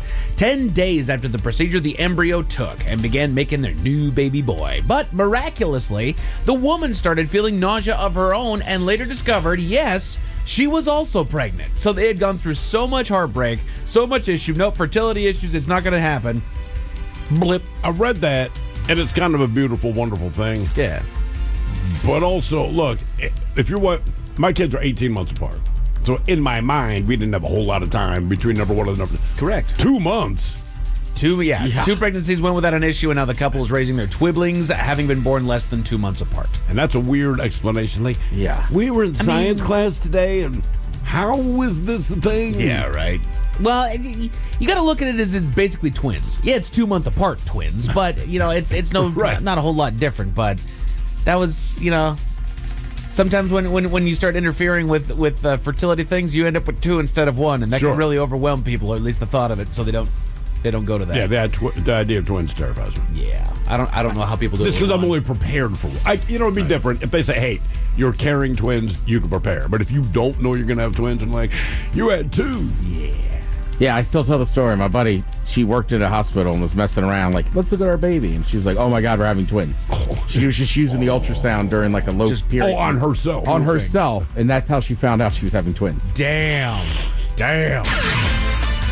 Men's Room Sports, you got college hoops over on ESPN, ESPN2, and CBS Sports, and you've got hockey on TNT and True TV tonight featuring your Seattle Kraken facing the Avalanche. Puck drops at 7, again, over on TNT tonight. Not the usual channels, it's on TNT and True TV.